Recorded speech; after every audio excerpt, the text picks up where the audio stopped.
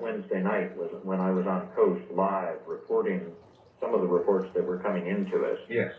And it was only just today that I finally unburdened myself of enough work to be able to get back to him. Sure. But it fills in some of the question marks we had, because we have multiple reports, I think now 6 reports, that have the F-15s going out of Portland International Airport at between 9:30 and 9:35. Now that was exactly the time that the large object was going over Oregon or had gone over, because within minutes it was down over Florida. All right, well, look, Or, excuse me, down over California. California, look, Peter, I think this is an important point that we have to tackle with all of this. Number one, we were told it was a Russian space booster reentry. The reports that you have given us now over a large period of time absolutely tear that to pieces. Number two, they've told you that, yes, the planes were there and taking off, but that it was an exercise. Well, we now know, no, it wasn't. And moreover, these airplanes shattered windows with afterburners cooking as they left, chasing after this thing. That's exactly correct. So they have not told us the whole rest of the story, as Paul Harvey would say, have they? I don't believe they have, and as I think I reported before, we were first told that a press release had been issued by the Oregon Air National Guard apprising the public of the upcoming night exercises. Well, I talked to a public affairs officer down there, and I said, well, where was it published? And she said, well, we have no control over who publishes these reports. We just hand them out and let them make that decision. Well, I said, well, to whom were they sent? Okay. And she wasn't clear on that point, and I said, well, when you send them to the Oregonian, for example, in Portland, the largest newspaper in the Pacific Northwest, where do you send it? Which office? To the news desk, to an editor, or what? And? At which point she said, well, actually, in this case, this was the one and only instance in which her office had not issued a press release about the upcoming exercise. Well, now just imagine that. Yep. Imagine that. So we took a great deal of heat 2 weeks ago over this issue. We were criticized for not having contacted NORAD and contacted official sources. Other people did that. They apparently got a story which satisfied them, but it appears to be fraying very, very rapidly at the edges, and it looks more and more like this was a major intercept, and it looks to me as though the Oregon Air National Guard has distinguished itself remarkably, and there are a few other issues about this that we can talk about after the break. All right, good. Well, look, this story is not fraying at the edges. It's coming down like... It's, better than a decade ago, I think. Billy Goodman was at a radio station on the other side of town from me in Las Vegas.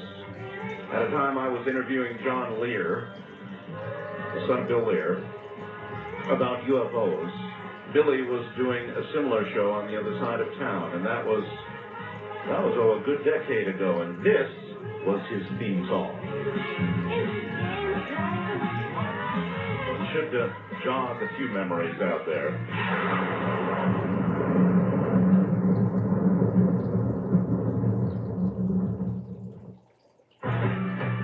Dreamland, the audio subscription service of Coast to Coast AM, has a new name, Coast Insider. You'll still get all the same great features for the same low price, just 15 cents a day when you sign up for 1 year. The package includes podcasting, which offers the convenience of having shows downloaded automatically to your computer or MP3 player, and the iPhone app with live and on-demand programs. You'll also get our amazing download library of 3 full years of shows. Just think, as a new subscriber, over 1,000 shows will be available for you to collect, enjoy, and listen to at your leisure. Plus, you'll get streamed and on-demand broadcasts of Art Bell's Summer in Time shows and 2 weekly classics. And as a member, you'll have access to our monthly live chat sessions with George Norrie and special guests. If you're a fan of Coast, you won't want to be without Coast Insider. Visit coasttocoastam.com to sign up today.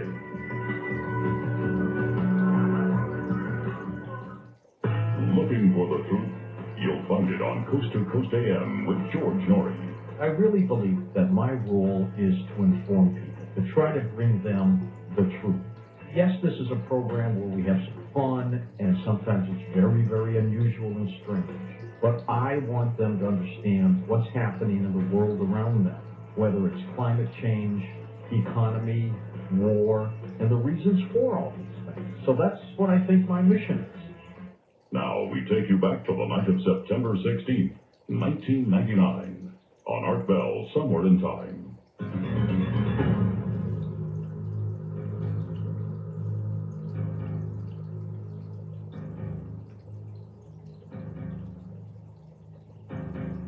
Once again, from Seattle, Washington, the National UFO Reporting Center's Peter Davenport. Peter, you're back on. Thank you, Art. And I am pleased to be able to talk about this case.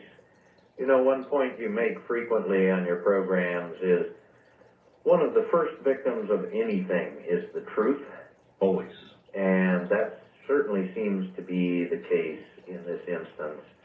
You know, I find it particularly annoying that the American public are the last ones to learn the truth about anything that our government does, it seems, unless, of course, they want us to know what it is they're doing or allegedly doing.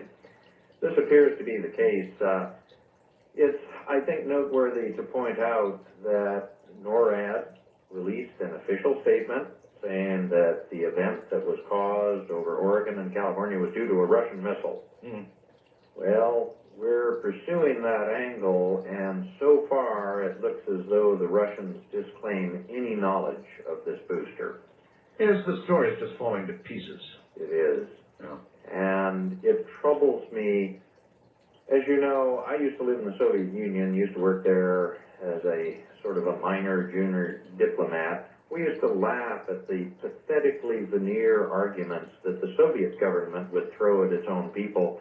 What really troubles me profoundly is that we're now seeing similar trends in this country.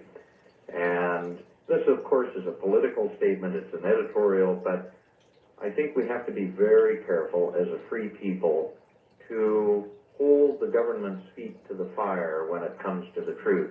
After all, a free people cannot, I feel, vote intelligently unless they're getting accurate, meaningful, objective information that allows them to make a sound decision. And we now have, at least in this instance, and I think in many others, but talking about this instance tonight, I think we have government that is doing anything but feeding us accurate information, and we've got to be very careful about that, in my opinion. This is a classic case of a government that just doesn't want the information to get out there. And so they use officialdom, they use bureaucracy to sort of muddle the facts and roil the waters such that people will not become suspicious. I no longer, the threshold has been passed for me some time ago with regard to their telling us untruths. What I want to know now is why and what the real truth is. That's right. That's the big issue. Good heavens, I could play tape after tape until the cows come home, but I've done plenty of that in the past. If people don't understand yet the fact that something of extraordinary nature is taking place, and I too find it very profoundly worrisome, it's almost as if our government is in cooperation with this. I was about to say, if the cows did come home, they'd probably be mutilated. Yeah. But this underscores the importance of this simple little task I do, sitting up here collecting UFO data, sifting through it, spending virtually my entire waking day trying to figure out what all of it means. I rarely know what it means. But the one thing it does allow me to do is distinguish between that which is true and that which is fabrication by the government, and there's becoming more and more of the latter. Well, one thing you've got to get used to, and I already have, Peter, and that is that when you're out on the edge and you're reporting breaking news and you're reporting what's going on, you're always going to take, when they officially issue their story the following day, you're always going to take heat. Always. Every single time. They're going to make you look like a fool until you can prove otherwise, and you have certainly done so with regard to the incident on the West Coast. and it takes a great deal of work to do that, to assemble the proof. I mean, everything you say has to be corroborated. You have to never overstep your data, and that takes a great deal of time and effort. I noted that some of the more severe critiques of our work were released 12 hours after this incident. From my experience, it takes a great deal more time than that to even just collect enough facts to be able to sift through them. Mm-hmm. And I think we're finally the pieces are falling in place. One other cut I'd like to play it's a short one, and I think it's just about 30 seconds long or so. Sure. This is a report we got from a gentleman who was just walking out of the Oregon State Fair in Salem, Oregon. This is the one that puts the aircraft in the air in proximity to that object we just heard described by this young lad at about the same time, both of them. Okay. And this is a rather interesting revelation on this gentleman's part. Here we go. I was on September 1st in Salem, Oregon, at approximately about 9:10, 9:50 right now. I was at the Oregon State Fair, and I was leaving the area. I was going to my car to the parking lot, and witnessed 4, possibly 5 or 6 military jets flying at a low altitude heading south, because they were going very fast and very low for the typical situation, very loud. I'm sure there was thousands of people that even saw it. I can't believe the National Guard would be saying that it didn't happen. So, Must have been thousands of people who saw that. And again, talking to that young lady, I thought that was an incredibly important point. They would normally issue to the press releases about this, and this is the biggest incident that's occurred since I don't know when, and this is the one time they didn't do it? Yeah. Come on. Strictly coincidence, she assured me. Of course.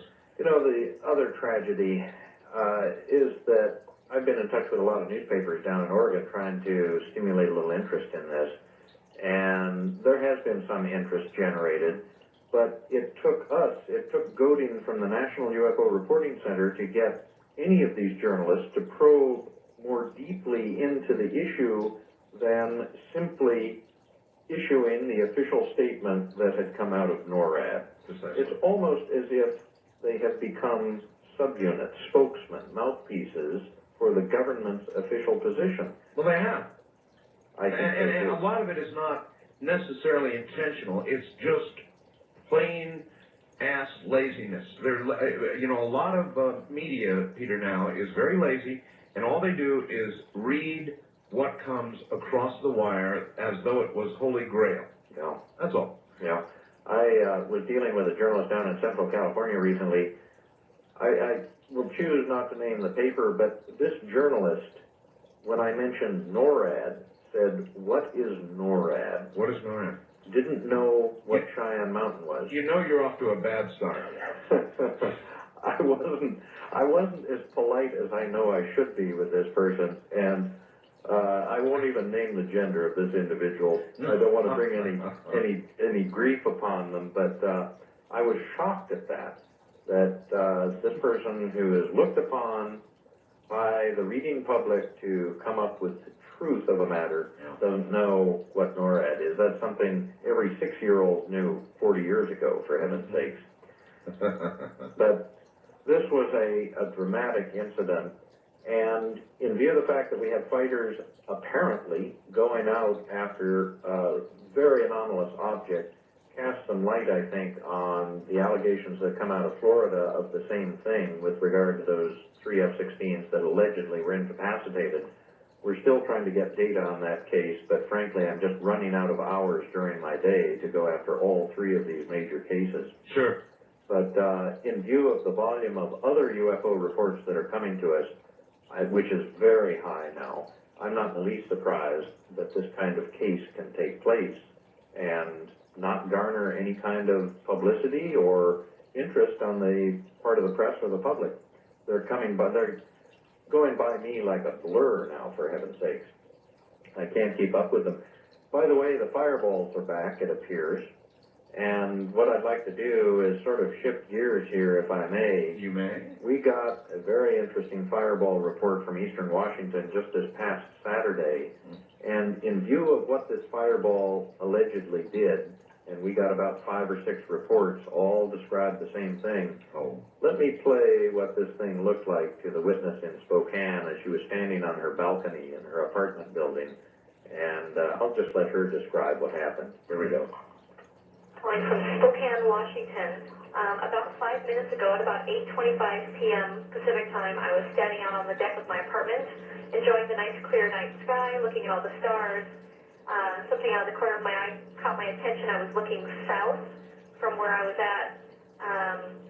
Object, what I thought at first was a shooting star. It was not a shooting star. It got bigger, it got brighter, it came to a complete stop, and then went straight back up the opposite direction that it came from. And then it was gone in a blink. It must have, total sighting must have been about between 5 and 10 seconds altogether. So the object came to a complete stop, and then it went straight up in the nighttime sky. You may recall this is similar to what we heard from Utah on the 1st of September, people reporting things doing U-turns, splitting in 2s, 3s, and 4s, and going shooting off in various different directions. Oh, yes. And this incident in Spokane, actually the object was first seen over northern Idaho, streaking to the east, and it slowed down and stopped and did what this young lady described, apparently. But it leads me back to the fireball case over New Mexico on the 15th of August. I've discovered that there was an even more dramatic sighting that was captured on the Sandia National Laboratory's sky camera. Really? That they're trying to do away with as well. What do you mean do away with? Well, they don't want to deal with it, apparently, Art, and this is information I've received just yesterday. Okay, we're so short on time. What exactly did they see or capture? They saw a huge, dramatic flash of light. The details of it I don't know, but it was every bit as dramatic as that event on the 15th, sky camera images of which you've seen, and they don't want to send out investigators to talk to the eyewitnesses. It's a lamentable situation when you hire PhDs as federal employees and they don't want to believe the data that's laid in their lap, so they're going to ignore it. Well, you're calling them. So what are they saying about it? I mean, when you call and say, listen, I'm Peter Davenport calling from the UFO Reporting Center in Seattle. We want to know about the gigantic flash. When you ask about that, what do you get? That's a good question. I'm happy to answer it. I get no return phone call from the chief scientist on this project. He's ignored me for 3 weeks and refused to return 5 phone calls. That makes me a little bit annoyed, I must say, since they were the ones who invited me into their group to contribute data to their project, and of course gratis. So we have people who are engaging in denial, as I think I mentioned last time. They are accruing data that they don't know what to do with because it doesn't fit their preconceived notion of the universe. And the same thing is happening up here in the Northwest, I understand, from Sandia again. Some of the scientists up here are seeing fireballs in one sky camera that do not show up in another sky camera perhaps only 10 or 15 miles away. Now, if those fireballs are as high as meteors must be, 50 or 80 miles in the sky, they should be being picked up, and yet they're not, and apparently the scientists are having some difficulty trying to rectify what is going on here. Well, in the field of archaeology, a similar thing goes on, Peter. When an archaeologist finds something, as a general rule now, that does not fit in with what general archaeology says this piece of whatever it is should be, they take it and they put it in a shelf in the back of a museum somewhere, and they don't talk about it because they can't figure it out. Yeah, that bone has the wrong shape, so we'll ignore it. That's right. That's exactly right. And that's I think what's happening here. Yes, yes indeed. Denial by dissertation. I think there's a lot of it. Not invented here, so we'll ignore it. Yeah. Well, I hope at some future time I'm able to report to your listeners that there's been a resolution to this problem, that we have an explanation for that flash and some of these other events. But they are certainly mysteries at this point, and in my view, unexplained by rational, objective, traditional pedestrian terrestrial explanations. They just don't fit. You've got to imagine that it's possible that we're dealing with a military experiment of some sort as well. In other words, that's one alternative explanation that would be greeted with the same kind of less than fully enthusiastic, detailed explanation. Mm-hmm. Well, if it's our hardware, it's a quarter-mile long, it can outfly an F-15, and it can hover motionless. I am impressed with the engineers that can design and build those things. That is impressive. In the next hour, I'm going to have Dr. Stephen Greer on. And as you know, he is well convinced that we are being visited. Yes. Have you come to the same conclusion yet? Or, in other words, are you beginning to topple toward extraterrestrial visitation as the only reasonable answer? Yeah. There's very little remaining doubt in my mind. That is my conclusion. That is the conclusion of most serious-minded investigators, not just in the United States, but around the world. We are dealing with sophisticated craft that are under intelligent control. That's my belief. And the government doesn't want us to think about this. I recently stumbled upon a fascinating little book by an American author. His name is William Dudley Pelley, very well known in the 1920s and 30s. 7 Minutes in Eternity. He rented a bungalow outside Los Angeles in 1929, and one night he found himself going up a tube of white light, and he arrived in a round room, or an oval-shaped room with curved walls. He was lying on a very cool table, and he reports in that book that he saw friends who had long been deceased in that room, and he spoke with them. Now, some have concluded it might have been a near-death experience, but it is a fascinating account, and it dominated this author's life until his death in, I think, the late 50s or 60s. He wrote copious quantities about that incident. Well, who's to say that near-death doesn't equate to close encounters? Peter, we are utterly out of time, so we can't give out the normal information, but there is a hotline if something's going on right now, folks, for breaking news, as it were. Peter Davenport, thank you so very much. Thanks again, Art. I've enjoyed it. Good night, Peter. Good night. You're listening to Art Bell Somewhere in Time.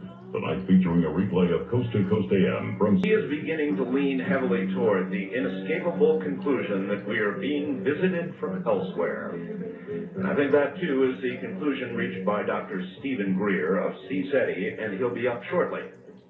East of the Rockies, you're on the air. Hello. Hey, Art, this is Phil in Milwaukee, Wisconsin, WTMJ. Yes, sir. Hey, I have a couple questions for you. Back in March, you had an email from George Carlin, and I was wondering if you ever... Oh, you're right. I had an email from George Carlin. He's a fan of the show. He wants to come on. He was doing he said, an HBO special at the time. George, we're ready for you now. I forgot all about that. You're right. Yeah, but it's ready with him in Las Vegas recently in the last few months, and I don't know if you caught him or not. I haven't seen him in like about 7 years, but he's one of the best. I did see his HBO special, as a matter of fact. And the guy is pretty irreverent. Yeah, he's definitely got an eye on everything, too. He even talks about the weather a lot, too.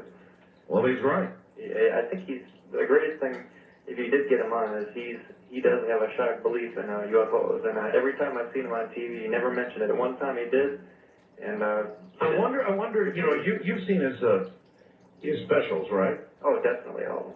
Do you think he could behave himself enough, or over a period, say, of 2 or 3 hours? I don't think so, but he staunchly believes in this stuff, and I really would like to hear what he says. Back on George Carlin's show, he even mentioned cattle mutilations in a joke, so I know he's into it. And hey, look, even South Park is doing stuff on cattle mutilations. Are they? Okay. All right, listen, thank you for reminding me. George, email me. Yeah, you could definitely get him on there. All right. Yeah, okay. All right, thank you very much. Yeah, George sent me an email and said he's a big fan of the show. Would love to come on, and was working at that time on an HBO special. So, yeah, hey, good idea. Boy, I'm glad you reminded me. So much has happened that that one escaped me. But, yes, we should have George on. Now, again, could he behave himself? That would be an interesting test. Sufficiently to have him on 2 or 3 hours. I know the man has a very great deal to say, but sometimes the way he says it. But on the other hand, he was the author of the, 7 deadly words that must not be said on broadcast radio or TV or something. So he knows them. Heaven knows he knows them. West of the Rockies, you're on the air. Hi. I can't believe I actually finally got through to you. You have. Well, Art, a long-time listener, first-time caller. Yes, ma'am. My name is Nicole. I'm from Sacramento, California. Right. The other night, you had made a statement. You were wondering what is causing all of these people to go out and shooting up a whole bunch of people. Right. Well, I have kind of an answer for you. Okay. When there is an incident, other people tend to follow. If there's an assassination, a few weeks later, there's going to be another assassination. I have such a hard time wrapping my mind around that. I understand the copycat theory, but, you know, look here. We're talking about children going into a school with bombs and guns and killing other children. We're talking about somebody in their 40s going into a church and just killing as many people as they can before killing themselves. And I cannot get my mind around the concept that they're doing it because somebody else did it. I mean, they're not doing it because of it. They see that as a viable way to get forth their message. Somebody else did this. Wow. You know, that might help me. To get their message out, huh? Whatever their message might be. Now, like in Littleford, the kids that were shooting their friends as they came through the woods is very much like Leopold Moe. They did it just because to see what it was like. Yeah. The idea is there. I bet if you went through these kids' houses, you would find books that are on these people. Like, do you remember the Hi-Fi killings? Mm-hmm. The Hi-Fi murders? I do, yes. They were inspired by the Dirty Harry, the second movie, with the bleach, with the hydrochloric acid from that scene when the pimp, gave the prostitute that bleach or the cleaning solution. Yeah. They were inspired by that. That is why they used that specific method. Well, that backs into the whole argument of, you know, the media and the pop culture and all the rest of it. And I watch all that stuff. I watch movies that really are violent. I mean, I don't It find only it. affects those that are already criminally minded. It stirs them on. It's not going to affect, you know, you and me. Right. It's going to affect those that already have that. You're right. So what are we going to do? Are we going to stop Hollywood? Are we going to pass laws about what you can and cannot depict because somebody in Timbuktu is going to say, aha, here's the way I'm going to do it?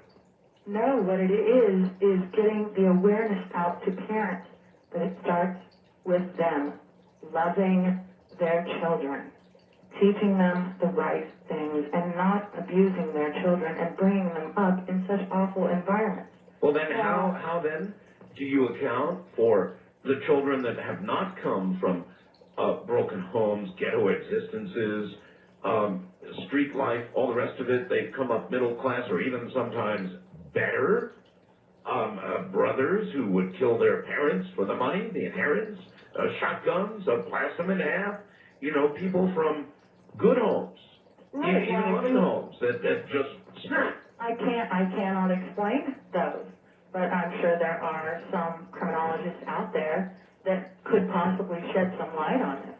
Now, most of my information that I've gotten in criminology, I've been studying criminology for 13 years, have been coming from people such as John Douglas, if you know who he is, and Gavin DeBecker from his book Gift of Fear, if you ever read that one, which is an outstanding book. It shows these people's minds, the way that they work. Now, and we all know that sometimes there's people with high IQs also border on insanity. They walk that fine line. And then there's the medication thing. If they were on Prozac or Ritalin growing up. I know you had a show on there with Hilly Rose. That Did a show on Prozac or something, yeah. Yeah, Dr. Tracy on there. But you know what? I don't buy that. I'm sorry, I don't buy it. There are a disproportionate number of people on these drugs that commit these crimes.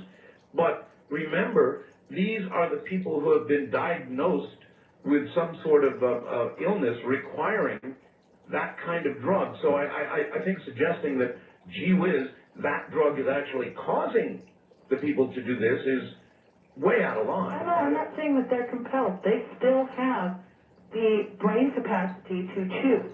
These people are not compelled by any means to do these acts. Yeah, but I don't like the suggestion that the drug itself is what is already there. Many more people, in my opinion, are helped by Prozac.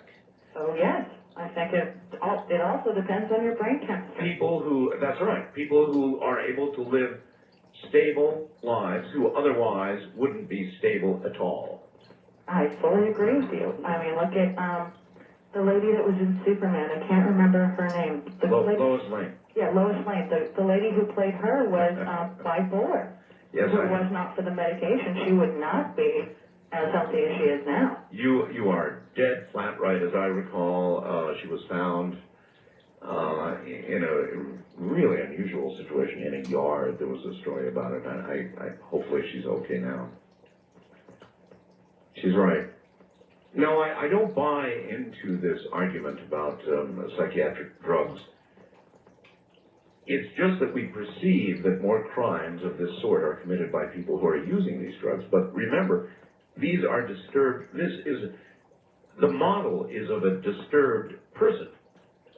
And those are the people that are getting these drugs. So naturally, there are going to be a disproportionate number of them that end up,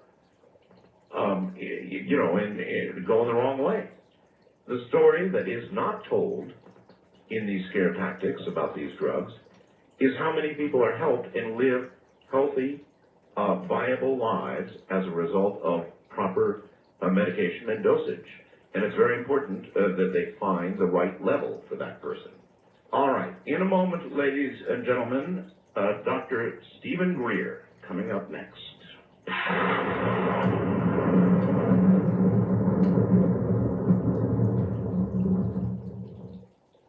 Coast to Coast AM has a new name, Coast Insider. You'll still get all the same great features for the same low price. The package includes podcasting, which automatically downloads shows for you, and the iPhone app. You'll also get our amazing download library of 3 full years of shows. That's over 1,000 shows for you to collect and enjoy. If you're a fan of Coast, you won't want to be without Coast Insider. Visit coasttocoastam.com to sign up.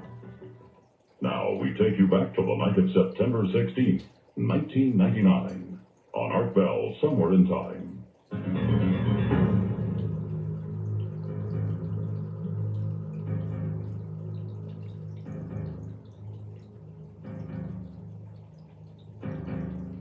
Dr. Stephen Greer has been heading the CSETI organization for a long, long time. And I'm going to let him tell you what CSETI is. Dr. Greer, what an honor to have you on the program.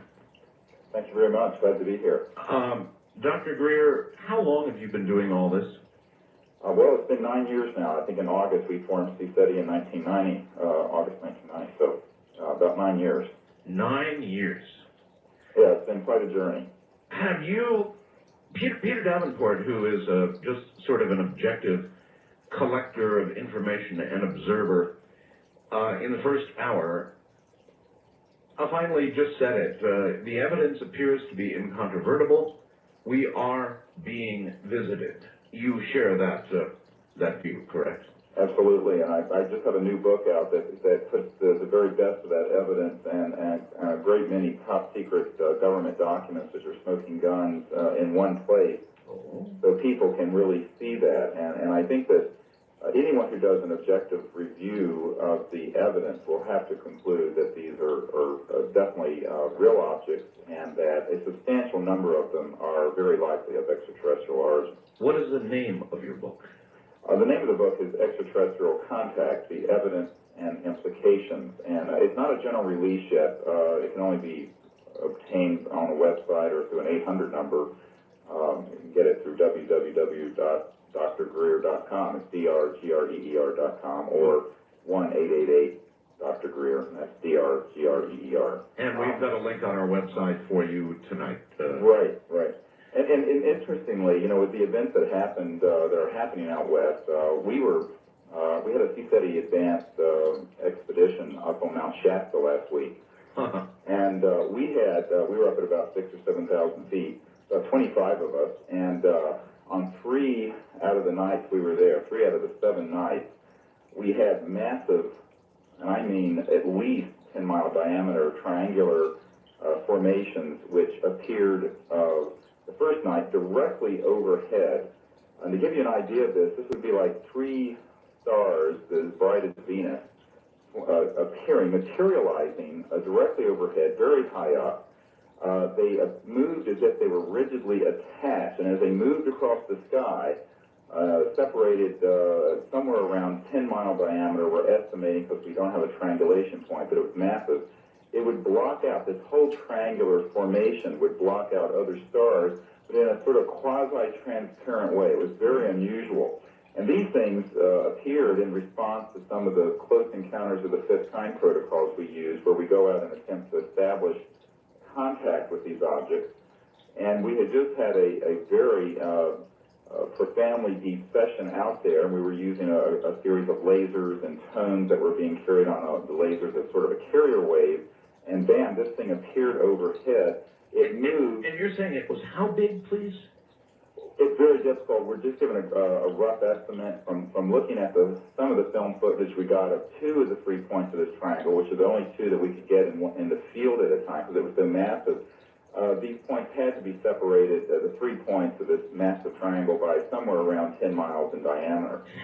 Now, anyone looking at the sky, unless they were looking straight up, and were not, you had to be really looking because these objects, the 3 points of this, 3 corners of this triangle, appear to be very similar to very bright stars, except obviously they weren't because they were moving in front of the stars and they were much brighter, and they were hooked together as if they were moving in a rigid platform.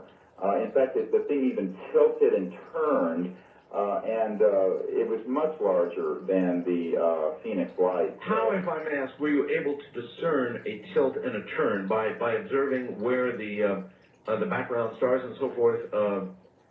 By the shape of the object and the way it moved across the sky, it definitely made a turn, and then it tilted on its axis. In other words, one star, what looked like a star, one point of it, very bright lit front of bluish white object, stayed stationary, and the other 2 would then sort of tilt around it, and then it would move on. It was very extraordinary, and of course, over 20 witnesses to this, and some film footage of 2 of the 3 points of this triangle, but we couldn't get all 3 of them in because the field was so huge.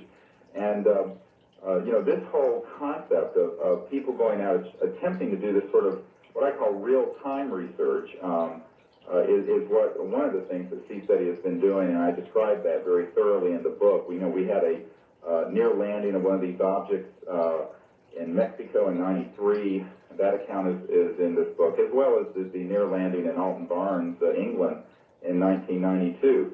Now, the weird thing about this particular craft on Mount Shasta last week, and I have to tell you, this happened 3 different nights. I mean, it was astonishing to all of us.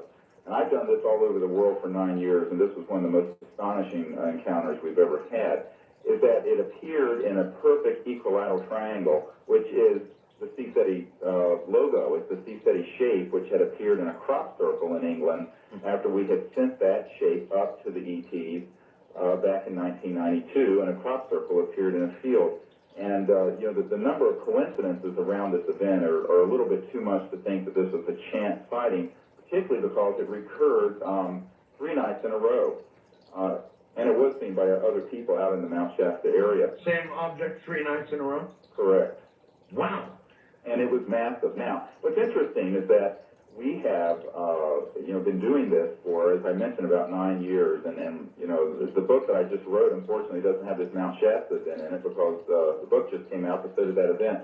But what we have found is that there's a tremendous degree of interactivity between people and these objects, which is highly anomalous. And to get into how anomalous this is, you have to begin to understand the nature of extraterrestrial communication systems, which we have discovered can interface directly with coherently sent thought. And this, of course, is very unusual. I've been called worse names than you have, Art, for saying this, but I'll have to tell you that, you know, this is not your granddad's Oldsmobile. These things are very advanced, and they have advanced artificial intelligence associated with them that can directly interface with consciousness. Doctor, why, and it's too big a question for the bottom of the hour here, but why are they responding? You mentioned lasers, and you mentioned other protocols for contact of these craft. Right. Why would they toy with us? In other words, why would they respond to a mental thought or a laser beam modulated in some manner or some other attempt at contact by only showing themselves? In other words, what's going on here? Is this a demonstration? It is definitely, it's a demonstration of the highly interactive nature that humans can achieve with these life forms if they do it within a certain context, a context which is nonviolent, a context which is mutual, and that's exactly what CSETI has been doing. We set aside all the rumors and prejudice and fear-mongering and alien invasion scenarios, and we say, look, if these things are under intelligent control and we're intelligent, let's find a way to do something that is interactive and which can be shared by a number of people. So it's not just an anecdotal story that one person saw. You know, when we have done this literally with hundreds and hundreds and hundreds of people who have seen these objects, which have appeared and which have interacted with our teams. And what I say to people is that this is a clear signal from these visitors that they are willing to interact with humans if we do it in a way that is sensible and which is calm. All right, Doctor, hold it right there. We'll be right back. Dr. Stephen Greer of CSETI is my guest. This is Coast to Coast AM. You're listening to Art Bell Somewhere in Time on Premier Radio Networks. Tonight, an encore presentation of Coast to Coast AM from September 16th, 1999.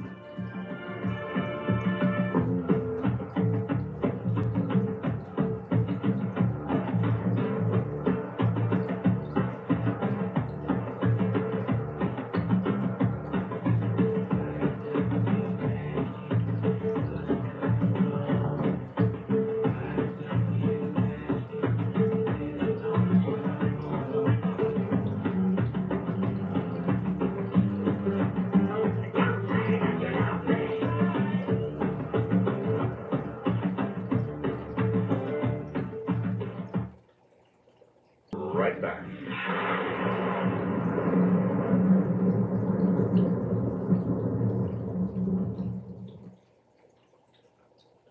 You're listening to Art Bell Somewhere in Time on Premier Radio Networks.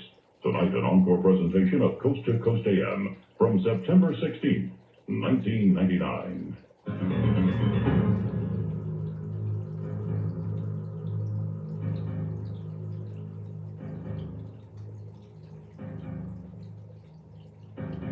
Dr. Greer, welcome back. Thank you very much. So, these things are going on in our skies over Mount Shasta, as you and 20 saw. Millions of people are seeing these things. The ones attempting contact are having the most luck. So I think you're probably right about that. But the part I don't understand is why we get this close and we don't make contact. We don't actually have a landing and a meeting and a dialogue.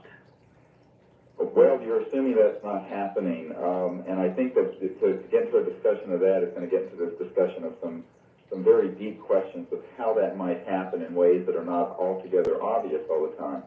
And I like to relate this story, and I relate this story in a number of places and refer to it in this book that just came out, and that is that this Air Force officer called me who had been stationed at Las Vegas Air Force Base years ago, and he was one of these people in our pool of witnesses who'd like to come forward in some congressional hearings. Here at Nellis Air Force Base. No, in Las Vegas Air Force Base, which is different than Nellis. And he was up near, I think it's called an Angel Peak there, radar installation. Okay. And anyway, he told me this story, and he related this incredible encounter that he and his buddies had back in the 60s. And then he proceeded to say, well, the real reason I called you doesn't have anything to do with that. And I said, well, go ahead and tell me. And he was very apologetic.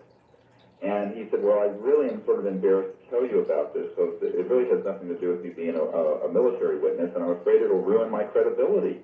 And I said, go ahead and just tell me the truth. I'm a very open-minded person. And you can tell this to me in total confidence because I'm a physician and I'm used to keeping confidences. And so I finally got him to share what he wanted to say. And he said, well, years ago, and back in the early 60s, I was practicing a technique to have out-of-body experiences. And he said, do you know what those are? I said, yes, of course. I've had many of them myself. And I've had a near-death experience when I was very ill when I was 17, so I understand this. He says, well, I was practicing this, and one night I had this experience and actually succeeded in having one of these so-called astral projections or out-of-body experiences. Right. And as he did this, he went out and he had what he called an uncontrolled launch, and he went up and through the ceiling of his house and slammed into the side of an extraterrestrial spacecraft with his astral body. And he said, now, you're going to think I've lost my mind, but the thing rocked. The spacecraft moved in response to my astral body, and then I popped onto the inside of it, and there were these extraterrestrial beings that were there who looked over at me as if to say, my God, why don't you watch where you're going? And he was mortified, and he fell back into his body.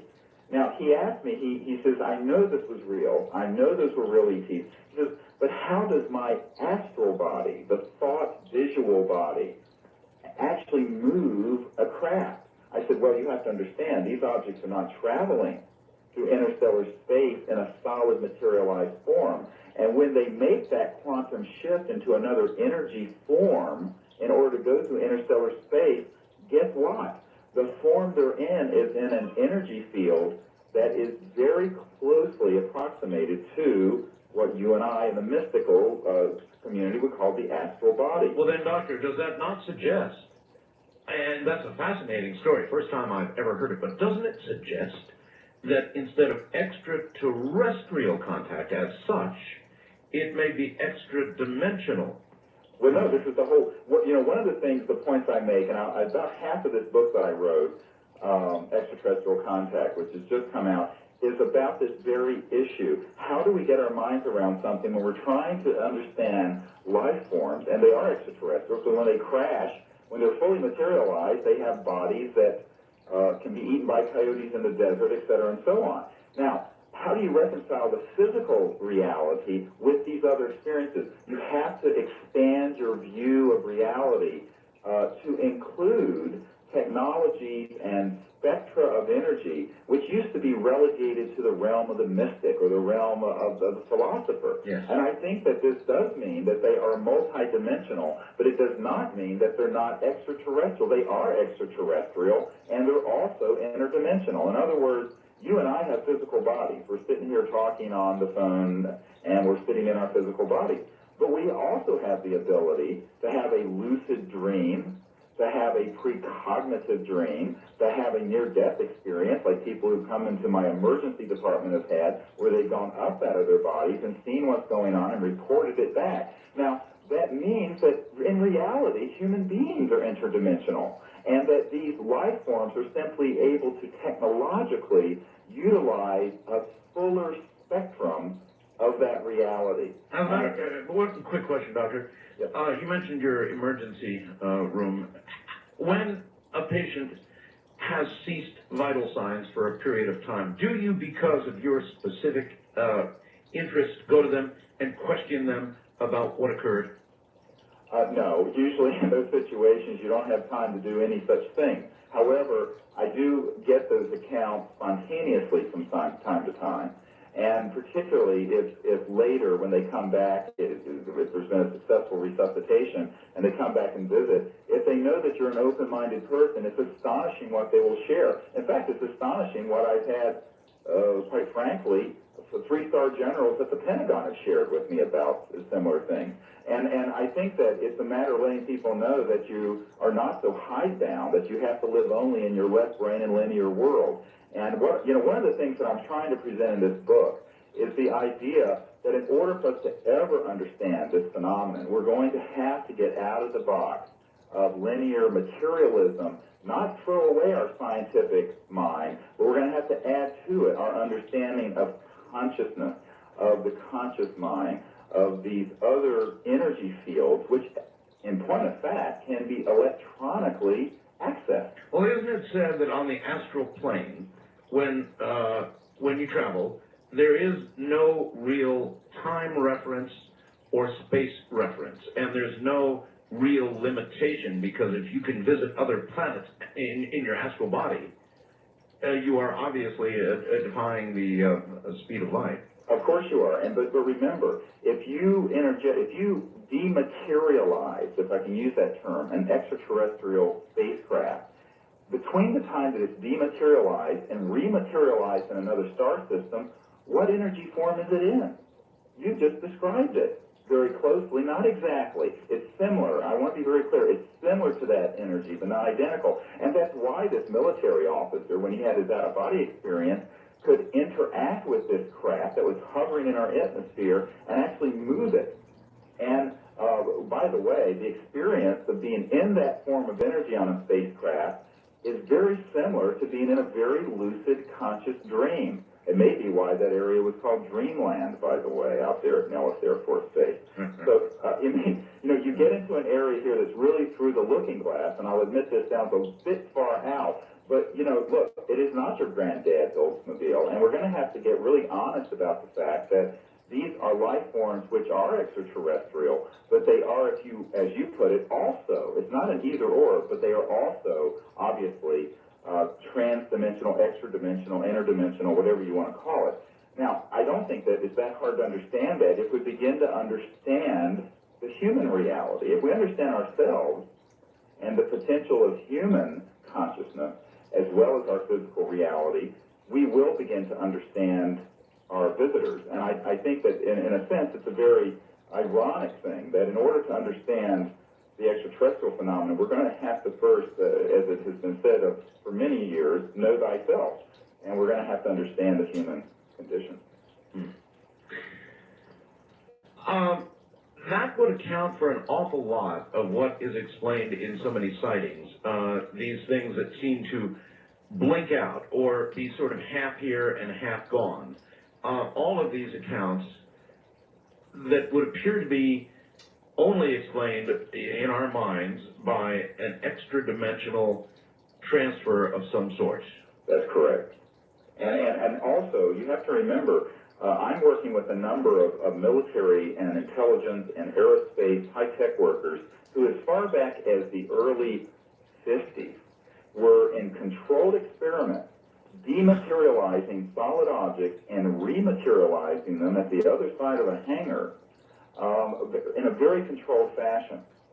And, I describe these things in this book that I've just written for the express purpose of making the point that we are going to have to view this as something which is not just a technology and a manifestation of a civilization using 20th century Earth stuff. By definition, if they're here and they're not from our solar system, they're going to be using technologies which are going to be almost totally magical to us. They're going to look like something out of something metaphysical. But in reality, it is scientific. And I think that this is one of the things that I'm trying to point out, is that there is a science that can explain these things. And I don't think it's that far from what our current understanding is if we step back a few feet and look at it. And I think it'll become quite clear. One of the chapters in the book I call the crossing point. And in the crossing point, I talk about what happens when you go through the veil of light. In art, this is a very good question. What's on the other side of the light barrier? We're always talking about the sound barrier and this barrier. What happens when you go faster than the speed of an electron spin or a material matter or the speed of light?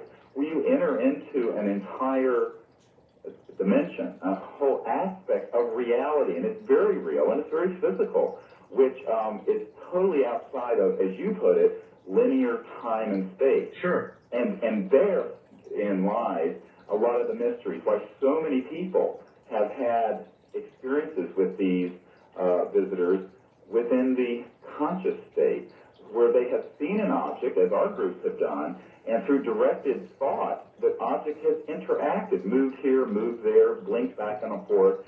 Now, this all sounds very far out to people who don't begin to think about what the nature of our material universe is. And Ed Mitchell and I discussed this. I really feel that the entire material universe is simultaneously a conscious and knowing universe, and that it has this interactivity that is profoundly deep and on the level of thought and conscious existence.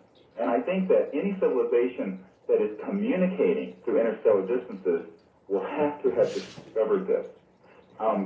Well, Edgar Mitchell, as you know, believes that this is occurring. I interviewed Gordon Cooper the other night, Doctor. Yes. And he related his experiences chasing UFOs over Germany. Right. He related his experience in California when something with a sort of a tripod, I'm sure you heard the story, that had a tripod landed, and he had the negatives in his hand, and they were whisked off to Washington, Right. never to be seen again. The incident at Edwards is Sure. what I speak of. And he confirmed all of that on the air. And so here are two of our major U.S. astronauts saying, hey, folks, attention, they're here. Right, exactly. And the Soviet cosmonauts are telling us the same thing, and we have film footage of them telling us the same thing. Back in '95, we organized a meeting in California where there were colonels and generals from the Soviet Union as well as military witnesses. Ed Mitchell was there, where these accounts kept coming out. And at the same time, this sort of what Dr. J. Allen Hynek called this high strangeness factor was also coming out. And what we're trying to do at CSETI is to put together an integrated theory where you don't have to say, well, look, these things are either interdimensional or they're extraterrestrial. It's quite obvious from our experiences out in the field, and we've spent thousands and thousands and thousands of hours out under the stars researching this, that it's both material, but it also goes beyond material sciences into an area which clearly has some involvement with consciousness and thought. I agree. But how do you bring the pragmatic scientists who will scoff and call you names, as you mentioned earlier, into even beginning to investigate the possibilities, even probabilities that you and I are talking about with respect to this phenomena this morning? How do you get them there? Well, what I've done, I've recently had meetings with senior members of the National Science Foundation, very senior members of NASA, the Naval Research Lab, and other facilities. And what you do is that you start with the material sciences and you show them the evidence. But if they're intelligent and halfway open-minded, you then make this other step into a discussion about aspects of the universe which are outside of linear time-space, and you begin to introduce these other concepts. And believe me, I want to tell you a story. If people get on the website, www.drgreer.com, drgreer.com, we have the introduction to this book, and it tells a very sort of poignant story of me sitting with the CIA director, with my wife, and at dinner for 3 hours in this meeting. And his wife is there, who is the head, the chief operating officer of the National Academy of Sciences, ostensibly a very high, well-regarded scientific position. And after much discussion like you and I are having, but not so much into the metaphysical area, she turns to me, and Dr. Woolsey, this is CIA Director Woolsey's wife, right? And she turns to me, she says, Dr. Greer, how are these things communicating through interstellar distances? And I swallowed real hard. And I thought, Jesus, do I tell her the truth? Here we do I go. tell her something that would sound good? Yeah. And she turns to me, and I could see she really wants the answer. And I assumed, and I do this all the time, if someone asks me the question, I assume they're ready to hear the answer. So I turned to her and I said, Dr. Woolsey, these objects and the life forms on board have technologies which go beyond the light barrier. And when you go through the veil of light, you get into an area where there are sub-electromagnetic resonance fields, scalar fields, which interface with thought and consciousness in a nonlinear way, in a way that allows you to communicate from one terminal to another, bypassing linear space and time. And she turned to me, now this is the punchline. Dr. Woolsey, Chief Operating Officer, National Academy of Sciences, turns to me and says, well, Dr. Greer, I thought it had to be something like that. Now, I'm telling you, I could have fallen out of my chair. And I thought, well, it shows the extent to which people really are ready to begin to get their minds around this stuff. But you have to go through it in a very systematic and quite frankly, a very clear and articulate fashion so that you can connect the dots in a logical fashion. And that's what we're attempting to do.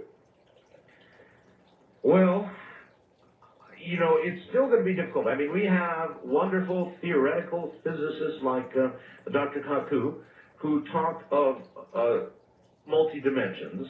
Right. But somehow getting that theoretical probability from Dr. Kaku to the mainstream scientists who ought to be investigating all of this, because ET contact ultimately may come more in the metaphysical area than it does in the physical area. Yes, there is some physical evidence, but you know, it's pointing now more toward a metaphysical answer for contact than physical, and the scientists are not going to like that. No, what you have to do is you have to pull it both together, and that's exactly what I'm trying to do in this new book. And by the way, one way to do it is to take these people out with you. Now, I'll give you an example. There's a tenured professor of hard sciences at the University of New Hampshire who is connected at a very high level to the National Science Foundation and to other big institutions.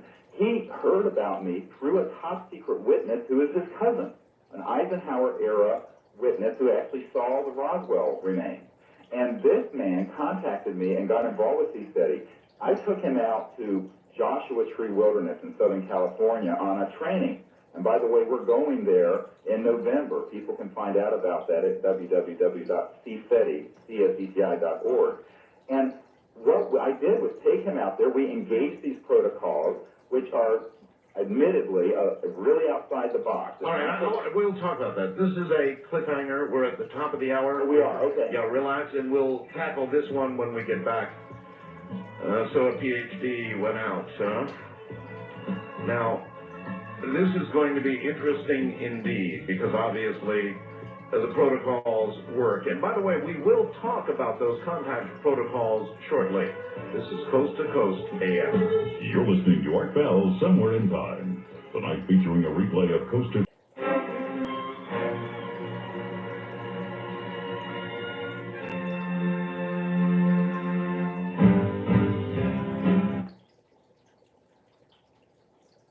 Radio Networks.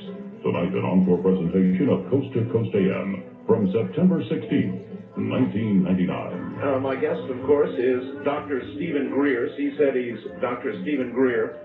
You may go to his new website by simply going to mine and scrolling down to his name and clicking on it. We've got a link right there for you. His new book, Extraterrestrial Contact, the Evidence and the Implications.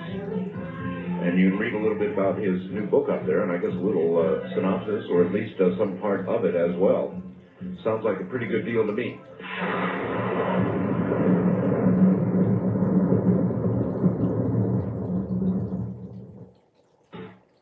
Dreamland, the audio subscription service of Coast to Coast AM, has a new name, Coast Insider. You'll still get all the same great features for the same low price. The package includes podcasting, which automatically downloads shows for you, and the iPhone app. You'll also get our amazing download library of 3 full years of shows. That's over 1,000 shows for you to collect and enjoy. If you're a fan of Coast, you won't want to be without Coast Insider. Visit coasttocoastam.com to sign up. Weird stories on the radio? Must be Coast to Coast AM with George Norrie.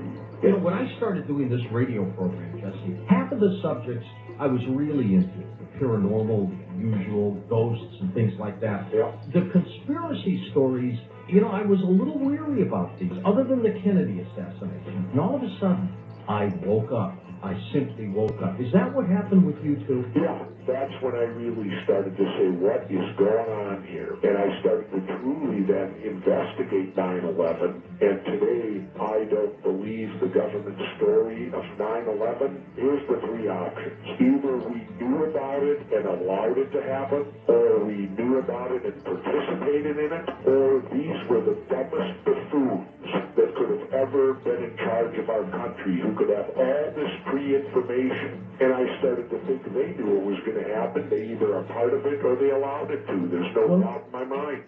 Now we take you back to the night of September 16th, 1999, on Art Bell, Somewhere in Time.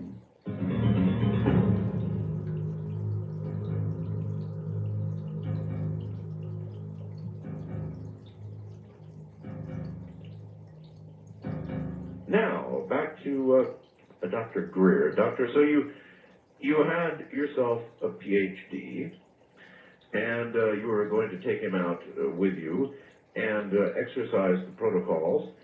Could we talk about those a little bit, the protocols?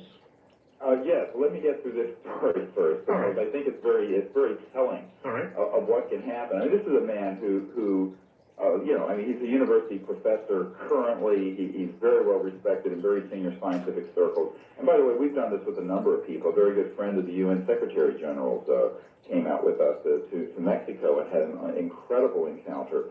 And we were there in Joshua Tree, and we're going to be there again in November, by the way. And we're doing the protocols that we use that involve not only light and lasers and tones that are sent on a laser carrier beam, as well as work that we do in consciousness. And we're doing this, and all of a sudden, an object the size, about a quarter to a third the size of a full moon, illuminates overhead about 60 degrees up, and floats underneath the moon. And the moon is something like 2/3 full, 3/4 full. And even with that much moonlight, this thing is brilliant, silent, disc-shaped, lights up, moves across the sky, and then vanishes as quickly as it appeared. And of course, here's a man who you would think that if you went all over the world, you might see one of these things over a number of years. And this was his first expedition out, and here one of these things appear. And of course, there are 30 other people there who see this, and he's astonished. So from that point on, you don't have to do any more convincing, because he knows what he saw. That's right. Now, the same thing, by the way, was true with the CIA director. I spent, people say, God, how much time did you spend with the CIA director talking about this? I said, about 10 minutes talking about the evidence.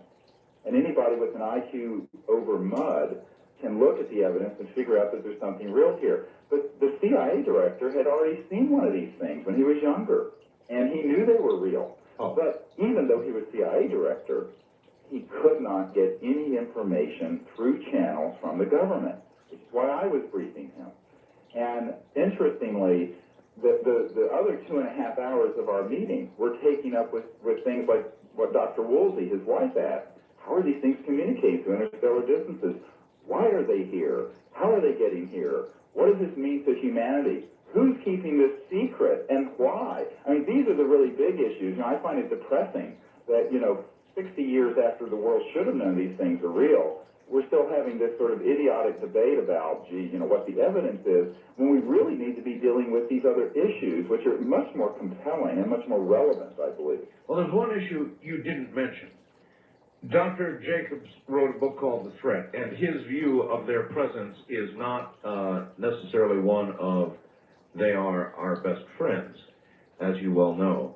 And I wonder what your take on that is. After all, there have been abductions. There have been negative things that have resulted in contact for some people, even many people.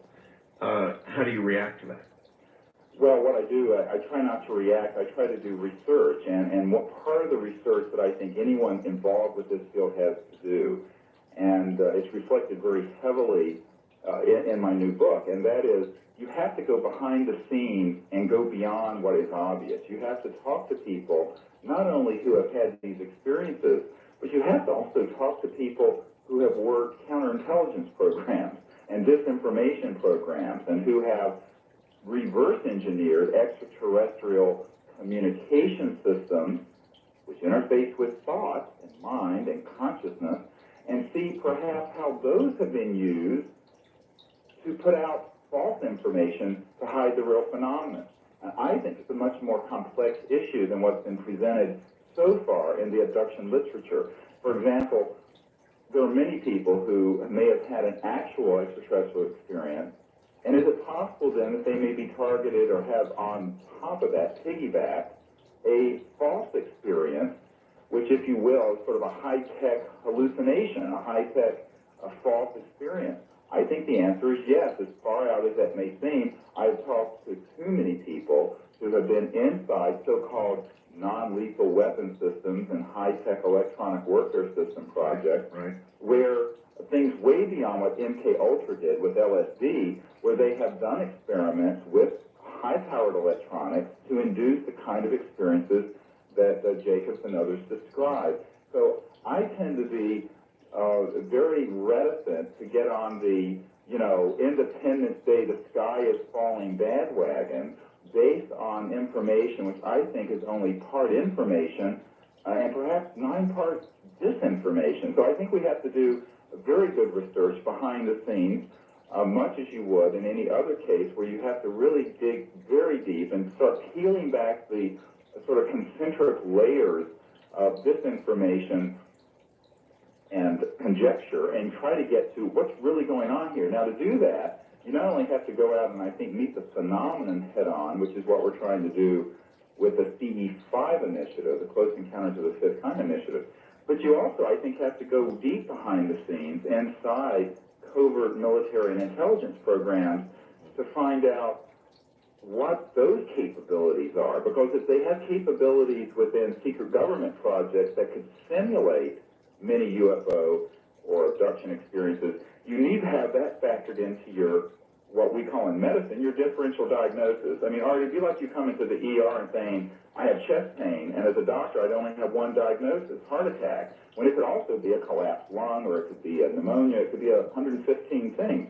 So we have to become more sophisticated in looking at all of these things and trying to sort out what part of it is real and what part of it is Memorex. And I think that this is not an easy task, and I think it's something you cannot be facile about the kind of conclusion. So my perspective on that is to be open to any possibility, knowing how extraordinary this phenomenon is, but to be very reluctant to jump to sort of jingoistic and xenophobic perspectives. And the reason for that is that who would benefit from a sort of alien invasion scenario? Well, long term, it would be those militarists who would like to militarize space in the next century and who would like to prop up the $1 trillion a year global military-industrial sector. No doubt. So I tend to be very, very skeptical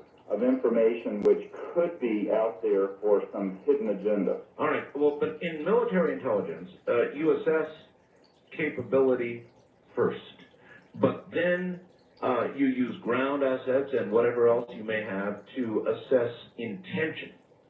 In other words, what are you going to do with what you have? Now, we have an awful lot of reports about what these craft seem to be able to do, and very little information about their intentions. Well, I actually don't think so. I think there are a wide array of people who've had various experiences where the intentions are quite clearly conveyed. And I'm going to tell your listeners a story now which I recount in this book, and I don't know that if it appears anywhere else, from Colonel Corso before he died. He met with a friend of mine and shared this story. This is not in his book, but he was at White Sands out in New Mexico, and back a number of years ago, I believe this was the early 60s, late 50s, somewhere in that time period, and an object, one of these objects had landed, and there was an extraterrestrial that he was outside of the object and was communicating with the colonel and some of the other people there. And he invited these military people to come on board the object. Now, the object sort of disappeared, and when he looked, all he saw, this is in broad daylight, all he saw was this sort of wave in the desert, like a mirage, because it was translucent at that point. Well, you're right. This was not in his book. Okay, now listen on. Listen to this. This extraterrestrial life form told the colonel, now this is according to a good friend of his, I have no reason to believe this woman is lying, and said, invited to come on board, and Colonel Corso, sort of being a brash American military, I said, what's in it for me? and the extraterrestrial turned and said, a new world, if you can take it. Now, prior to that, the colonel had asked, are you friend or foe? And this ET life form said, neither. Yeah, that would be a military response, friend or foe. Yeah, and the ET said neither, which I think is very pregnant. In other words, I don't think that we should view them as foes. I don't necessarily think that they want to befriend the way we're living today. Look at our world. I mean, we're a civilization which in our century alone have killed several 100 million of our own people in warfare. have tens of thousands of nuclear weapons aimed at each other, even to this day. I mean, you could forgive these life forms for being a little bit skeptical of, getting too cozy with the civilization, which has really kind of gone bonkers during this past 100 or 200 years of technological society, and which is on the brink of destroying the ecosystem of this beautiful planet Earth. So I think that we have to take a very long view at these things and not get caught up in the sort of xenophobia and hysteria, which is quite frankly the hallmark of so much ufology. And I think that because of that, our attitude is to say, well, let's kind of do what Colonel Corso did.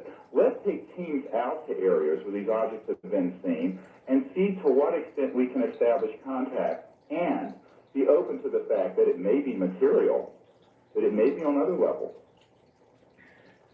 It may be on a level where the object will not be fully materialized, but suddenly you'll see something start moving around you, and it's sort of scintillating and glowing.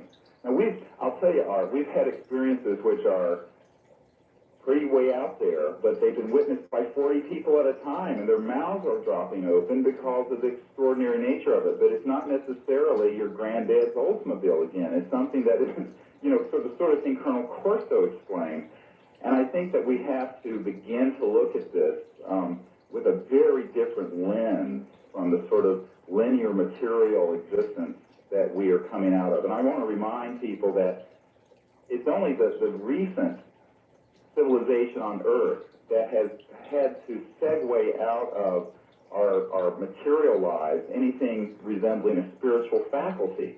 And I think that that's an aberration. If you go back to native cultures, ancient cultures, these things were integrated. And I think if you're dealing with extraterrestrial cultures, they're kind of looking at these things with sort of this eye of oneness, this ability to integrate the conscious and the metaphysical with the scientific and the linear all together. And I think that if we're going to survive our own technologies, we're going to have to do the same thing. I would like to read you something authored by Fred Moody. It appeared at abcnews.com. He's talking about a doomsday machine here, and it reads, "This doomsday scenario dovetails creepily with the speculation put forth by the late Carl Sagan in his book Cosmos." Sagan believed that we could never find evidence of life elsewhere in the universe because the pattern of evolution has been the same everywhere.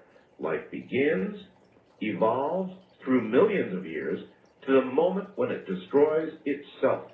The nature of consciousness is such that evolution itself is a doomsday machine. Sagan considered nuclear war the most likely cause of destruction, but the creation of an annihilating black hole is more plausible. You can go all over the place with that, but basically, Dr. Sagan was saying civilizations are born, they have a short life, cosmically speaking, and die. Well, see, I would use the argument that the existence of these extraterrestrial life forms, which I think is beyond a doubt. I mean, I have spoken to so many military people who have dealt directly with the technologies or the bodies or things that are, just beyond question, not to mention the things I have personally seen. And what that says to me is that there's hope. I mean, in fact, if multiple civilizations, and I think there are several dozen of them at the least that are out there, have existed long enough to go through the nuclear barrier technologically and go through the crossing point of life technologically and are observing this planet and maybe have been observing it for a long time, I think that's a really very hopeful discovery, because what it says is that perhaps we can transcend this sort of violent monkey mind part of ourselves and get to a point where we can establish a civilization which can endure peacefully and in an advanced technological way for millennia from this point onwards. And I think in fact that is the case. I think that is the destiny of the human race. But it may well be that those who make it evolve from the material, the physical, even the hard scientific. Who is to say that these beings are in ships as we understand them, physical ships as we understand them, even though once crashed, or occasionally they manifest themselves in that way, that they do not evolve from the physical and material in order to be in this realm where there is not time, where there is not space? Well, I think you learn to get to a point where you understand that even the human reality is very much there. If you have a meditative experience, that is what the ancients called samadhi, or if you have go to bed and have a lucid dream and find yourself seeing something that happened a year or two or 20 years later, an experience I've had. I met my wife this way in a lucid dream that was precognitive. You begin to understand that it's not such a big leap to be able to see that you could have a physical existence, as we would think of it materially, with material spacecraft, but begin to understand spectra of energy that are wrapped within that same reality of material existence that you can begin to access to step outside of linear space-time, not only for space travel and communication, but for other things. And I think that's what we're encountering here. I think it's actually very fascinating and in a very real sense, very hopeful that it does indeed exist. What are you going to do with all your witnesses? Well, this is that's the $64 trillion question. We have asked, and I've continued to have meetings in Washington over the past year to encourage these open hearings. Now, I'm not sanguine that that's going to happen unless there's first some kind of civilian push. But the question is, how and where do you do that?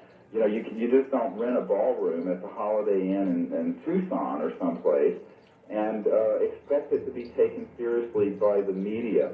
And to put on anything that would be suitable would be a very, very difficult task. And we have a plan to do this, and in fact, the whole plan, completely unedited, is in this book. And I would encourage people to read it and find out how they can help us get this done. We're ready to do it. Hold it right there. We'll be right back. Dr. Stephen Greer is my guest. This is Coast to Coast AM. You're listening to Art Bell, Somewhere in Time, on Premier Radio Networks. Tonight, an encore presentation.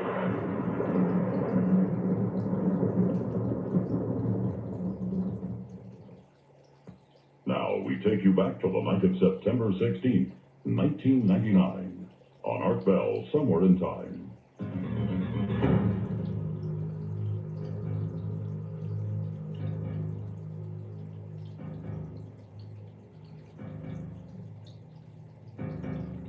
Once again, Dr. Greer and all those witnesses, you have high government officials, you have scientists, you have well-placed people who have seen things and know things ready to come forward, maybe 100, more than 100. I've got to have about 200. 200 now, is it? Peter Gersten, I'm going to ask you about this, was going to depose you and Peter Davenport. Peter Davenport said if he was deposed, he would indeed give up the information he had. I believe you have been quoted as suggesting you would not. Is that correct? Actually, Peter Gersten has never called and spoken to me. The only time I've ever heard from or about him is when he has put highly critical and inflammatory things out on the internet or sent very argumentative missives. There's a certain way to comport oneself, and there's a certain way to behave, and I think that it doesn't inspire confidence when there's not a dialogue. And I think that the other issue, and this is something which we're very sensitive to, is that we have a specific goal in having these people come forward, and that is to have a definitive, serious disclosure take place. I understand. Now, if the strategy which somebody is putting forward is fatally flawed, and we know it is, because we can run the strategy. We have people who've been at everything from the RAND think tank to the CIA working with us, cooperatively, and we know it's going to fail. There's no point in risking people's perhaps lives, certainly coming forward in a way that would be a misfire. So our goal is very simple, and that is to have a setting, a venue, a strategy which gets the job done. Now, with that said, let's talk about something like a FOIA request. I know some of the guys who've answered FOIA requests on this and other issues. Mm-hmm. Now, those three people don't have access to things which one would make an inquiry too, because the way that a super secret government program works is that it's unacknowledged. And I have a whole chapter in my book that we've been talking about that talks about unacknowledged special access projects, USAP.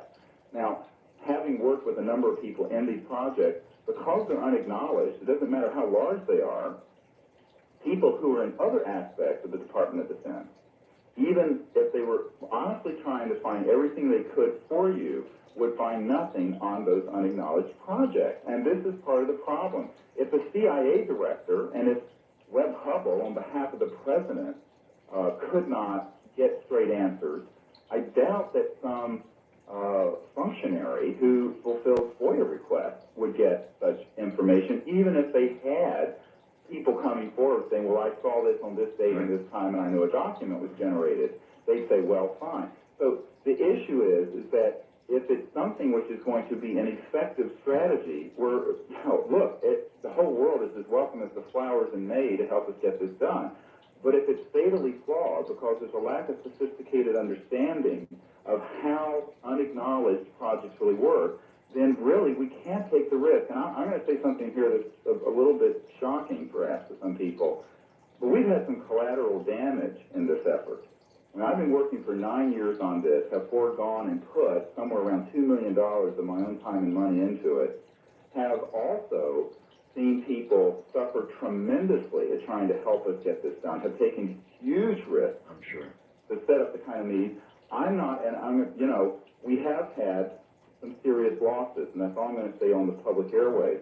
Now, I'm not willing to put people in harm's way for an ill-thought-out strategy, which we know from the get-go is fatally flawed. Now, this gets to the question, is that then how do you do it? I mean, obviously, a presidential commission would be great. Clinton's not going to do it. He's terrified of taking this issue on. I agree. And the same thing for members of Congress that I've met with. I mean, I've sat for long periods of time with chairmen of committees, with senators on the Senate Intelligence Committee. And what I can say is that the people are going to have to lead this charge, but we're going to have to do it in a way that's rational and that gets the job done. And that's the only criteria that we're looking for. And if that can be set up, hey, we're ready to roll. We've been ready to roll since 1994 and 95. All right, then, I have something I want to say to you, and it is the following.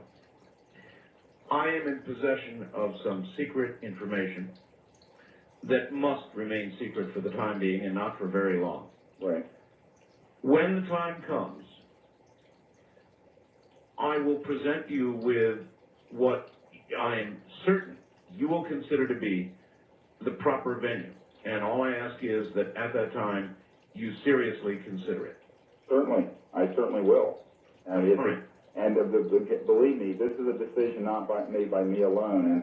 And at the risk of sounding a two-bit clandestine here, the people I'm working with are major players. I mean, one of my military advisors is someone that if a member of the Joint Chiefs of Staff hears his voice in the corridor, will say, hey, is that blank, say his name, is that you? I mean, these are not people that I'm going to put into some kind of a carnival sideshow or into an ill-thought-out program. This is serious as a heart attack stuff, and I know a lot of stuff that goes on in the UFO community I think is really a play and a pastime and an intellectual sparring contest. This is very serious stuff. I mean, the people who have taken risks to set up meetings with the CIA director, to take me to the Pentagon and meet with people who are some of the most powerful military leaders in the world. I mean, this is not child's play, and you take this very, very seriously. So all we really ask, and I appreciate what you're saying, Art, is that we have the ability to do this in a way that's credible. Now, I've had people in the media come and say, gee, we'd love to do a story like this.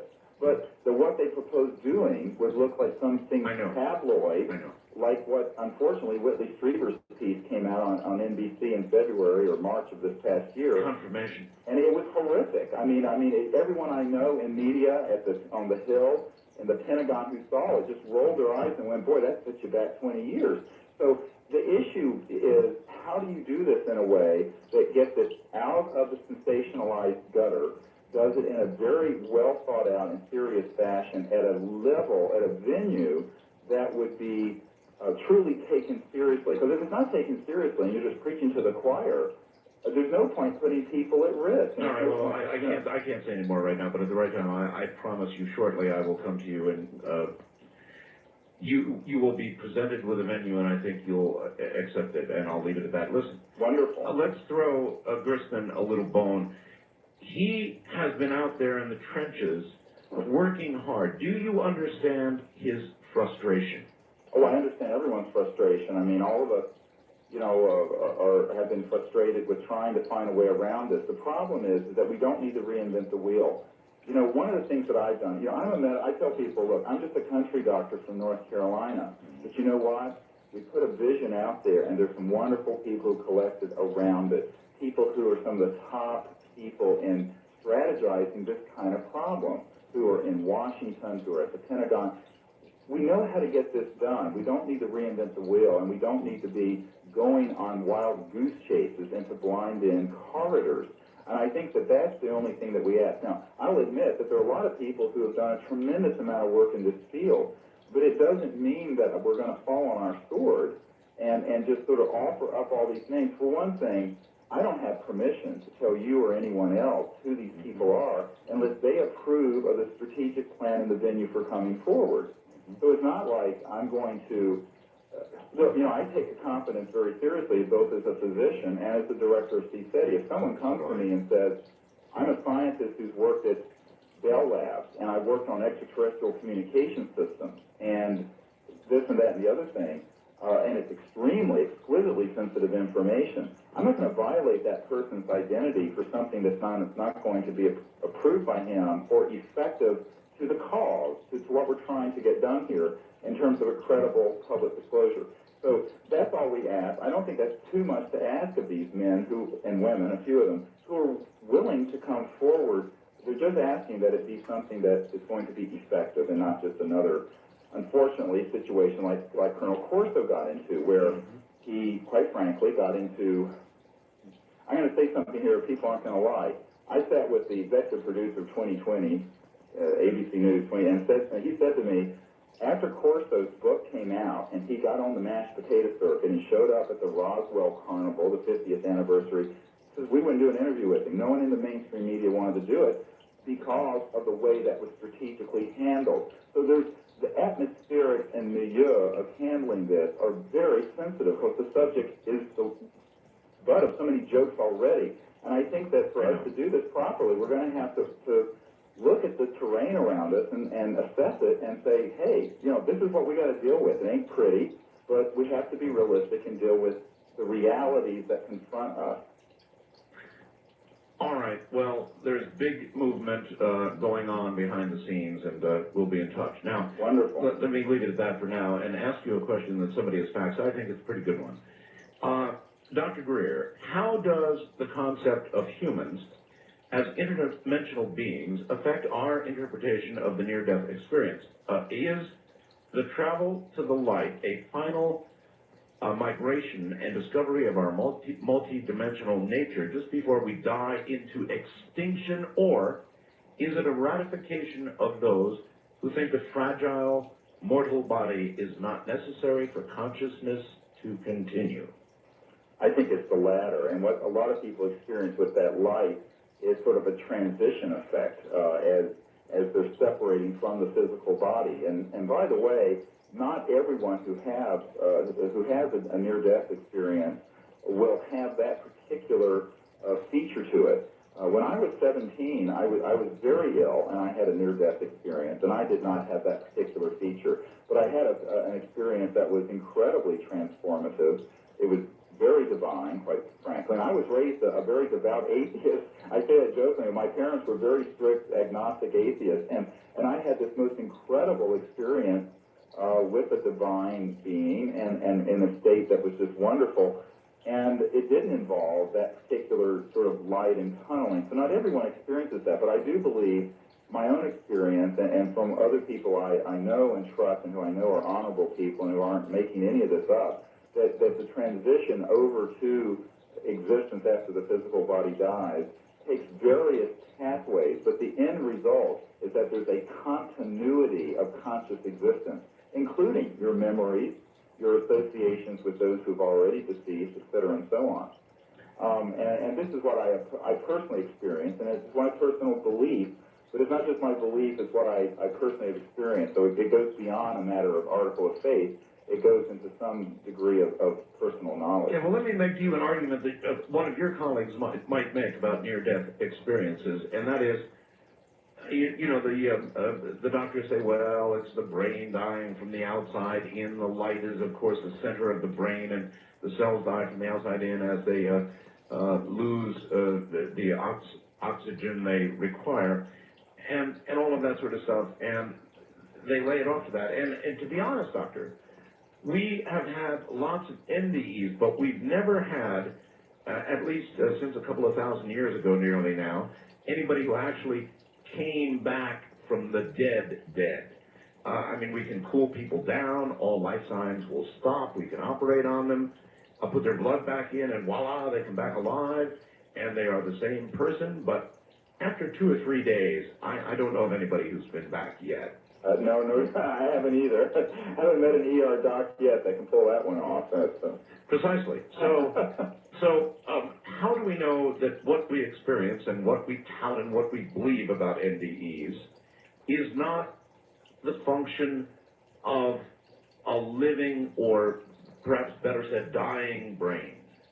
Well, I think because there are many people who have experienced that have had that experience where there have been things seen and known which clearly indicate that the conscious individual was outside the body and observing things which they could not have otherwise known or seen from the perspective that they saw it and knew it. And I think that, part of the issue here is whether or not we accept the fact that our conscious existence is operating all the time on multiple levels.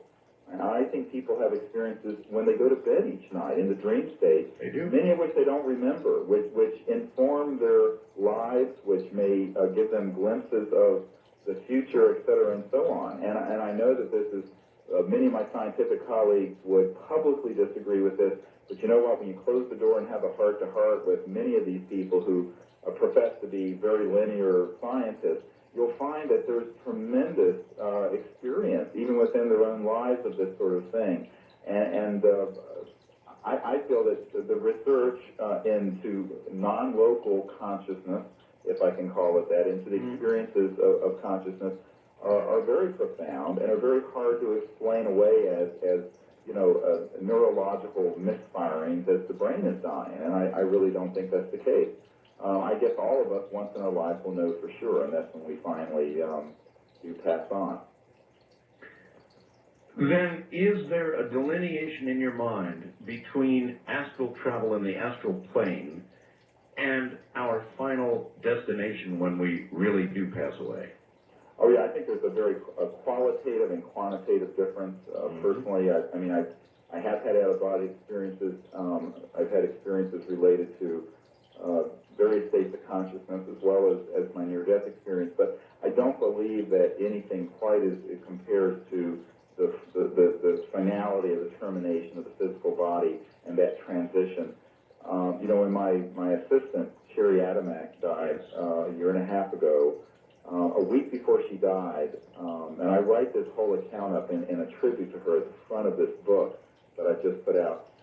I had this incredible experience where I went into a lucid state of 7 days before she died and met her on the other side as we stood in front of this incredible sight that was divine.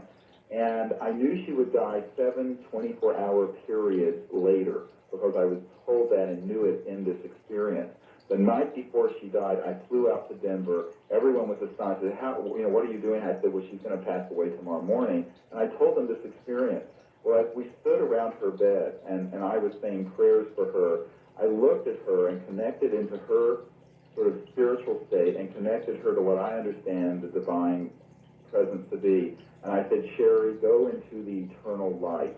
And with those words, she took her absolute last breath, and there was a spirit, something that filled the room that was so beautiful, and everyone was affected. And you could actually feel almost like a breeze or a wind.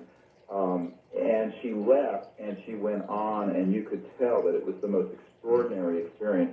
very much different than someone just having an astral projection or out-of-body experience.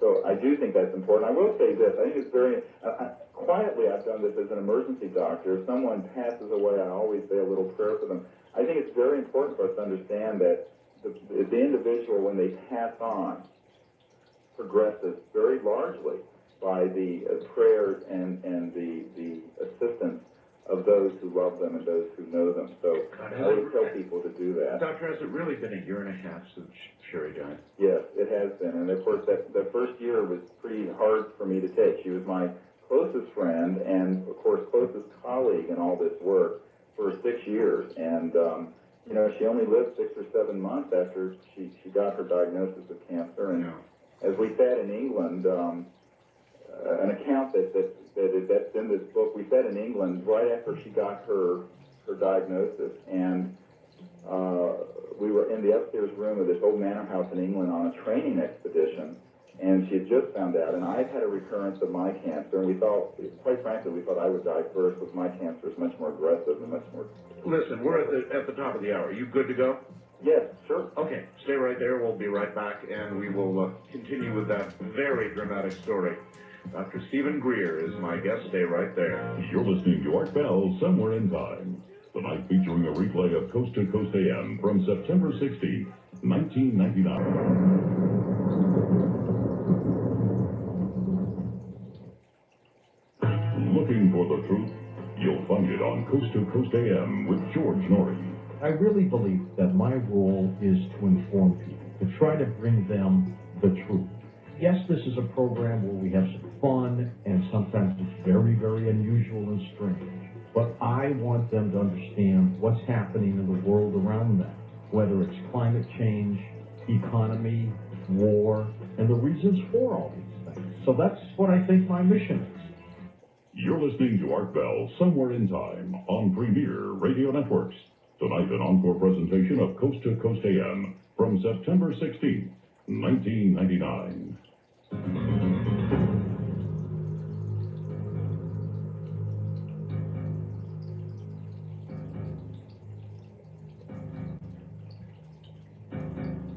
I think all of ufology, which is very familiar, of course, with Dr. Greer and the late Sherry Anamek, was absolutely in shock when we heard the diagnosis that had been laid upon the two of them, and that's where we were going when the top of the hour came along and interrupted.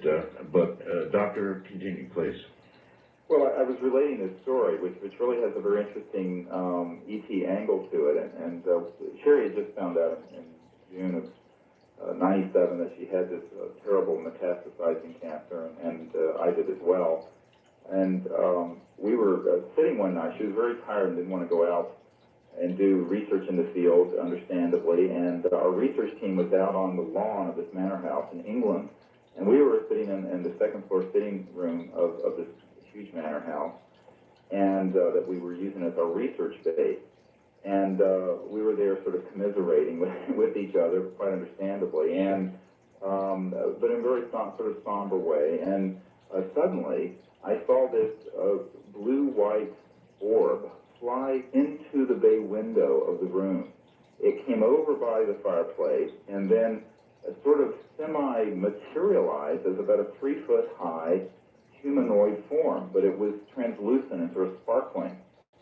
And of course, it was certainly not a ghost. It was something quite extraordinary, and the sense of compassion and concern coming from this being was astonishing. Well, we would have never told this story to the world, except the next morning, unbeknownst to us, the people that we had out on the field outside, about half a dozen people, said that they saw this blue-white object come out of the sky, streak across the top of the trees, and go into this bay window. Well, they didn't know we were in that room until later. Of course, Ron Russell, who's a crop circle researcher, a dear friend of mine, he did the cover art for my book, by the way, beautiful job of space.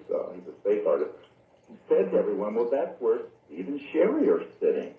And indeed it was. And so we had other people who saw this. Well, I would have never shared this story because we had corroboration. And the sense of it was profound, and we knew that there was some very serious concern.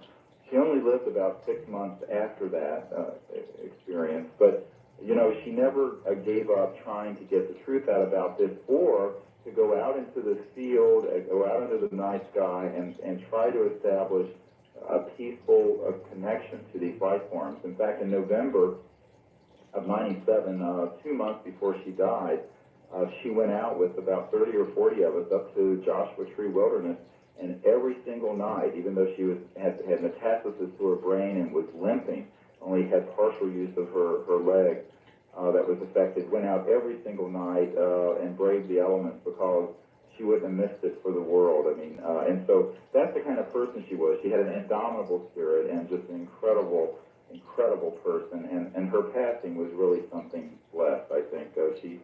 She had a wonderful passing, and she really never had any pain.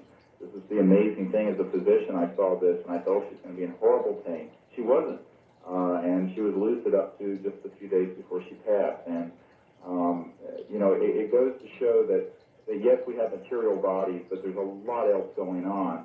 And I think the extraterrestrial people understand this and understand it in ways that makes it very clear to us in ways both profound and prosaic, just sort of everyday events that can happen. As a doctor, how do you explain that? How does somebody go through something as such a traumatic death and lingering death, as Sherry did, without pain, while others do not?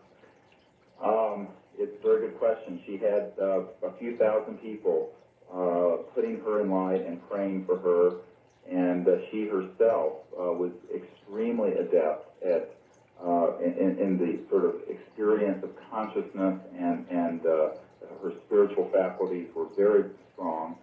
And I think it just goes, it's a combination of things. And you do see this from time to time, but it was really an amazing thing to witness. And I think everyone who was with her in those closing hours of her life were really touched by this, and also touched by these sort of strange phenomena that happened around her passing, such as this event that happened on one of our training expeditions in England. I mean, it was absolutely astonishing. And this by the way, this little creature, I don't know what to call it, was only about 3.5 to 4 feet tall. I mean, it was very short, but extremely compassionate and visible with the lights on. And I mean, you know, it was extraordinary. And of course, again, I would have never mentioned it. It ends up getting into this book that's coming out because I wanted people to understand that not everything that happens of an extraterrestrial nature, you know, is as kind of coarse as it's presented often in the UFO field. I think sometimes it's profoundly subtle. As you pointed out prior to the hour, you said you thought it very likely you would pass before she did. What is your state of health? Well, I'm just fine as frog hair, as they say down here in the South. I mean, I'm really doing quite well, and I have no right now. I've had a few recurrences of this problem, but I don't have any internal disease, and I'm actually incredibly healthy. I've been doing a number of things to keep myself healthy, and God willing, I'll stay that way. You know, and I'm grateful for this because I have 4 children, and of course, how does a physician, if you even care to discuss this, react to the news of his own pending mortality? Well, it's not news to me because when I was 17, I had the most incredible near-death experience, and it was still not easy because of the responsibilities I have, and you know, I don't mind the idea. I know everyone's going to pass away at some point, but I have a lot of responsibilities, and that weighs very heavily on me, particularly because perhaps I haven't been able to. I've spent so much time trying to pursue these other goals. I haven't particularly reached my maximum earning potential as a physician. You know, I've been walking away from about $100,000 to $200,000 a year in income while I've been doing this work. But I think that aside from those practical concerns, the way I've reacted to it was to focus on achieving the things I wanted to achieve. A lot of people ask me, why did you come out with this book now? And I said, well, there's information in this book.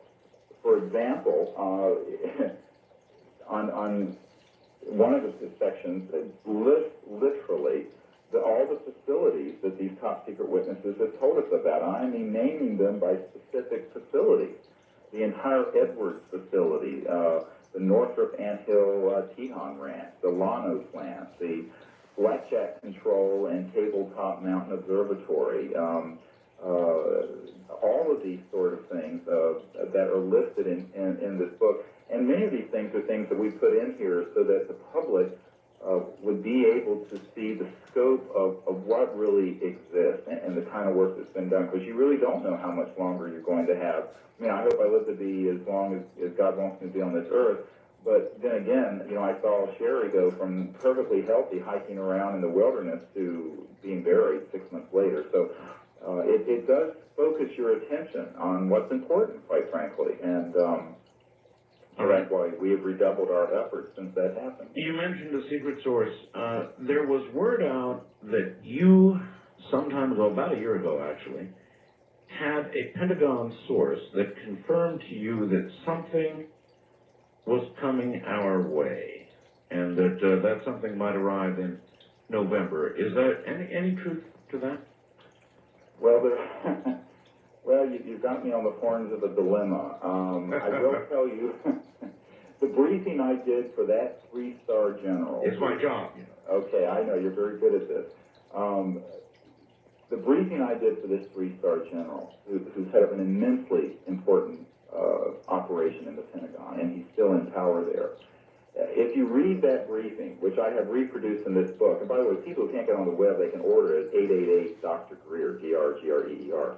There's a whole chapter that is that briefing that deals with operational readiness. And at the end of it, I list this possible scenario of an Earth or near-Earth celestial object, asteroid or meteor fragment, impacting the Earth, and the fact that there are technologies not accessible by the legitimate government that could very greatly assist in preventing this. And moreover, that there are covert projects that are apparently targeting extraterrestrial assets from our sources. We've gotten this from multiple sources. And that it may be that this leaves the Earth vulnerable, because one scenario, which we can't prove or disprove, but it's a possibility, is that the Earth may have a large protective influence from folks from other systems who have been observing our evolution. And if we're targeting them with particle beam weapons and sub-electromagnetic weapon systems, is it possible that it leaves the Earth right in harm's way without any means of an intervention? So I think that there are many, and this, you know, this is a very serious briefing for a three-star general at the Pentagon, and this issue did come up, and we said, look, there are huge implications to the maintenance of the secrecy and to the fact that there are extraordinary technologies being withheld from the National Military Command Authority, the chain of command that's provided for in our Constitution, and that this is very dangerous. Now, interestingly, this three-star general turned to me and said, you know, I have no doubt that there's a very significant conspiracy. I've peeked into some places and seen evidence of it, but I made directed inquiries into the UFO and extraterrestrial issue and got nothing but either giggles or blanket denials. So much so that someone had actually given him a little E.T. doll that he had on his shelf in the Pentagon. And my military advisors and I, who were at this meeting, were laughing. And we said, where did you get this? He said, someone that I made an inquiry to within the Pentagon and the chain of command gave this to me as a gag gift because they weren't taking my inquiry seriously. Now, this is a three-star general at the Pentagon. And yet he knew that there were things that were kept extremely secret that were even outside of his reach, notwithstanding his extraordinary senior position in a very sensitive post. Well, at the risk of heaving you on the horns of an enema for a moment here, yeah.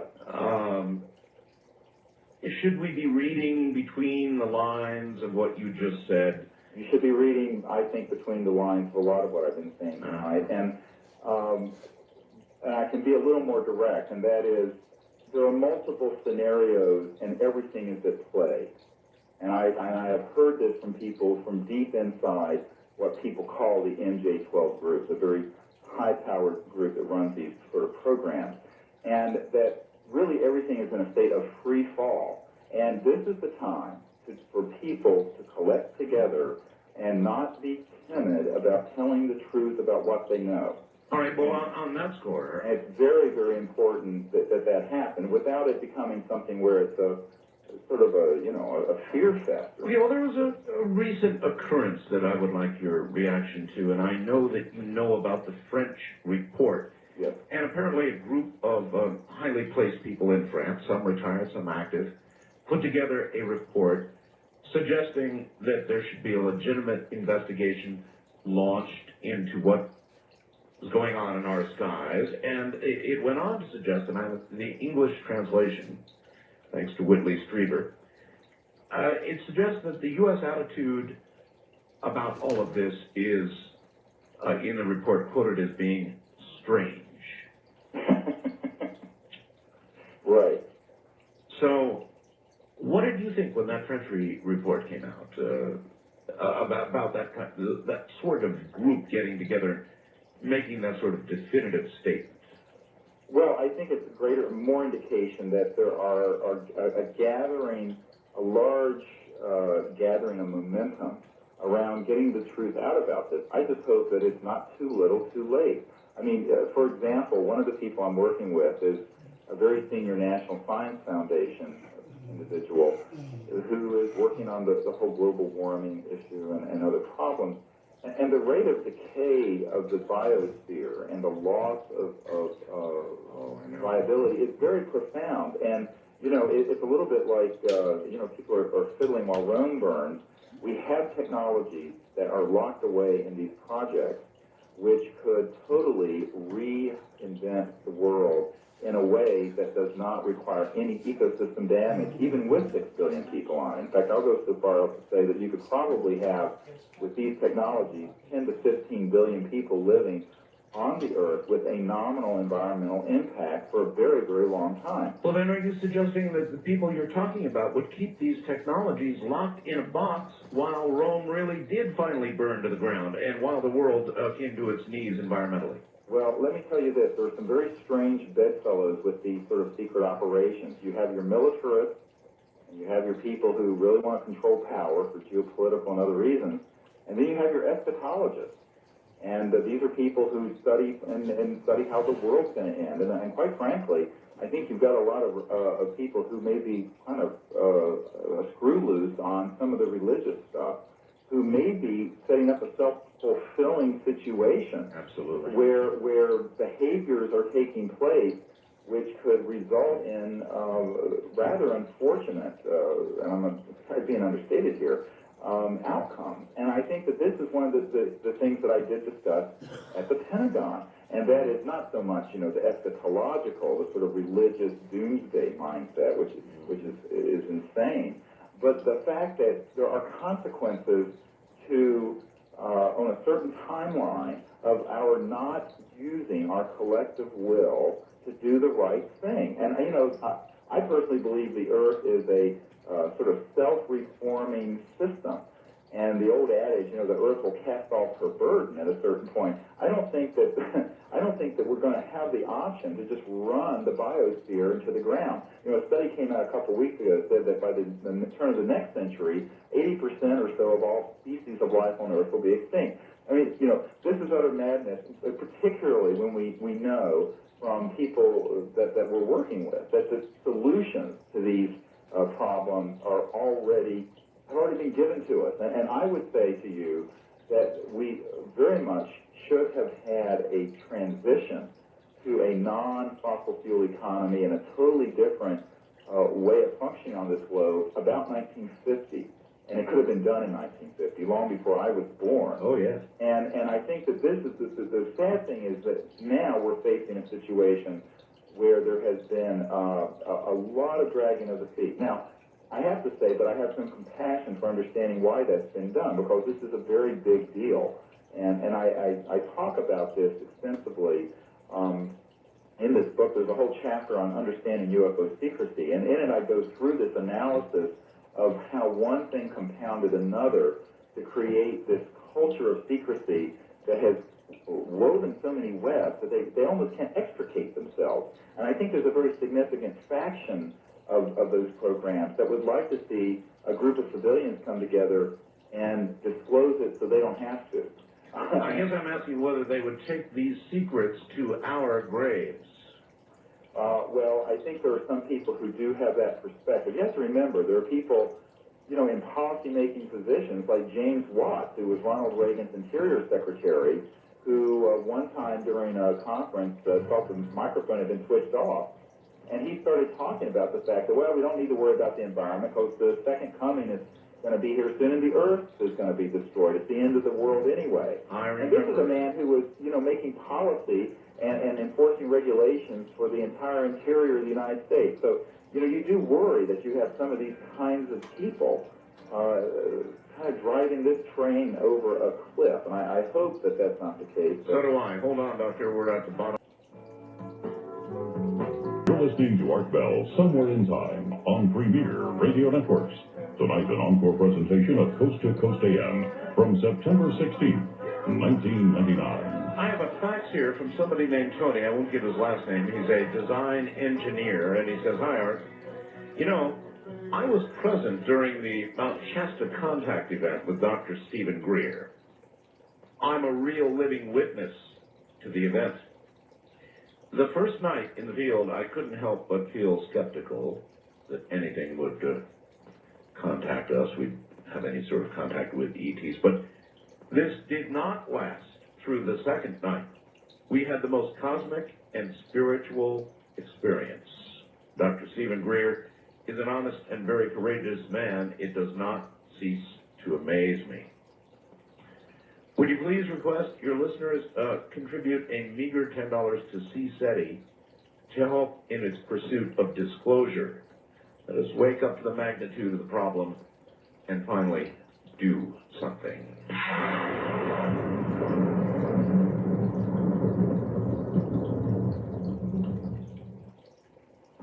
Now we take you back to the night of September 16th, 1999, on Art Bell Somewhere in Time.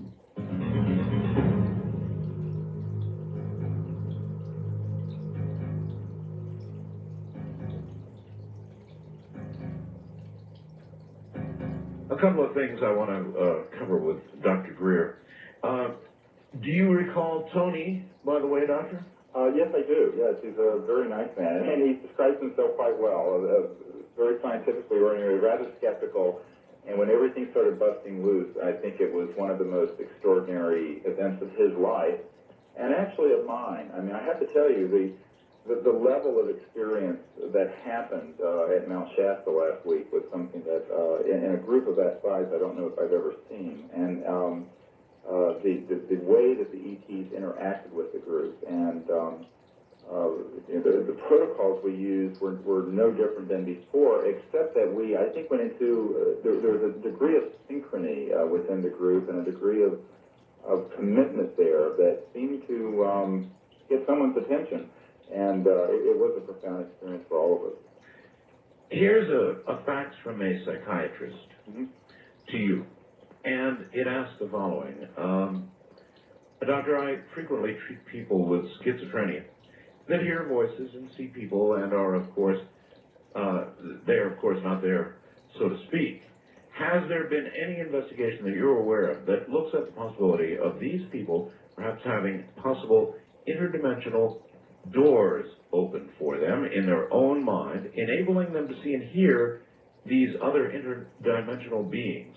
Thank you, and I'll be listening. Signed, Dr. So-and-so. Well, I do think that there are some people who have done that, who are more in the psychological sciences and psychiatry. My own take on that is that having taken care of in the emergency department with quite a few people with mental illness and schizophrenia, there's a very profound difference from those people, from people who, say, have had some kind of a spiritual experience or what have you. And it's really not, I don't really see that there's much overlap there at all. So you don't think there would be residing in a lot of institutions across the country people who... No. No. Well, I think not. I mean, it's sort of a clockwork orange. I really... No, I don't. And in fact, my own take on that is that it's one of the things that can be used to sort of keep people from not talking about these sort of spiritual experiences. And it does take a lot of courage. And I think even UFO sightings is hard for people to speak about it because people will jump to the conclusion, well, it's sort of like what Dr. Haynes told me. There was this Japan Airlines event that we have all the documents for, and the pilot was put to death because the airline said, these things don't exist, and if you saw them, you've got a problem, shouldn't be flying. Until Dr. Haynes went to Japan Airlines and said, this man saw exactly what he said he saw. It was on radar. And so I think we have to be very careful about that. And my own take on it is that people who have genuine extraterrestrial experiences are totally sane and sober, and it's not at all similar to what a schizophrenic might experience. Well, perhaps not, but to walk into a psychiatrist's office and sit down and suggest that you communicate with beings or take rides on spacecraft or whatever else is probably in the general practitioner's office going to get some quick notes made. Well, sure, and in fact, there are people who are genuinely mentally ill who make such claims. But it doesn't mean that everyone who has had such an experience is mentally ill. It's like two non-intersecting groups for the most part. I mean, there may be some overlap, but I think very, very little. I see our ecological problems coming to a head, I think, very much in the way you do. In other words, I don't think that Mother Earth, as one caller said to me recently, gets mad. She doesn't get mad, she gets even. And so it's just a natural course of events. Finally, when the burden shifts the scales too far, there will be an event that will kind of be a reset button.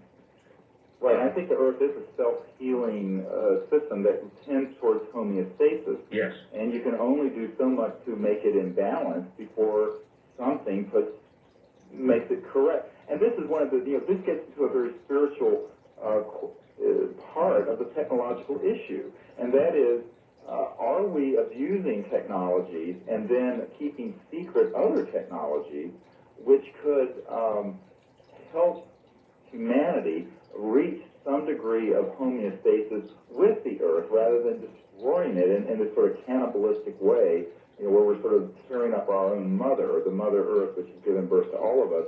And I think that this is really a profound question. And by the way, it's an issue that comes up with a lot of people who've had extraterrestrial experiences, this whole issue of how we're living on the Earth and what's being done to the Earth. And it's a theme that does repeat itself, and I think it's a very valid theme, because if there are life forms from elsewhere, however way you want to define elsewhere, and they're observing that in one person's lifespan that we have damaged the environment to this extent, they would have to be concerned. And I think that there is concern on a very cosmic level. And the Earth, I think, is more important than people can imagine, and that the whole universe is extraordinarily interconnected. Mm-hmm. And what happens here is of consequence. It's not like we're just out here on an island unconnected to the rest of the cosmos. And I think that for that reason, during the last half of the 20th century, we have seen this incredible increase in extraterrestrial activity. And I think it is saying something about these issues. Now, my own take on this is that no matter what happens in the short term, I do see homeostasis being returned. I see balance and harmony being returned. And my own feeling about it is that however way that happens, hey, it's out of most of our hands. But if we would all join together to do the right thing and get enough courage to do the right thing, mm-hmm. I think we could make a transition much easier. I think and I think that this is where the question of free will really comes in. It's kind of what Tony said. If everybody would put a little bit of their effort to their shoulder to this wheel to move disclosure out, to get these technologies out, and et cetera and so on, it could be done, and it could be done relatively soon. Yeah, I was going to ask you, is the time frame for that occurrence and or the revelation of these abilities that we have, these secrets that are being kept, what's the time frame like? To us, as we look around at the environmental stories every day, it sure does look short. Well, we just don't know, and I think this is why I take a very Zen approach to this, in the sense that I worry about what can I do and what can other people working together accomplish to move things in the right direction. You know, there's this wonderful Chinese saying, unless we change directions, we're likely to end up where we are going. And and I think if you look at that and say, well, look, if we're going to make a change, we're going to have to pull together, and you can't be too attached to the outcome. What you really need to do is be saying, what's the right thing for me to be doing? You know, how should I be living? What should I be working on? What's important? You know, sitting and eating Cheetos and watching Jay Leno, or should I be working on these other issues? And then how do I do that?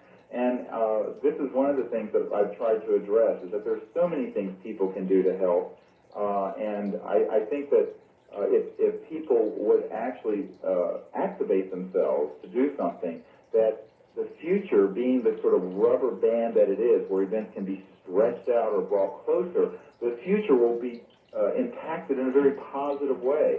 But it's going to take that collective action for all of us pulling together, much like the people of Denmark during the World War II, when all the stormtroopers came to take the Jews. They all went out in the streets and had yellow stars on their shoulders and said, take all of us. Mm-hmm. The whole population of Denmark virtually did this, including their leaders.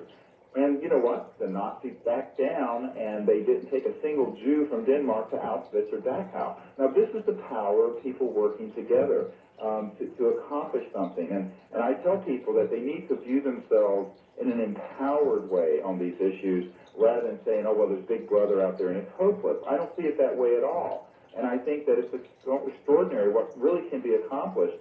And Tony saw a little piece of it on Mount Shasta. If people will pull together and move things in the right direction, it may take some sacrifice. It may be daunting at times, even dangerous.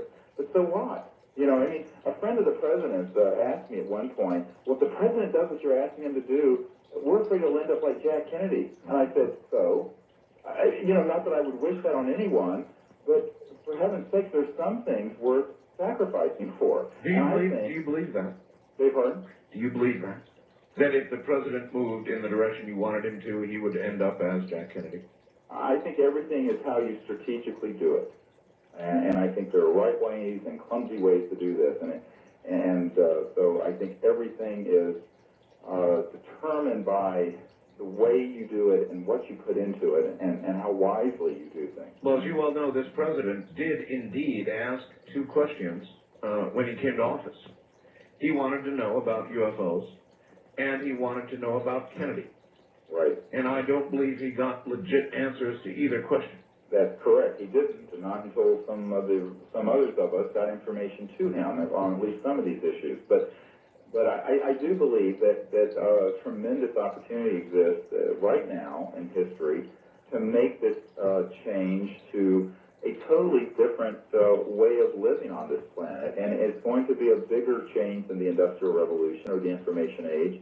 And that scares some people. And if people who are very concerned about control and the status quo don't like to hear that. But you know, we simply can't go on the way we are, and everyone with a thinking brain knows it. And so I think it's time for people of goodwill to pull together and not be so concerned about the risks. I mean, and not that you want to be reckless. I'm not a reckless person at all. Anyone who knows me, I'm very methodical. But at a certain point, you have to say, look, there are certain things worth putting yourself in some harm's way. You know, if we had people who are as self-centered as people living today were, I think we'd all be speaking German now. Mm. And I, you know, it's a very big question that each person has to ask themselves, you know, what should I be doing to correct these sort of problems, whether it's excessive secrecy, withholding of technologies, the sort of jingoistic tendency to make it look like there's some sort of an alien invasion when there isn't.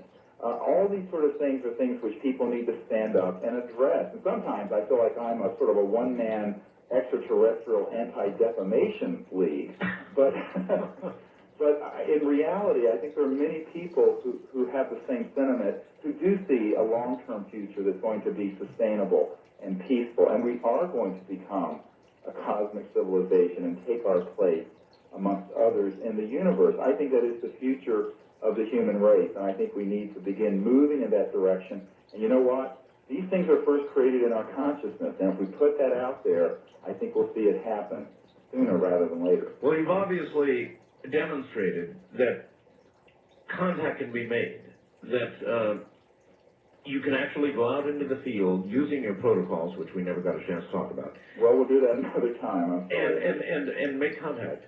But again, with regard to intentions, that's an important question. You bet. As these things hover above you and maneuver above you, they're not killing you, but on the other hand, they're also not saying, hey, how you doing? So we're kind of left out in the cold. Necessarily. There's a lot of things that happen where they're very interactive.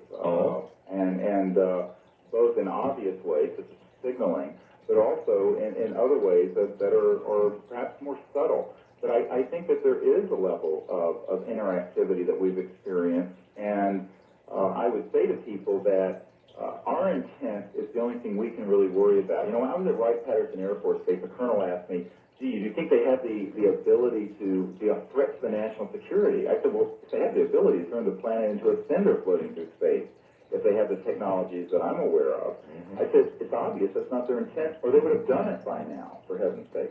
I think the big question is, what is our intent? What are we doing as humans? This is what we can really control. And I think that we need to be moving in the direction of interfacing with fellow humans and fellow humanoids, if they're of extraterrestrial origin, so be it, that is very much set on a path that is peaceful and interactive in that way. And I told people that if there, give the, sort of for argument's sake, if there were any extraterrestrial life forms that were hostile, those are the ones that you'd want to have a sort of diplomatic detente or liaison with first.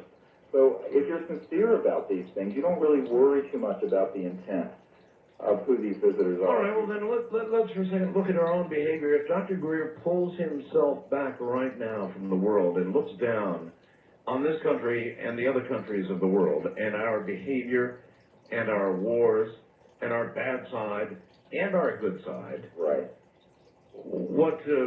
How comfortable are you with the present direction? I think you're very uncomfortable as we increasingly militarize space, as we allow a secret operation to withhold the technologies which could save the Earth from tremendous damage. I think you'd be very concerned, and I think that's all the more reason why they would be interested in interacting with people who are trying to do the right thing for this planet. I think on the other hand, it also is what they're saying is so that people don't get into this what I call cosmic codependency, where they're sort of saying, oh, someone from space is going to come down here and fix our problems. It ain't going to happen that way. I think they're really expecting us, we're the ones lying to each other about this subject and about the technologies.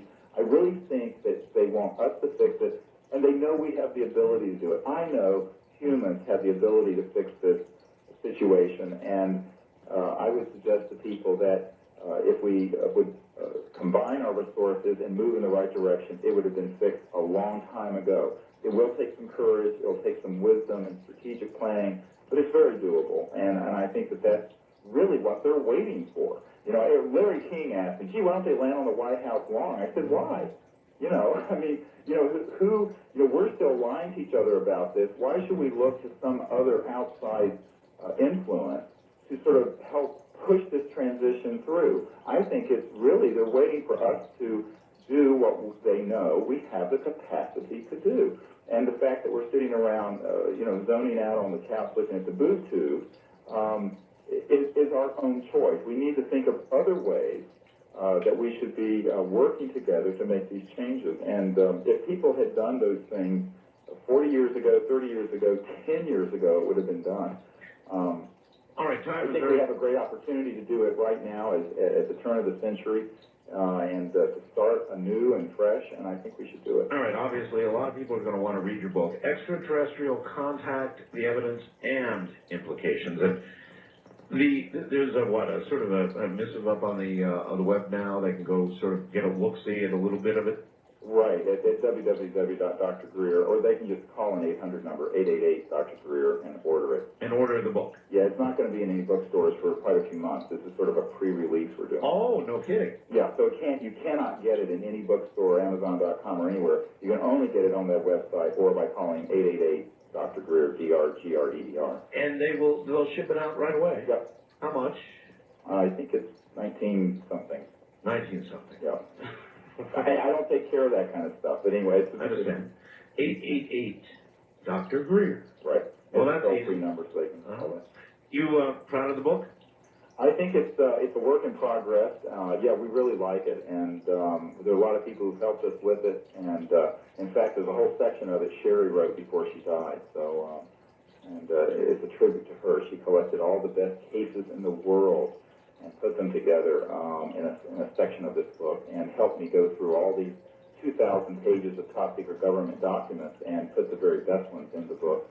So it's something that you could take sections of it and give it to anyone in the world, whether they're a scientist or a politician, and make a very strong case for this subject just by what's in it. It's a big book. It's about 540 pages, so it's quite large. Oh, I'm sure a lot of people are going to be going after it after this. Doctor, you're one hell of an interview. You really are. Well, it's wonderful speaking with you, and I'm glad you resolved this thing with those.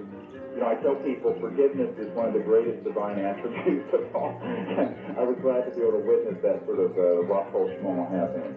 Have a good morning, Doctor. You too. Good night. Bye-bye. All right, there you have it, Dr. Stephen Greer. And that was one hell of an interview, wasn't it? Well, good night, everybody, and blessed be.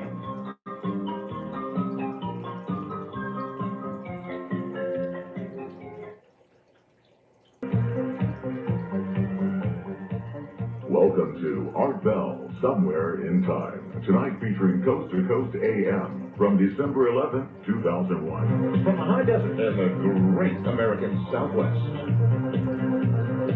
Good morning, good afternoon, good evening, whatever the case may be, in all 24 time zones covered now by this program. I'm Art Bell, and the program, of course, is Coast to Coast AM. Glad to have you.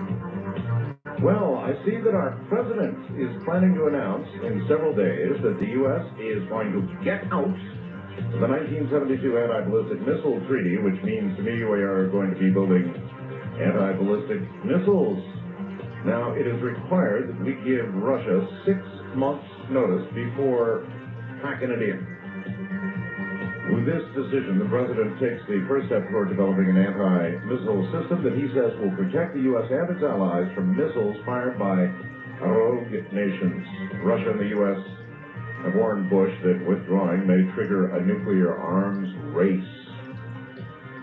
Now that's interesting, and I suppose if you put yourself in the shoes of the Russians or the Chinese, they don't necessarily have the technical capability to build an anti-missile system, but they do have nuclear weapons perched at the end of ballistic missiles.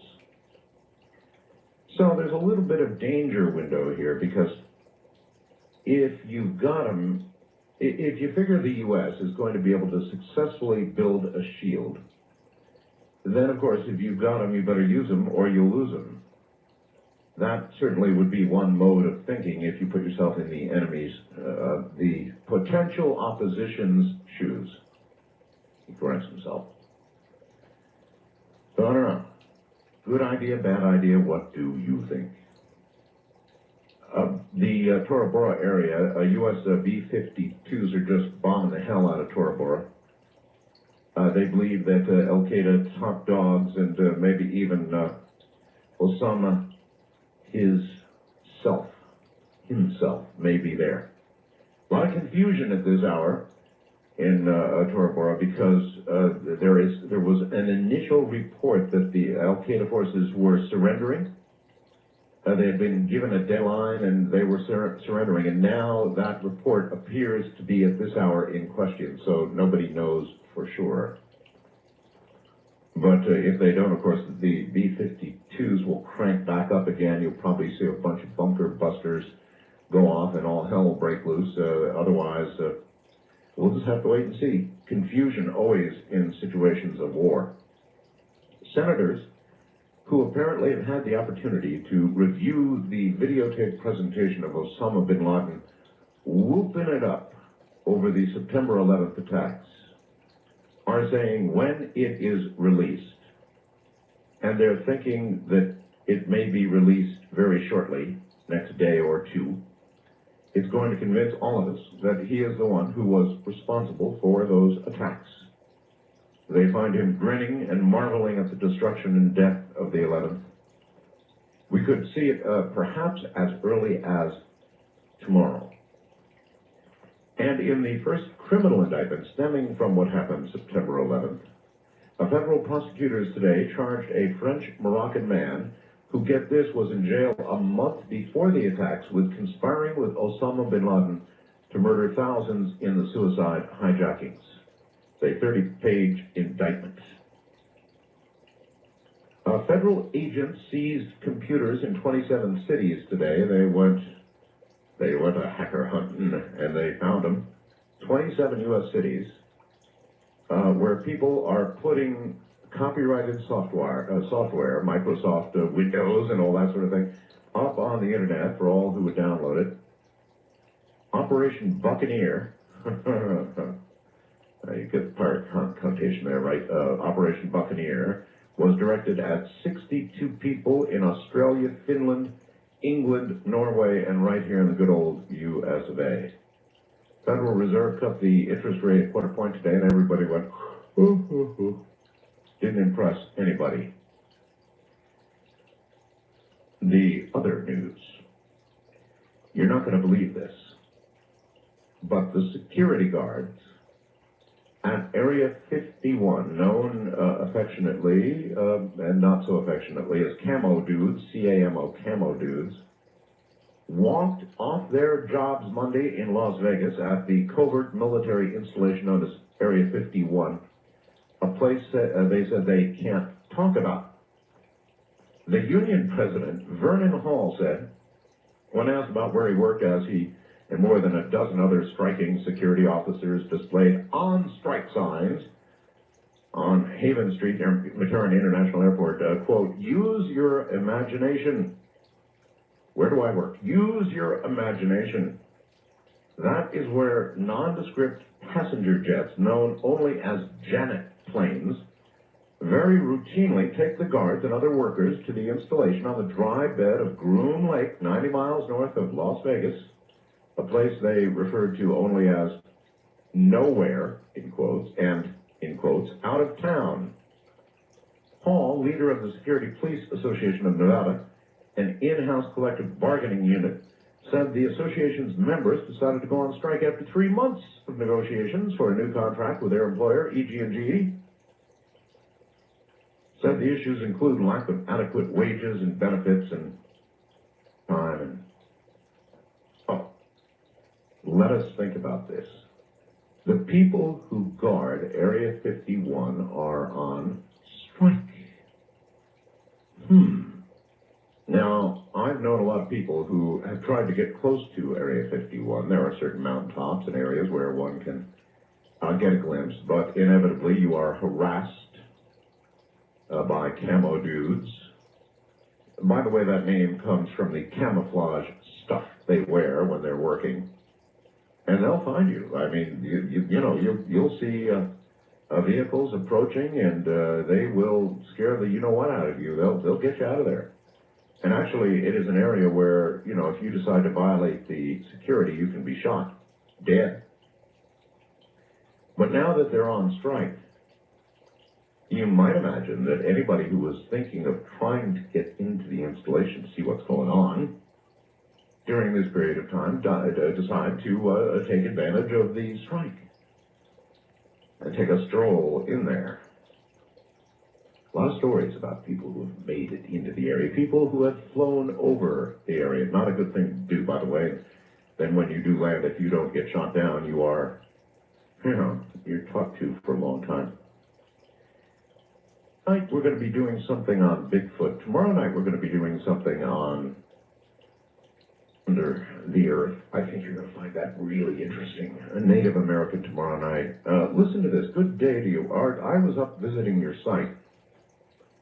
This is a Native American writing this, and I was amazed at some of the drawings on shadow people. Have sent to you. I'm Cherokee, part Irish, considered a shadow walker. And I'm sure there are others out there just like me. to meet any. And by the way, looking at the drawings on your site, now I'm sure of it. There are different types of walkers out here, though. But with what your listeners are drawing, it appears about 75% of them are seeing shadow walkers.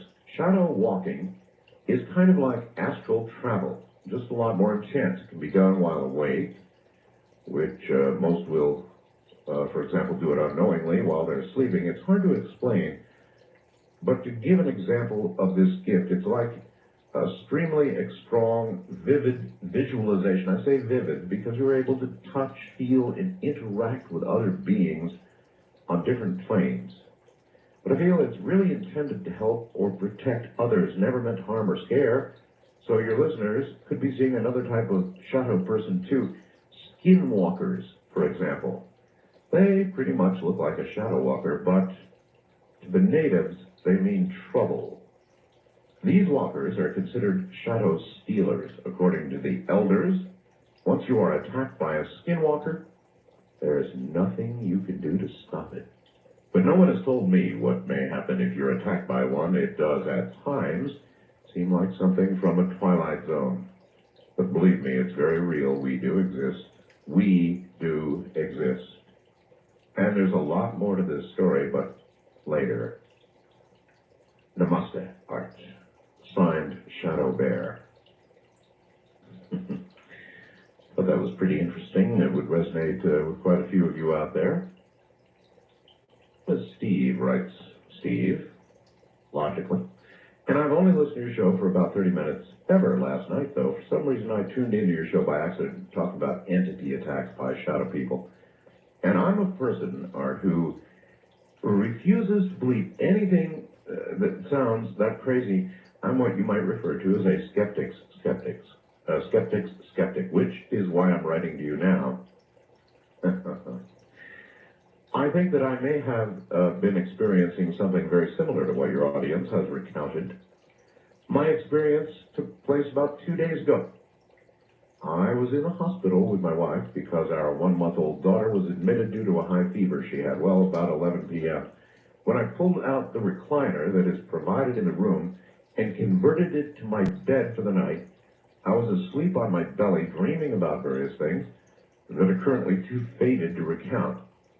What I can recall vividly during my dream, I had become aware of my surroundings. Almost simultaneously, I felt an evil presence in the room. I was frozen with fear. It didn't move a muscle, hoping it was just a bad dream. All of a sudden, I felt the mattress sink in, as if someone had knelt on it. Oh, God. I then, he goes on, really panicked, but was still paralyzed. What came next really left an impression on me. It happened so quickly, frightening.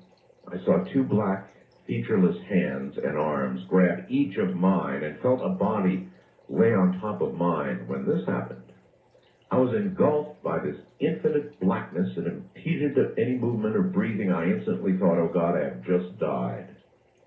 This is what it is to be dead. And I began to mourn the fact that I would never see my family again. Just as I was giving into the situation, I thought to myself that if I'm able to think that I'm not dead at all, that if I can think I'm not dead at all. I then began to attempt to shake my head and succeeded. When I was able to move, I was released immediately from its grasp and felt as if I had woken from a deep sleep, looked around for any sign of the being and found nothing. I find it kind of amazing that this topic came up on your show just days after my experience. And I guess this man now wants a skeptic, he said, is something of a believer.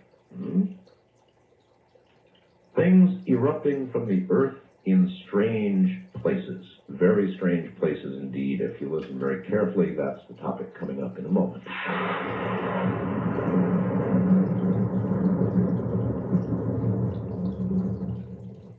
Take Coast to Coast AM with you anywhere on your mobile phone. CoastToCoastAM.com can be conveniently accessed on your iPhone and most Android platforms, which means that you are never without your Coast to Coast AM fix.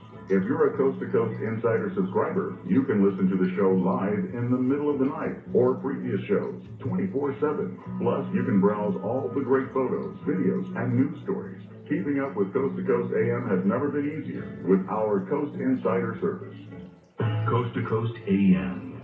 It's way out there.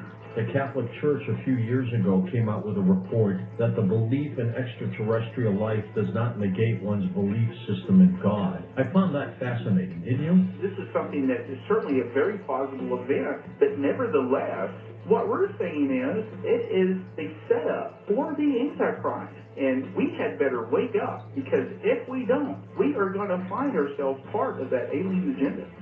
You're listening to Art Bell, Somewhere in Time. Tonight featuring Coast to Coast AM from December 11th, 2001.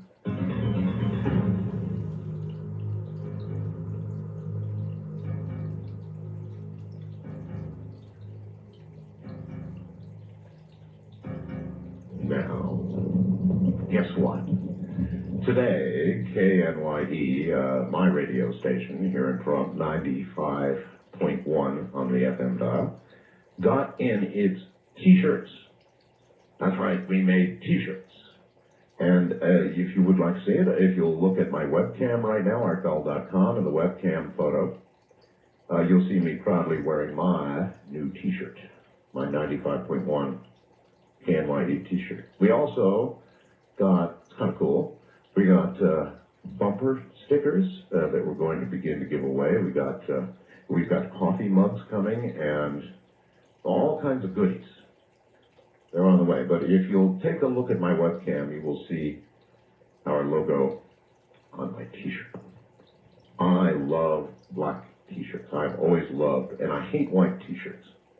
For camera stuff, if you take a picture of a white T-shirt at work, it looks like a white blur. It's awful. But black T-shirts, on the other hand, I don't know. There's just something about them. What's coming out of the earth that ought not be? Or maybe it is normal. There's a big Arctic eruption going on at the Gackle Ridge. And they've got magma coming up from the Earth's mantle.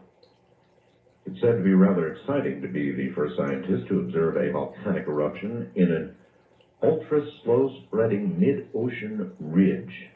An event in and of itself that rarely occurs. Even better is discovering that the USS Hawkbill, which is a submarine equipped with scientific mapping tools, just happened to have been passing by at the same time and recorded the whole event, while the scientists on board were completely unaware of the eruption.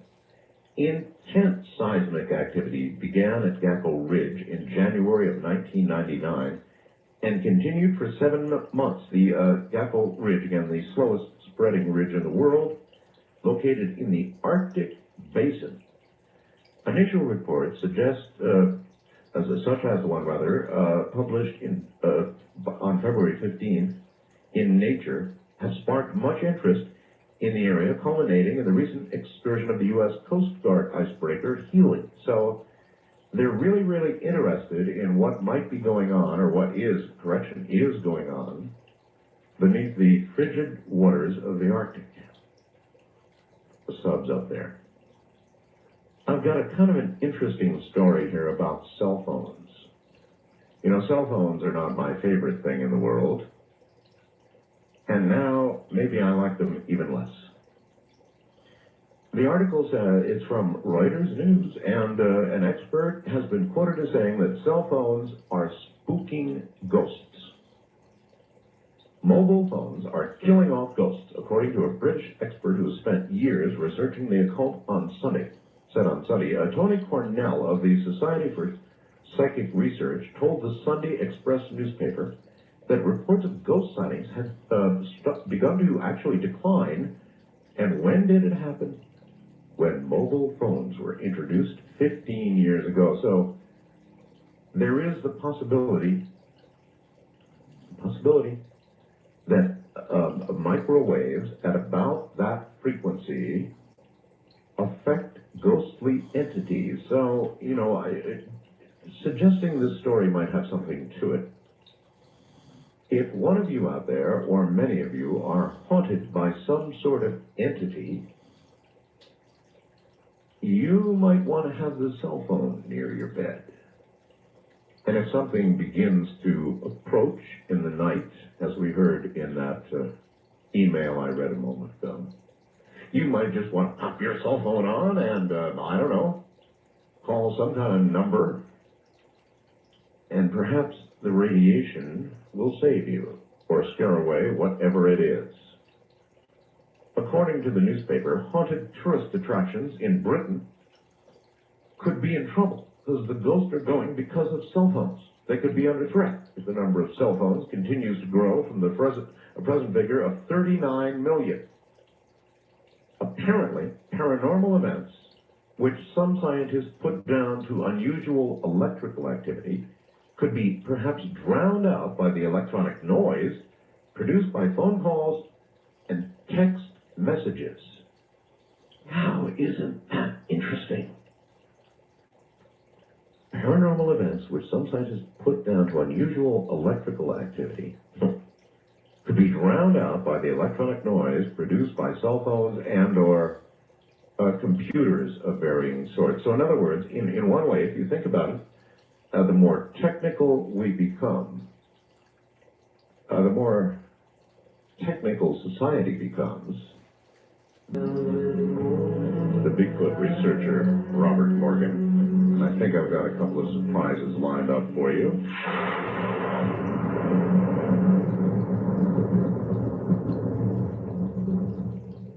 You're listening to Art Bell, Somewhere in Time. Tonight featuring Coast to Coast AM from December 11th, 2001.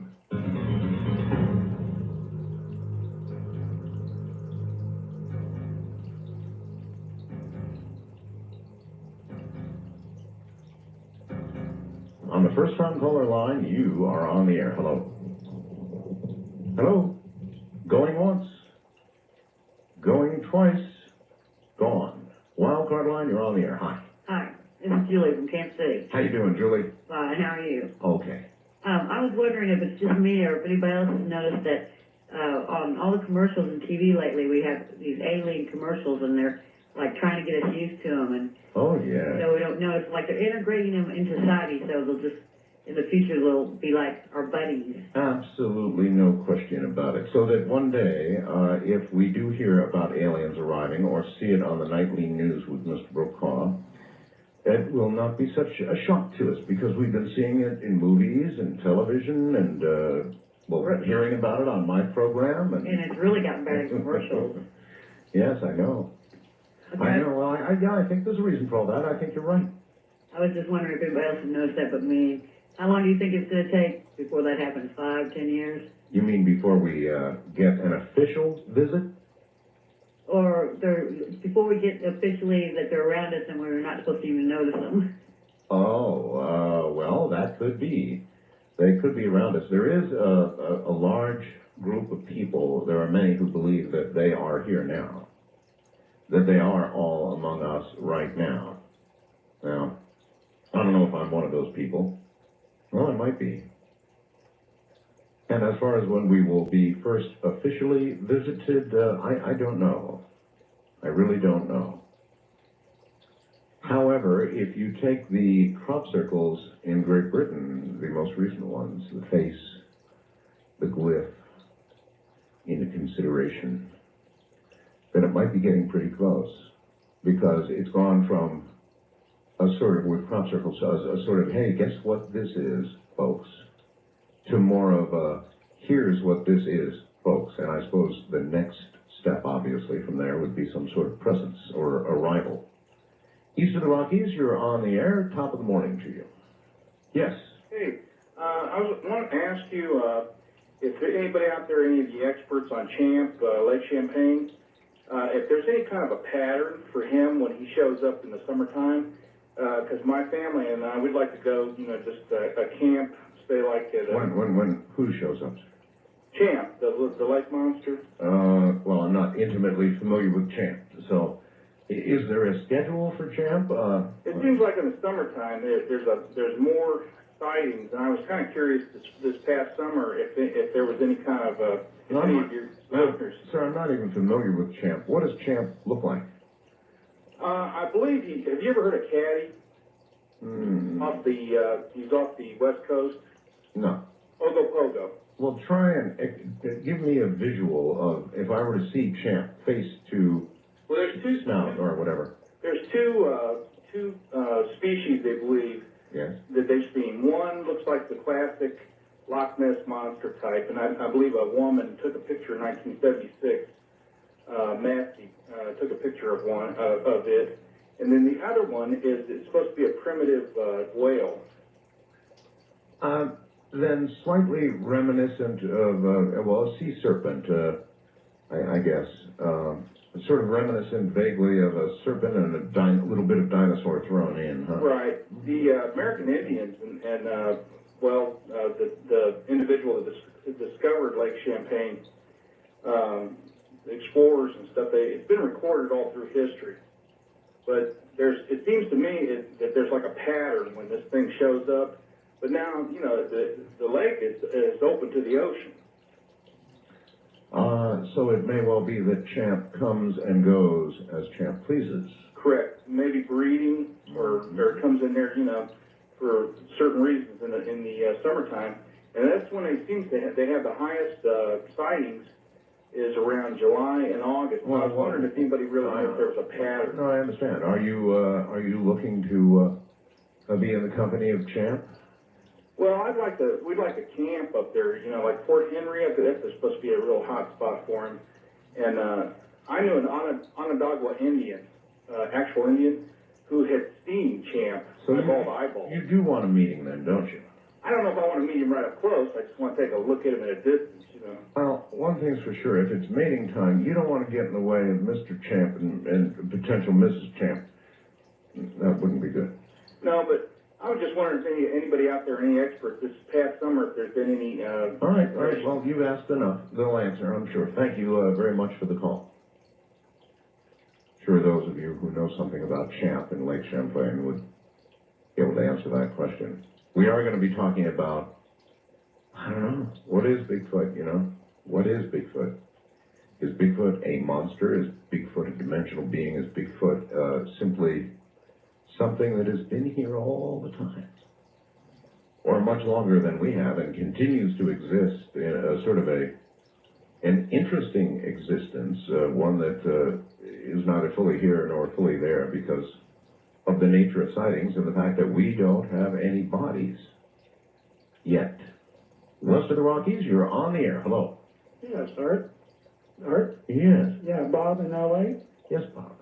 When you and Linda and the other people start talking about that city off the coast of Cuba, I broke out my Reader's Digest Great World Atlas, and I was starting to look at Cuba, and then my eyes passed up to the page previous to that on Mexico and the Yucatan Peninsula, and something struck my eye. About 50 miles off the coast of Mexico and the Yucatan Peninsula, there's a perfect circle, a 375-mile diameter circle, that's centered about 93 degrees and 40 minutes west latitude, and about 21 degrees and 30 minutes north latitude. Now, at one time, they had postulated that about 50 million years ago, a huge meteor struck the Earth, and made that circle, yes. Right, that's possibly what the dinosaurs. Now, if you look at the Gulf of Mexico, I don't think the Gulf of Mexico was there at that time.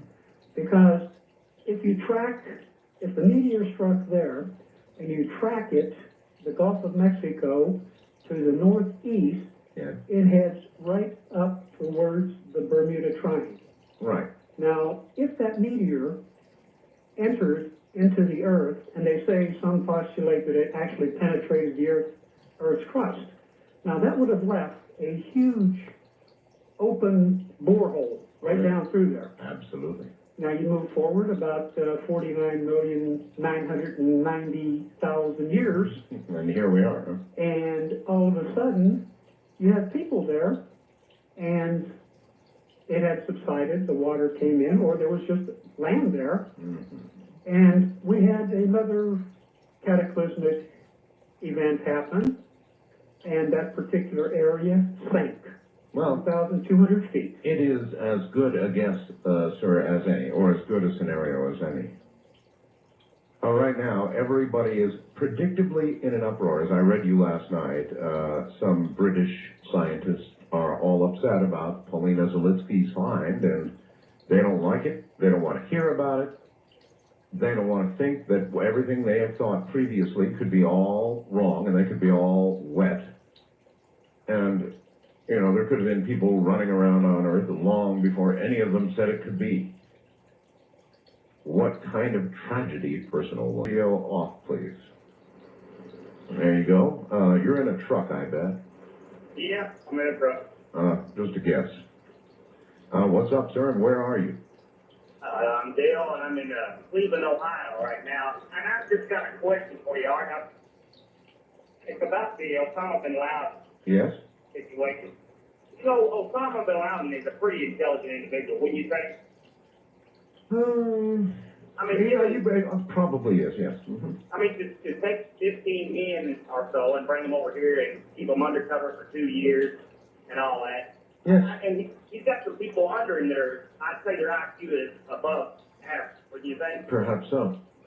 Well, given that, and if you was to go and take out the World Trade Center, and it's being, like I said, being as intelligent as he is, wouldn't you think you would have a plan B after, in fact, he did what he did? Oh, absolutely. He basically sat over there in the Middle East and waited for us to just mow him down, and we're doing that. Look, to answer your question, absolutely yes. Of course he has a plan B. An escape of some sort. Or perhaps, on the other hand, he plans to be martyred, to allow himself to be martyred. Well, he's getting real close to that. If he's in Tora Bora, he's about to be shredded. If they haven't really surrendered, and again, at this hour, we don't know. There are reports of a surrender pending, but now that seems to be falling apart. And from war fronts and from front lines, you rarely get good, clean news. And even the authorities sometimes don't know what's going on. So either there is going to be a surrender or the B-52s are going to do their carpet thing, and some of those big bunker busters are going to fall. It's already a wreck over there, and Taliban's on the run, no question about it. But it's sort of the last stronghold, the last big fight. There'll be a lot of mop-up to do, and probably a great deal of guerrilla warfare that will follow. But the last big fight is either about to happen or there's going to be a surrender. The hours ahead will tell. First time caller line, you're on the air. Hello. Yes, Art. It's Dwight from Moose Jaw, Saskatchewan. Hi, Dwight. How are you? Good, good. What I phoned about was something that happened to me, many, many years ago, 25 years ago. I was at the farm visiting my parents, and my brothers and my dad decided to sit down and play with the Ouija board. Yeah. Well, something really strange happened where on the farm there's a big square out on the property. It used to be part of the old Red River Trail, and it's recessed square in the ground, and then inside that there's another recessed square outline. And we got playing with the Ouija board anyway, and this Chief Buffo come through the Ouija board and said that he had been massacred or murdered and buried out by this buffalo rubbing stone. That's a lot of moving around on that board to explain all of that. Well, through the process of over an hour that this happened, and so we had a backhoe out there in the next couple of days, and we went out, and every time we went out tried to dig up this stone, and around this stone it would start to rain. Now, as strange as that may seem, but that's one of the strangest things I ever come across. So, did you dig up the stone? No, we just eventually just left it the hell alone. In other words, you took that as a hint. Yeah. Do not touch these stones. Yeah, for sure. All right, sir. Okay, thank you. Thank you very much for the call. Wildcard line, you're on the air. Good morning. Hi, Art. My name's Ryan. I'm calling from Concord, North Carolina. Hello, Ryan. Hey, I just wanted to make a quick comment on the story you read earlier about the fewer ghost sightings since the introduction of mobile phones. Cell phones, yes. Yeah. Something that almost concerns me is the fact that there's also reports that cell phones cause cancer, things like that. Yes. Makes me wonder that even though it's nice to know there might be a way to protect yourself from, entity attacks and things like that, kind of concerns me that you might actually be scrambling certain lesser used parts of your brain at the same time. Well, I know, but how frequently are you attacked by an entity after all? If you had a cell phone handy and you could use it as a defense, like holy water or whatever, just flip open your cell phone and radiate a little RF and away it goes. But there's one less soul to feed. Where is this entity going, and what are you doing to it with these frequencies? Well, my concern really would be is not so much that you're doing something to the entity, but that you're just making it impossible for any interaction, which would kind of... Yeah, but that's one conclusion. Another might be that you are somehow destroying an entity. Oh yeah, that's definitely also a possibility. Well, cell phones had to be good for something. Thank you very much for the call, sir, and take care. I don't like them. And again, begging your indulgence, not this last caller, but the caller previous was on a cell phone. Now, I ask you, is the way that sounded, in your opinion, a step forward for technology and civilization, or is it a step backward? I maintain it is a step backward. And I wish these cell phone companies would get their act together and make it sound like real communication instead of something coming through, Rod Serling's chest. I'm so down on cell phones. But on the other hand, if they'll shoo away an attacking entity, then perhaps they have some good. East of the Rockies, you're on the air. Hello. Oh, yeah, Art. This time me, I'm in West Virginia. And on a cell phone, too, aren't you? Yeah, I am. All right, what's up? Yeah, I was thinking about that thing you're talking about with Mars and how it's supposed to be heating up. Yes, sir. Turn your radio off. Yes, Mars, they say, will heat up and the poles will melt. And they say this will occur because of the increased heat from the sun. And my nagging question is, well, then, how about third rock from the earth, the sun? Good old Earth here. How about us? If they're going to be affected that way, then what's it going to do to us? Well, the only thing I was thinking was maybe the reason it might heat Mars up more than the Earth is that they don't really have an atmosphere right now.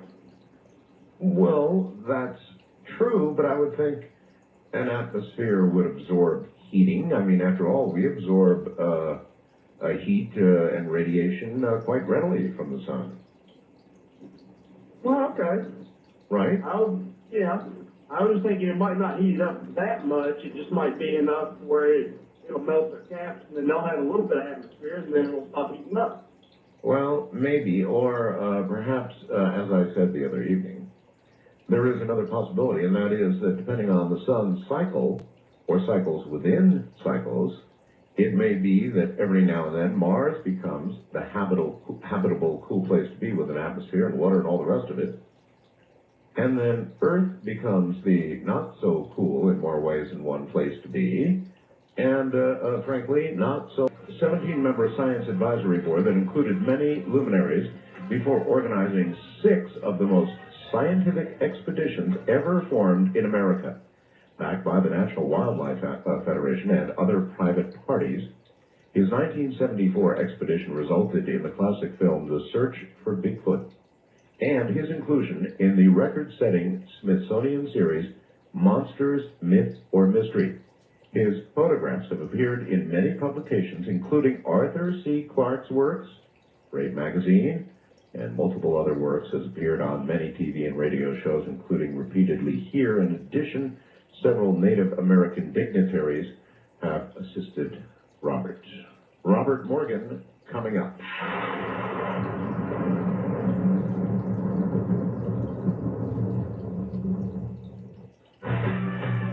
Coast to Coast AM sure sounds great in the middle of the night. But you don't have to be nocturnal to enjoy this amazing show. The Coast Insider is your key to a normal life. I call them so-called researchers. were more into the research to gather limelight to themselves, to attract attention to themselves. A lot of them were from very small towns, and they were the big man on campus, so to speak. And they really had no academic credentials behind them. They had no really formulated plan of any sort. And so I thought, well, gee, maybe it's just because there aren't really a lot of scientists involved. But then the more I got involved with science in other facets, I discovered that there's a great amount of professional jealousy in the scientific community. And I think one of the greatest, I think, disservices has been done to Dr. Grover Krantz at Washington State University, comparative anatomist and very well-educated man. And his book, The Track of Bigfoot, things like this, and his reports, he was really castigated by his peers and many of the people that formed my science advisory board. One in particular, Dr. Carlton S. Kuhn, who is professor emeritus at Penn State, and he wrote a book that is now passed by because we've learned, you know, as we've gone on. It was called The Races of Man. They also suffered the same thing, but at a different level. So I guess it just comes down that a lot of human beings are just jealous and small-minded, and I guess that's the way they are. Maybe that's why Bigfoot won't have much to do with us. I don't blame them, you know. As I've said so many times, you know, people talk about Bigfoot this and Bigfoot that, and I say, well, you know, the one thing about them, I've never heard of them raping a child, kidnapping anyone. I've never heard of them breaking into a car, stealing it. I don't think they use dope, you know, and it goes on and on and on. They've never declared war on anyone. Maybe they have just observed our civilization at afar for a while and decided contact is better not made. Well, I think that is absolutely true. I think that the more they have observed us, and yet they have watched the gentler side of us, and they've been seen many times. There's a school teacher in a small rural town in Ohio who have seen Bigfoot families, a small family, I'm not talking about anything large, but 3 or 4 at a time, come just outside the periphery of vision of most people near her small country school. It's down in the Amish country. And she was quite straightforward, and she said, yes, I've seen them now. They've been back 2 or 3 years, and they come down and they sit just out inside the woods and watch the children play. And I think that's fascinating. Another thing was old-time engineers on some of the smaller roads would tell me of them being seen watching the trains go by, just sitting on the bank and watching. And right here in Montana, not too long ago, in a pass, it's called Mariah's Pass, indeed, the engineers have seen the Bigfoot families. Well, you know, I was kind of kidding, Robert, but maybe I'm really right. I mean, maybe they have observed us. They know what we seem to be all about, and other than the occasional approach of the more gentle, they stay away. I think it was kind of funny to say, but simultaneously, I think there's a lot of truth to it. The more they see of the little hairless people who scream at just about anything, and if you go to the national parks and view us from afar, you know, here's this beautiful wilderness and all these majestic things, and here comes a family screaming, yelling, dropping gum wrappers and things like that. We're not necessarily, as a matter of fact, in anthropology, the more I've studied it, as I've said so many times, I've learned more about my fellow man than I have about Bigfoot, simply by watching their reactions, and we're not necessarily an admirable race. Back in '57, when you were hunting, you saw your first, but you originally reported what you saw, not as Bigfoot or as something distinctly different, but as a gorilla. Where was that, and what do you recall about it, man? Well, I was in the state of Washington, and I had been aboard the USS Princeton, a anti-submarine and a submarine warfare aircraft carrier. And after being imprisoned aboard ship for a tour of the Far East, I took any chance to go to the woods. And I had gone up with a friend of mine up in Mason County, and he turned to the right and I went to the left. And I say I was hunting because I had a gun and all that stuff, but I really had no interest in hurting anything. I just was out there. And something came down through the brush, I guess it was around 9 o'clock in the morning, and I heard it, and I finally stood up, and it was something this size that was in the brush. I couldn't see what it was, and I finally called out, and all of a sudden it just went dead silent. And it was the first time in my life every hair on my body stood up, and I couldn't quite figure it out. Why was I concerned? I was the guy with the gun, right? And well, when a large animal goes dead silent, it could mean, I suppose, a lot of things. It could mean it's protecting itself by becoming silent, or I suppose it could mean it's decided to stalk you. It's very possible. I think that in the subsequent events, I think I shocked it. I think it was not expecting me. Okay. And I think I really shocked it. I mean, here's the master woodsman of the Bigfoot, and all of a sudden pops this little strange character. And finally he took off through the brush, and when he got to a point where he could see me, he turned around. And I thought I was looking, and I used this with tongue-in-cheek. He reminded, the expression on his face reminded me of Sonny Liston after he picked himself up off the floor when Muhammad Ali got through with him. He was surprised and not very happy. Well, you had years to dig up that analogy. That's pretty good, though. But he looked at me and I looked at him, and to this day, I've even tried hypnotherapy. I don't know who left first, but my money is on me. And when I got back to the car, my hunting partner showed up from the opposite direction, and he never would speak to me about what happened to him. All I knew is he showed up at the same time I did, and we got in the car and we left. And when we got down to the very first place, we got some breakfast, and I tried to report it. And this is standard operational procedure. I called the State Highway Patrol, and they said, I think you better call the sheriff. Really? Right? Really? Yeah, so I called the sheriff, and they took down all the information. And the more I listened to their questions, the more I thought, now wait a second, I have about 4 months to go before I'm going out of the Navy, right? Right. And I thought they were going to send somebody down with a little white coat, so I just exited stage left. And I'm sorry that I did, but... Yeah, well, you can tell from the way people ask questions. You really can. There becomes a certain sort of tone in their voice, right? Oh, definitely. They were, obviously there was more than one person listening, you know. Well, of course. And I'm a dumb kid from Ohio. I was from Canton, a steel town. I had never heard of Bigfoot. I had no clue. And I kept telling them this, as if I was talking, I said, look, you got to understand, you have a gorilla loose up here. I saw it. There is no question there is a gorilla loose up here. If there's a circus been through here, somebody lost their gorilla. Mm-hmm. Were you with another party up there, sir? To which I'm sure you'd say yes. Were you and your friend celebrating in the woods? I mean, that kind of question. I know. All sorts of things. And I thought, this isn't worth it. So when I got back, I went on with the idea. In fact, I told some of my shipmates, I saw a gorilla in this. Yeah, right, you know. So I figured I did what any other red-blooded American boy would do at a place that term like that. I shut up. And went back, and it was a couple of years later, I was reading remember the old Argosy and True magazines? I do. Yes, well, I loved those magazines.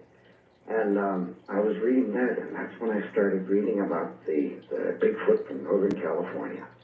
And I thought, oh my God, that's what I saw. And then when I heard people starting laughing and chuckling and making fun of it, I thought, no. So I did like a lot of people again. You know, we all have these lists. One of these days I'm gonna, you know. And the list went on and on. But that was part of my list. And finally, one day I said, let's do it. Okay, well, I mean, you must have known, though, somewhere in some part of your mind that what you saw really was not exactly a gorilla, or you would not have proceeded the way you did. No, well, that's true. But, you know, it's like if you take someone from the desert and you show them a tall smoke tree, and that's the only tree they've ever seen. Then you take them to the redwoods. They're in tough shape. It's interesting you should mention that. I am from the desert as an adult. You know, I love the desert. It's my place to be, and I just love it. And I happened to go visit Bob Crane of the Sea Crane Company's friend of mine. He lives up there among the redwoods. I mean, the big. There you go. And it creeped me out, Robert. It totally creeped me out. I mean, the redwoods were so high that going down the highway, a satellite dish could not see the southern sky or much of anything else. I mean, it just was, it was freaky. Something that's always puzzled me is how anyone could have ever put a saw against a redwood tree.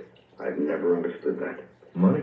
I suppose, but that's another thing I've never understood is doing things just for the money. That our heartbeats are finite. They're not infinite. They're finite. We have a certain amount of heartbeats. Yeah, but a lot of people aren't counting, Robert. I guess.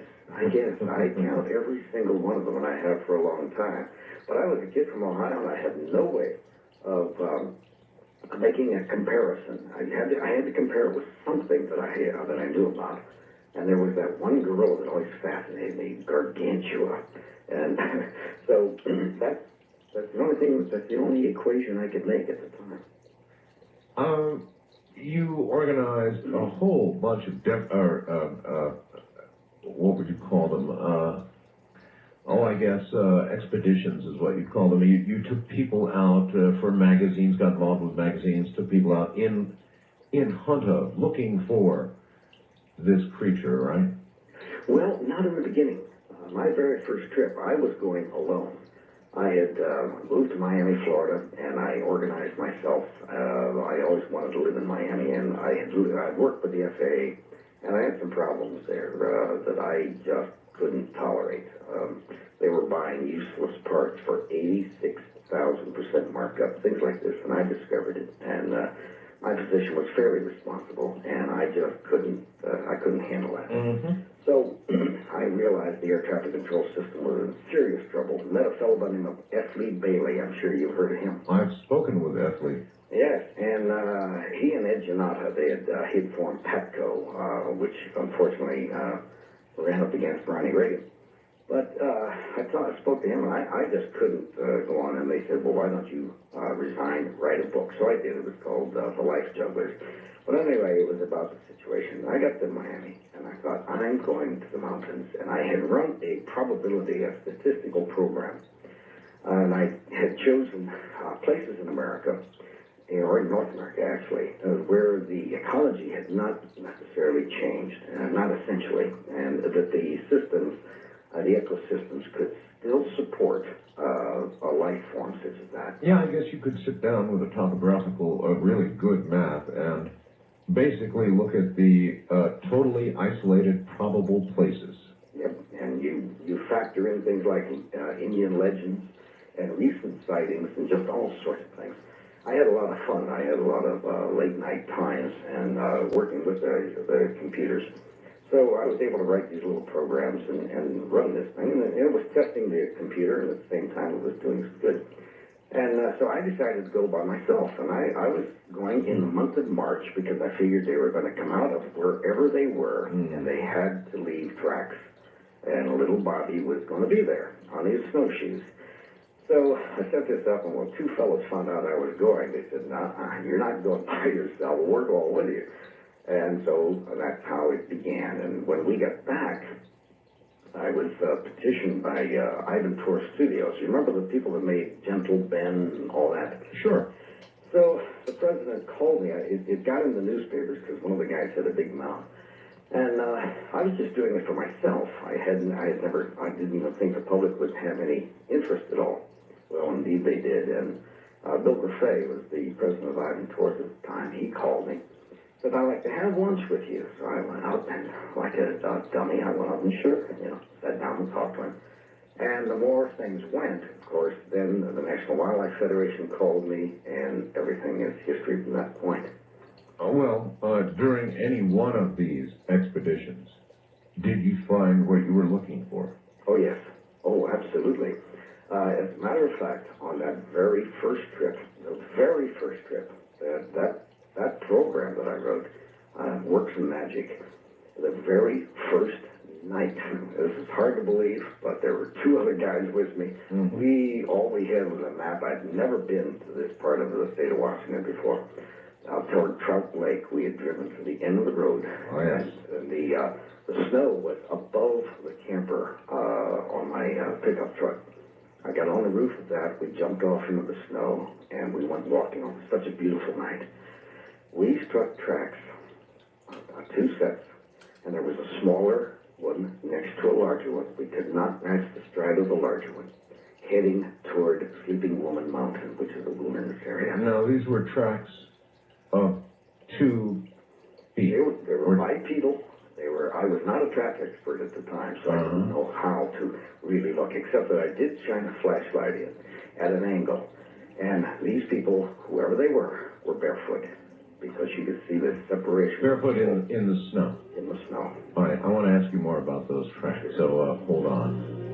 We're going to break here at the bottom of the hour. Robert Morgan is my guest. By the way, there's breaking news on the Drudge website. Drudge says, Gertz, the American captured that was with the Taliban, warns U.S. intelligence of impending bioterror attack by Al-Qaeda. That's on Drudge right now. I'm Art Bell. The trip back in time continues with Art Bell hosting Coast to Coast AM. More in time. Good morning, everybody. Well, Matt Drudge has done it again. Breaking news. You know that American who had been part of the Al-Qaeda. The headline is, Captured American Taliban warns U.S. intelligence of impending bioterror attack by Al-Qaeda. That's the big headline on Drudge at this hour. Breaking news. I'm Art Bell. Robert Morgan is here. And in a moment, I've got a bit of a surprise for you. Stay right there.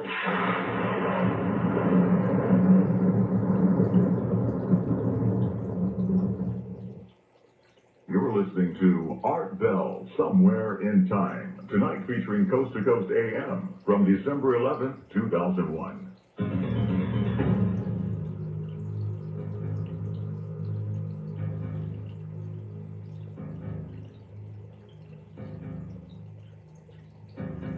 Into the night once again. Now, suppose I were to tell you that I've got a couple of police. I've got a friend, a very good friend, named Renee Barnett, who's a television segment producer. And she said, Art, there's something going on with Bigfoot in Oklahoma. And she gave me the names of a couple of police officers in Oklahoma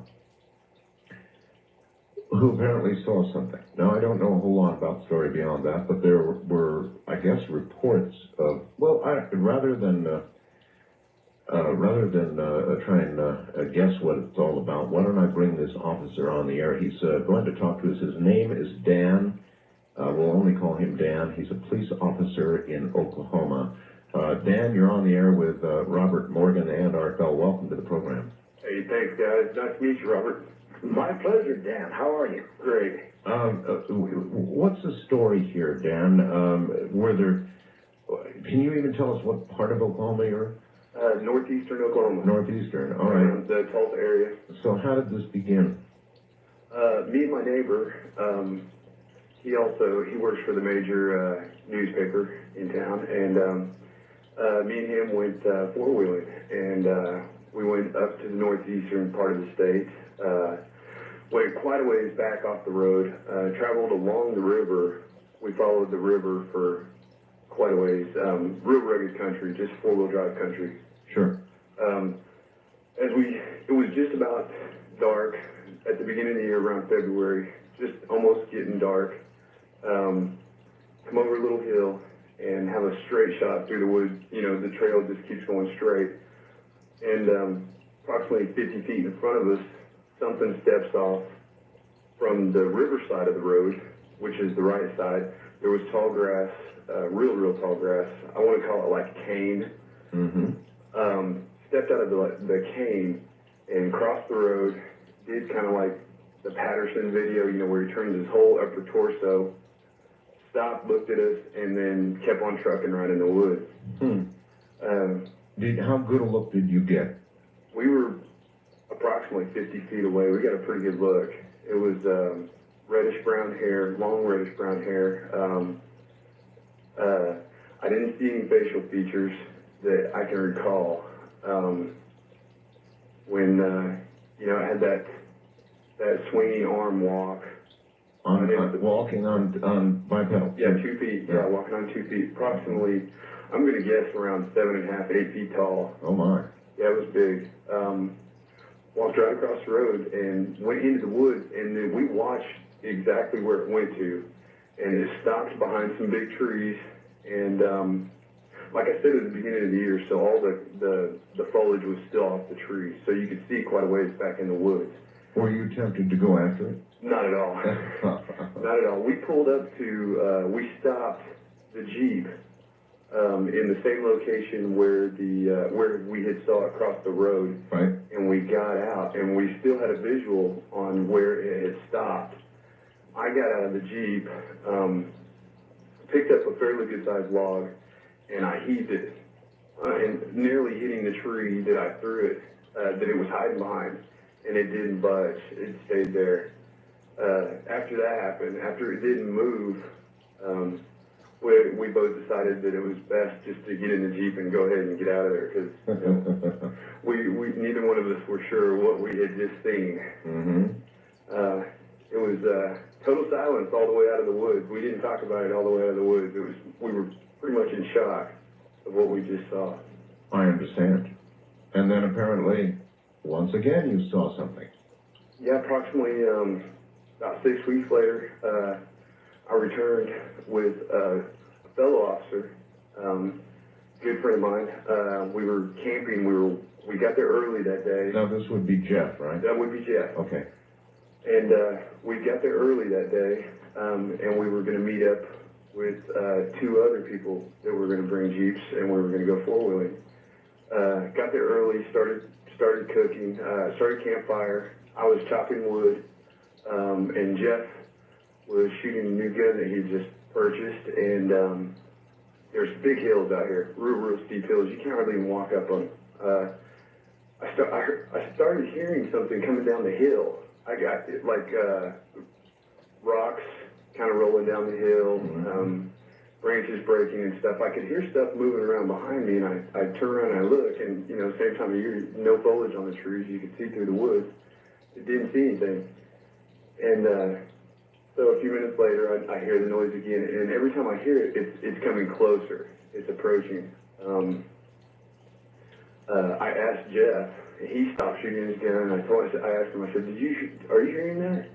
And he didn't tune into it right away. And as it got real close to us, there was a big mound of dirt just behind my back. It was a big mound of dirt, and that's where I was hearing all the noises from. Which the mound of dirt is at the bottom of the hill, and it's approximately about 12 feet tall and about 20 feet long.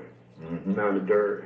And when it got to that point, Jeff started. He began to hear it moving around behind us, and it was fairly close to us. And it sounded like something was crawling on its belly, and it only moved when we were talking or making noise. And if we stopped making any type of noise, it would not move. But if I started to talk again, you could hear it moving around. I mean, just very softly moving around. At that time, we both decided to reload the guns, grab the guns, and good idea, and grab the flashlights, and we kind of stealthily walked to the end of this mound of dirt, which is probably about 20 feet long, and we walked down a little gravel road, and when we got positioned to the end of the mound of dirt, we both turned on our flashlights, and here's this creature, and it's like either laying flat on its belly or like low kneeling. It's very, very crouched down, very low. Right. And when we turn the flashlights on, this thing begins to stand up, and it's big, it's hairy, and it's fairly huge. Were you able to see any detail? The long reddish brown hair, again, basically what I described earlier. As tall as 6 or 8 feet? I'd say 7 to 8. 7 to 8 feet. All right, really big. Really big, and we're talking less than a distance of 20 feet. Oh, yeah, you were really close. Right up on top of it. Uh-huh. It came down the hill and literally came all the way down the hill and approached us. You know, basically was watching us. I think it was just watching us. Just watching. And could you see any facial features at all? not that I can remember. I don't know if it's shock or what it is, but I cannot remember a facial features. What about sounds or smells? I don't remember any smells that night. Excuse me, did it have anything in its hand at all? I didn't even notice. If it did, I didn't know. I didn't see it. So you were just plain in shock. Yeah, basically, yeah. And as it started to stand up, Jeff turned. Jeff was in front of me. He turned and he went right past me. And he was heading back for the truck. And I grabbed him by the back of his shirt collar and I walked backwards with my gun pointed at it the whole time. You both had guns. Yeah, you were never tempted to let loose? No. At one point in time, before we had approached it, when we had both began to hear the noises, when Jeff tuned into it, and there was a lot of rustling around when we were making noise.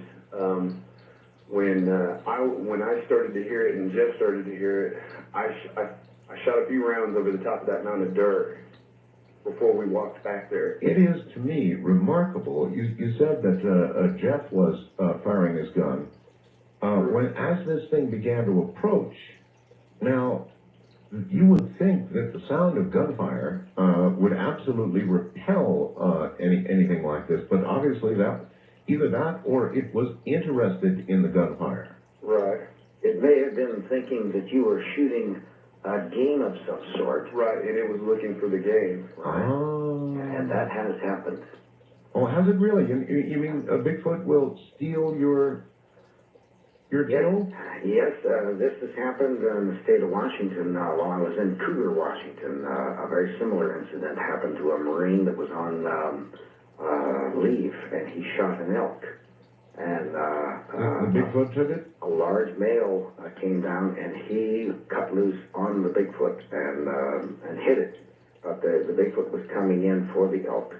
And also, a few years prior to that, this was in the early 70s, there had been a hunter that had been killed there that had shot several rounds after he had the elk on the ground and had begun skinning it. And he fired several rounds, and unfortunately, he was badly beaten. Dan, have you tried to draw this creature that you and Jeff saw? No, I have not. Did you report this? Yes, I did. I reported it with David Wilbanks online, and he's at southernbigfoot.com, and that's where my stories, both of the stories that I just told you, are posted at. And since I've met with him in the last 8 months, we've been going back, and we've casted 2 different sizes of prints. One which was fairly small. Oh, you have casted prints? Yes, we've been back since then. Once after the second encounter with Jeff, I came home and I started looking online. I started looking at Bigfoot. Because this is something this was all new to me. I'd heard about Bigfoot. I'm only 32 years old, but Bigfoot, you don't hear about it every day. And I started looking online, and I ran across Southern Bigfoot, and they're based out of Oklahoma. And I contacted David Wilbanks, and he was real receptive. He came right up here, and the first day we went out there, we casted 2 tracks, 2 really great tracks. How big? I'm approximately about 13 inches long, and I'd say about 6.5 inches wide. Well, officer, maybe you understand now, when a witness has a hard time describing a perp because they were in shock, maybe you understand. Oh, yeah. I can definitely relate to it now.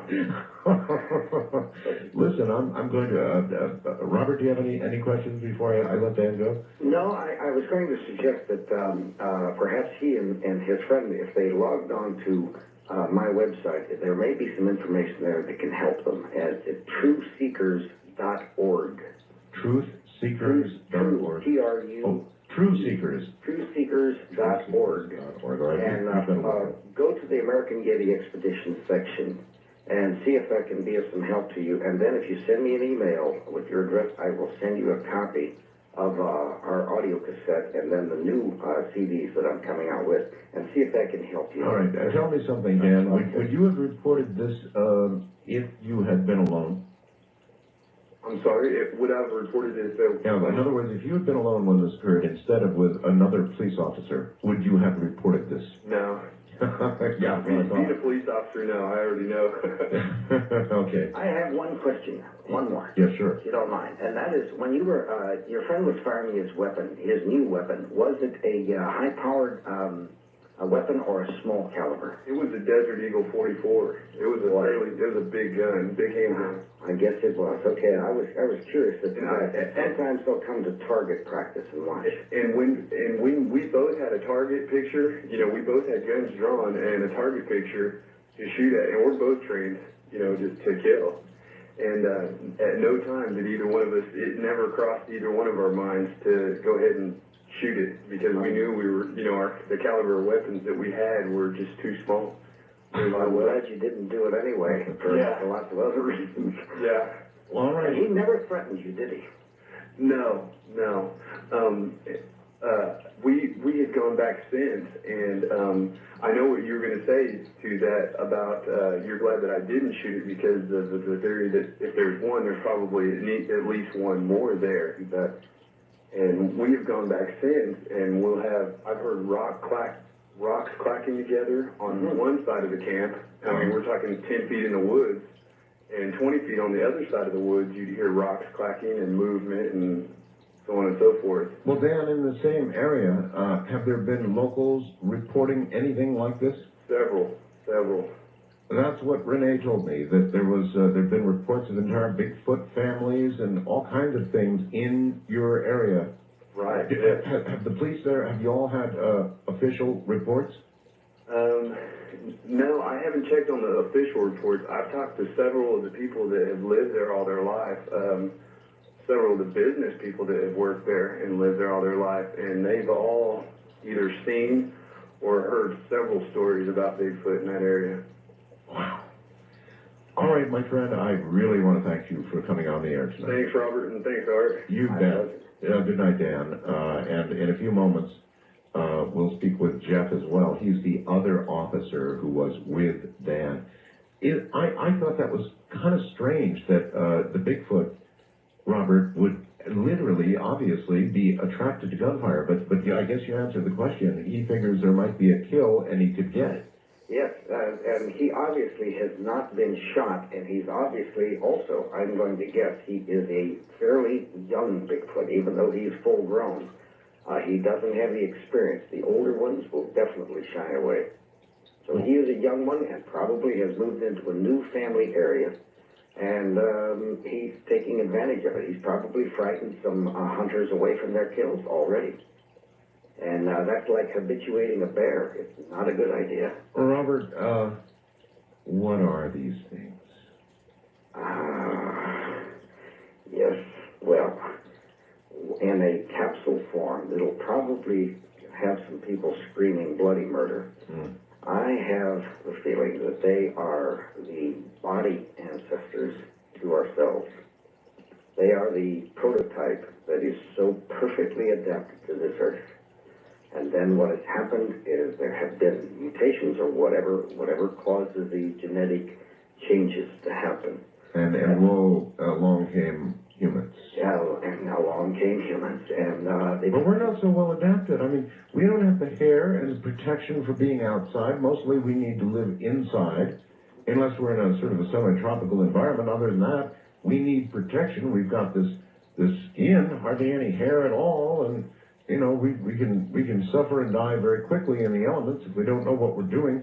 We're not adapted very well at all for the elements. We're terribly adapted, actually.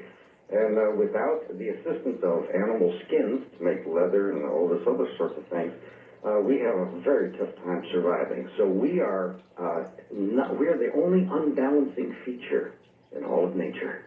I'm curious, how many reports, like the one you just heard from a police officer And here come I don't know whether it's his partner, but another police officer backing him up. How frequently do you get reports of this caliber? Oh, quite a few, quite a few. And it's usually behind, I must really take my hat off to these gentlemen. Most police officers speak among themselves, but they never go public because there's a possibility they could lose their jobs if they have the wrong kind of people around them. In Ohio, for instance, someplace I'm very familiar, they had quite a few sightings, and I questioned that myself when I went down to the sheriff's department. Right. And so happened my cousin was a sheriff officer, and some of their most senior officers took me into one of those questioning rooms, closed the door, and then told me what they themselves had seen. But they had been given an order by the sheriff in this county that if they discussed it, they would lose their jobs. Yeah, well, They can't protect you. They're afraid, and there's religious problems there. just like there is all across society. It is so sad, and why we can't face the truth, but it's not in the index. Oh, somewhere in time. Tonight featuring Coast to Coast AM from December 11th, 2001. Robert Morgan is my guest, and because the officer I have on the line right now is actually on patrol, I suspect in his patrol car right now, we're going to hold the brake for a moment, and with Robert Morgan, go directly back to Oklahoma to a patrol car and an officer named Jeff. Jeff, are you there? Wait a minute. Let's punch button. Jeff, are you there? Yes, how are you doing this morning, Art? Hi, Jeff. You're in the same police department as Dan? Actually, he works for one just to the east of me. Okay, so you're adjacent towns, Yes. but you know each other quite well. Yeah, we actually used to work for the same department back in 95. Oh, okay. All right. Were you ever partners? Yes, we were, actually. Oh, you were? Yes. All right. Well, I'm sure you got to hear Dan's story. I sure would like to get your take and obviously just reinforce what he said. Right. So, I guess I'll start with, we went to the woods. We were pretty far off the main road. We'd, like you said, we went down along the river, and we found this place that we were going to camp at that evening, and it started to set up camp. And I had bought a new pistol the week before and had brought it along. I was going to test fire it and try to get used to it. I guess I fired probably about 20 rounds or so, and Dan had kept on asking if I'd heard some rustling or something up on this hill. And I hadn't heard it. I'd been shooting, and once he pointed it out, I still didn't, it didn't come to me as far as I could hear it. well, your hearing was probably impaired. Right. That 44 Magnum is pretty loud. Yeah. But we'd decided to took a little bit of dinner. It was just before dusk, and we turned the radio on the truck, and we're sitting back and we're eating, and it was starting to get dark, and Dan had pointed it out again to me, and that time I heard it, and it was just like a quiet rustling in the leaves, probably I'd say no more than 50 yards over the edge of this berm, and it seemed like it was getting closer. And once it got, I would say, probably 20 yards away from us, it actually seemed like it was starting to circle us. Oh. First it was going to the left, and then it started coming back to the right. And we're talking a pretty extended period of time, because it was dark by the time it started coming back to the right. I would say probably 30 to 45 minutes that we were actually had turned the radio off and were listening. And in that time is when Dan had fired, 5 or 6 rounds over the hill. We're thinking if it's, an animal out there, it's going to run away, and it's not going to bother us. But if it's somebody out there messing with us, they're going to say, hey, I'm over here, don't shoot. Right, sure. And nothing. It didn't run away, and there was nobody out there, saying, hey, there's somebody out here, don't be shooting. And I'll be quite honest with you, I was starting to get a little anxious. Mm-hmm. Well, Dan told us about the confrontation. In other words, you got around there with flashlights. Right, and you shine flashlights on this creature. And Dan said it raised itself up. And was probably, he said, about 8 feet tall. You concur with that? At least 8 feet tall. He didn't really get much of a look at the face because he admitted he was in shock. And I can imagine you may well have been too. Did you get any sort of look at its face? At the face, no. No, I didn't. In fact, the first thing that crossed my mind when I saw it was, it's time to get out of here. Yeah. And I was headed to the truck, and I was leaving with whether Dan was coming with me or not. Oh, really? Yeah. Did you mention that to Dan? Actually, when he grabbed a hold of my shirt, I figured he had the idea because I told him, I'm going with the truck and we're getting out of here. You did say we. Yeah. Good. All right. So then you really concur with everything he said. Is there anything he said you can add to? Other than, I mean, it really did seem like it was maybe crawling on all fours. When I first saw it, it was as if it was standing up and like it was on its knees. And even when it was on its knees, it appeared to be at least 5.5 to 6 feet tall. Aye, aye, aye. And as it stood up, that's when, I don't know if you want to call it fight or flight, but I was ready to fly away and get as far away, as fast away as I could. Makes all the sense in the world to me. You two had a gun. Yes. And you had reloaded, and you were all ready to go. You could have fired that weapon. Why didn't you? It never even crossed my mind. In fact, until I got back in the truck, I didn't realize that I had the gun in my hand. I knew I had it, but it didn't cross my mind until I tried to open the truck door, and there was the gun in the way. Very, very interesting. So, in other words, you totally back up Dan's story all the way. Yes. Jeff, one last question. How have your fellow officers reacted to what the two of you have said? I think I might have told one other officer that I work with about it, my partner that works with me now on midnight. But I didn't tell my wife about it for over a month after it happened. And other than her and my partner now, I've told my dad and my uncle, and that was only a month ago. I haven't talked to anybody about it. You think you saw Bigfoot? I know I did. Robert, any questions for Jeff?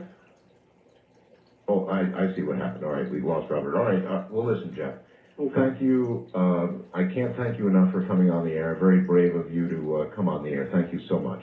Art, it's been a pleasure. Thank you very much. Good night. And I'm going to have to get Robert back. All right, so there you have it. You have two police officers corroborating each other's stories who do not think but know they saw Bigfoot. Robert Morgan is an expert on all of this. He'll be back shortly.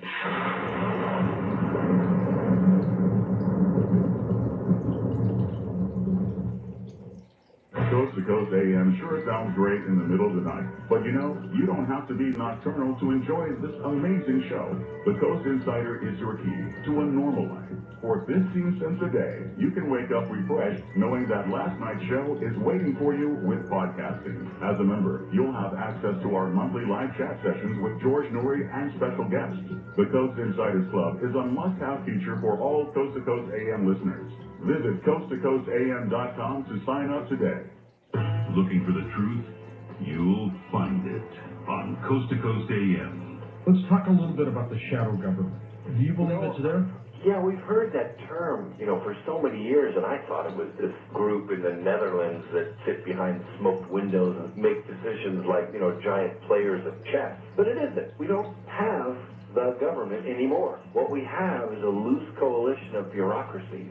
But we have no representation in that government. So when I look at the Constitution, I see it as a really inspired and eternal document that has been sidestepped in almost every legal way possible. So the process itself has been intentionally manipulated to facilitate a certain style of government. And it's taken a while to set up, but I think it's set up now and it's working just the way they like it. We need a systemic change in order to let the Republic be representative of the people again. You're listening to Art Bell, Somewhere in Time, tonight featuring Coast to Coast AM from December 11th, 2001.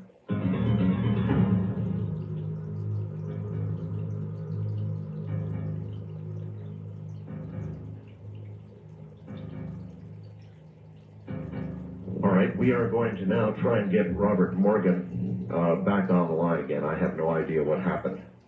Sometimes those things do occur. Right in the middle of an interview, you just get knocked off. And I don't know how that can happen, because actually we've got a system that prevents that locks a guest in. Okay. Let's see if we get through.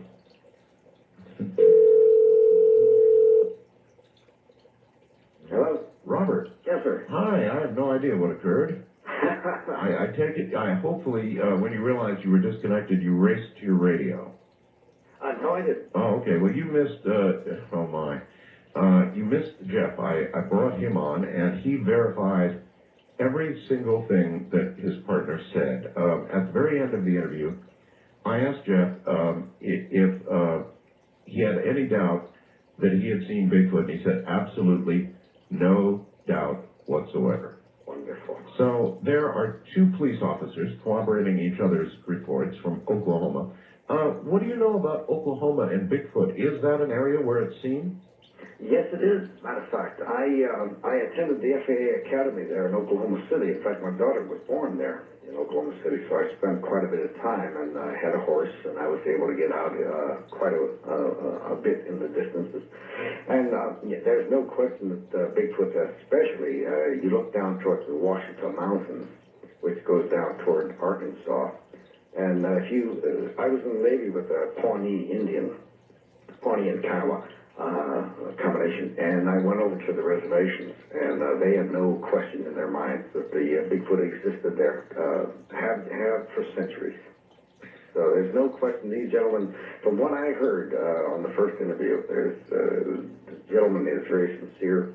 I think he's saying something quite accurate. Well, it is interesting that two police officers are willing to come forward on a subject of this sort. For the reasons that you laid down a little while ago with reference to Ohio. But I guess, departments differ wildly, and in some of them, I guess you're allowed to say what you saw.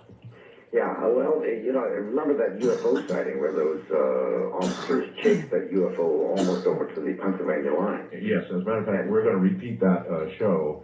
So many people have requested it. We're going to repeat that just around Christmas. Yeah, and I think some of them, didn't they lose their jobs, I believe? Some did, yes. Yeah, so the times are changing. Thank God, times are changing. But you've still got to think really hard before you report. When you and I were last speaking before the interviews, you were talking about some tracks. You remember? Yes. You were talking about some tracks, so pick up on that very quickly. You're talking about out in Trout Lake, yes. Yeah. Mm-hmm. Well, we had tracked a short distance, but none of us could believe that we were that fortunate, or that my program was that. We just could not believe it. So we went back to the truck and went on with our trek. And I think it was the second night in. We were quite a ways up. We had stopped the truck, and we were now on snowshoes and hauling a sled behind us. And we were getting definitely into the wilderness, and there were no tracks around us. It was just us. And we had camped next to a stream that was starting to flow. It was starting to break up. And in the middle of the night, we heard this snuffling, snorting sound that sounded like a horse trying to sniff the air. Right. And each one of us looked at the other, and we were awakened. And I said, "You go check it out." And I said, "No, you go. It was your idea." So none of us checked it out. And the next morning, we went up over the top of this little ridge, and there was nothing there. There was just a small snowbank, and there was nothing there but this stream. So naturally, we thought we heard this. Well, collectively, the three of us must have been dreaming. A few miles further up, we found where someone with large feet, barefoot, had come out of that mountain stream, came up onto the road, turned around twice, walked back down into the stream, and continued going downstream. We had some unfortunate accident while we were up there, where we got into a whiteout, and the boots we were testing for a major manufacturer, we won't mention his name, froze my feet, and they were supposed to be waterproof, they weren't. Anyway, we finally had to trek out, and when we did get out, we found out that on the other end of that stream, going downstream into the White Salmon River, there had been indeed sightings. And about this time, they had had a sighting near Bonneville on the river, the Columbia River. So we pursued that. Of course, I was limping by this time on frozen feet. We got down there, and this is where I ran into Conrad Lundy, who was commissioner of the Skamania County, and I ran into the gentleman who owned the Skamania County Pioneer, Roy Kraft. And their hunters were everywhere. Everyone was there with their rifles, their shotguns, everything. I asked him what the hell was going on, and he told me. And I could tell he was a local. I didn't know he was the county commissioner. And he said, I suppose you're here to kill it too. And I said, absolutely not. And I went off on him. Mm-hmm. And being, of course, a very shy individual that I am. And I said, he said, well, it's not against the law. I said, well, it sure as hell should be. He said, well, I'm the county commissioner. I said, well, don't stand there. Do something. Somebody's going to get shot up here, and it's going to be more than the Bigfoot. Oh, yeah. So he took me down and introduced me to a gentleman by the Roy Kraft, and I wish you had met him, Art. This guy was the quintessential editor to a small newspaper. He had the cigarette ash that was longer than the cigarette. He had the celluloid, everything. You sound like the Roy Schneider of Jaws, Remember Roy Schneider out there? Oh, yeah.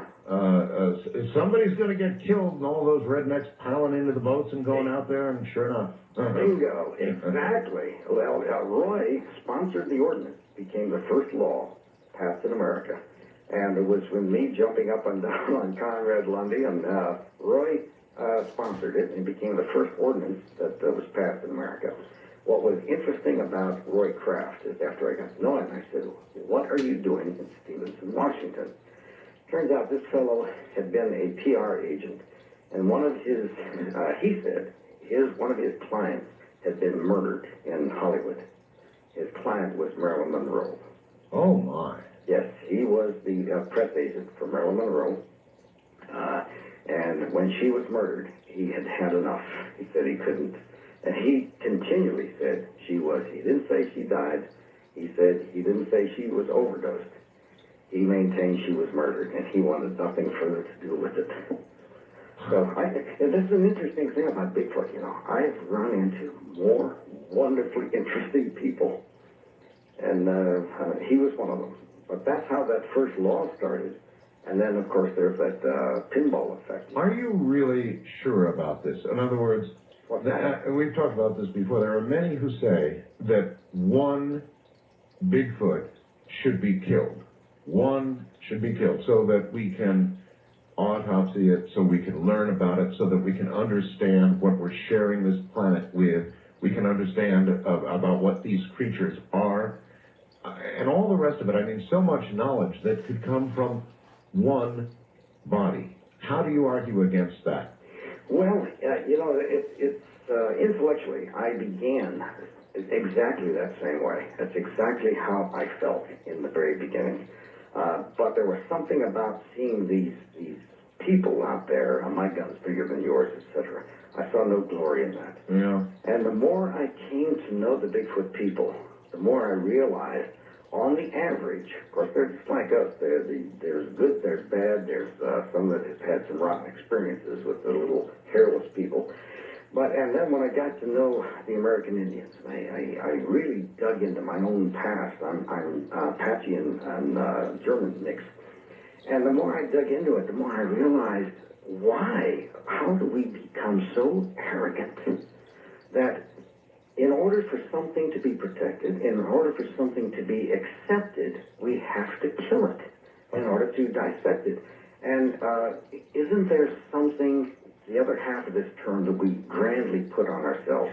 Well, because that's linear science, and that's linear law. In other words, science is not prepared to believe such a thing even exists until they can personally examine it, and those who generally write laws are not prepared to write one to protect a creature that is, in their opinion, myth. Mm-hmm.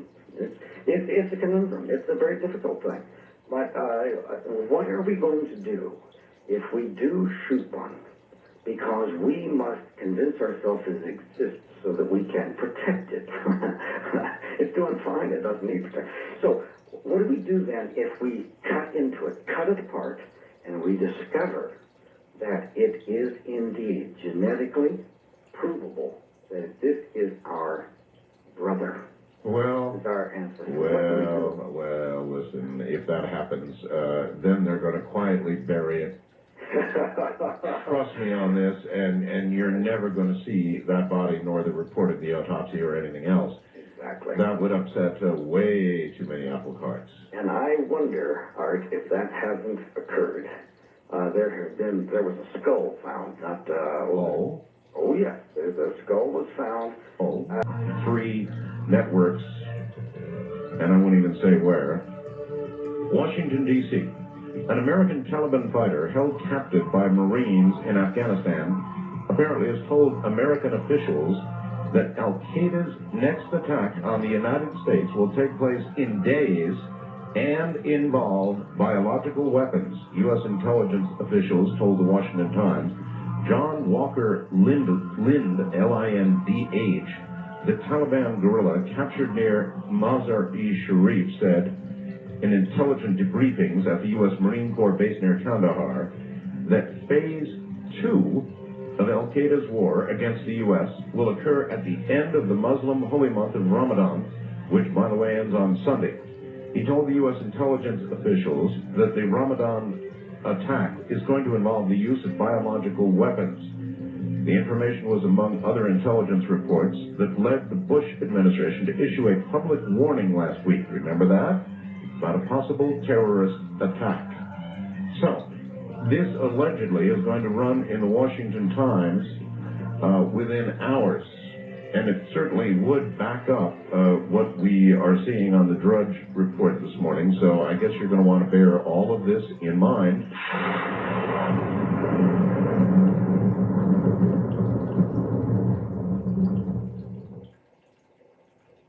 Coast to Coast AM.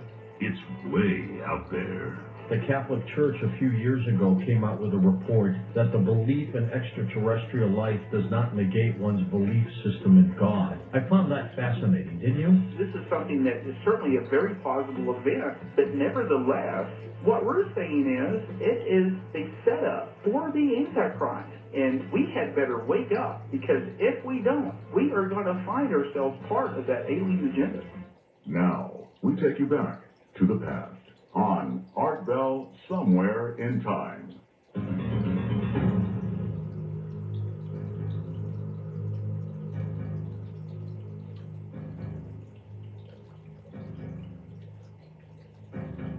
Tomorrow night here, we're going to have a Native American named Red Elk. He is a self-described half-breed Native American from the Blackfeet and Shoshone nations, member of the Hyuka Native American Lost Boys, which he is one of 12 inner Hyuka. Was one of the last 9 members of the Red Web Society who are working to bring understanding to Earth. He is the official keeper of the tunnels, official keeper of the pyramids, temporary caretaker of the Flying Dragon Drum, very sacred drum on the Hopi Nation, the altar carrier of the nations, and he is going to tell us about a world underground that is going to blow your mind. Red Elk tomorrow night on What's Below Our Feet. Now back to Robert Morgan. And Robert, you know, I should tell the audience, and I want to make this very clear. I have a recording of Bigfoot, as you know, or is what is said to be Bigfoot. This recording I obtained from Linda Moulton Howe, who played it with the permission of those who made the recording. That is where I got the recording. You know something about the provenance of this recording, don't you? I'm not sure. I'd have to hear it to know. Oh, you want to hear it? Okay, here it is.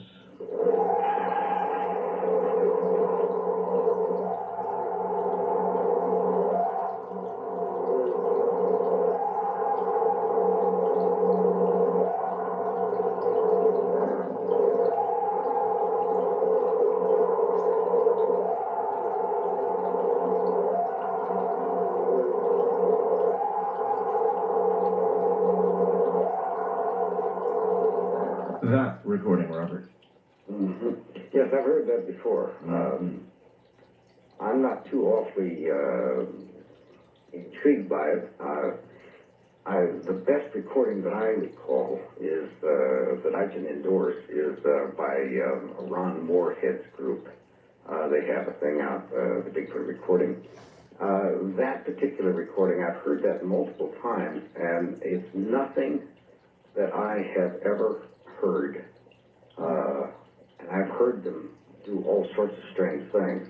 I have never heard anything like that. Have you heard a scream? Do they make a screaming sound? Oh, they make all sorts of sounds. All right. I've got one other that purports to be Bigfoot. What about this one? Weird. Listen.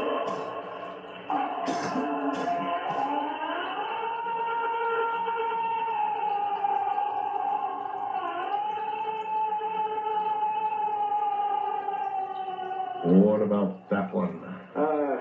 That falls in the same category. I've never heard those things.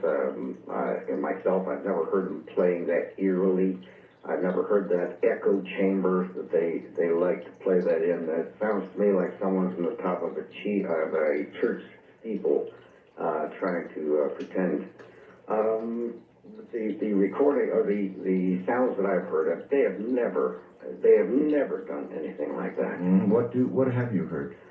Well, I've had them come close by and actually imitating birds, and then change from one bird to another in mid sentence, I guess you might say, or mid sound. Really? And I've heard a lot of the articulations that are really well represented in Ron Moorhead's and Alan Berry's recording. Where they actually appear to speak.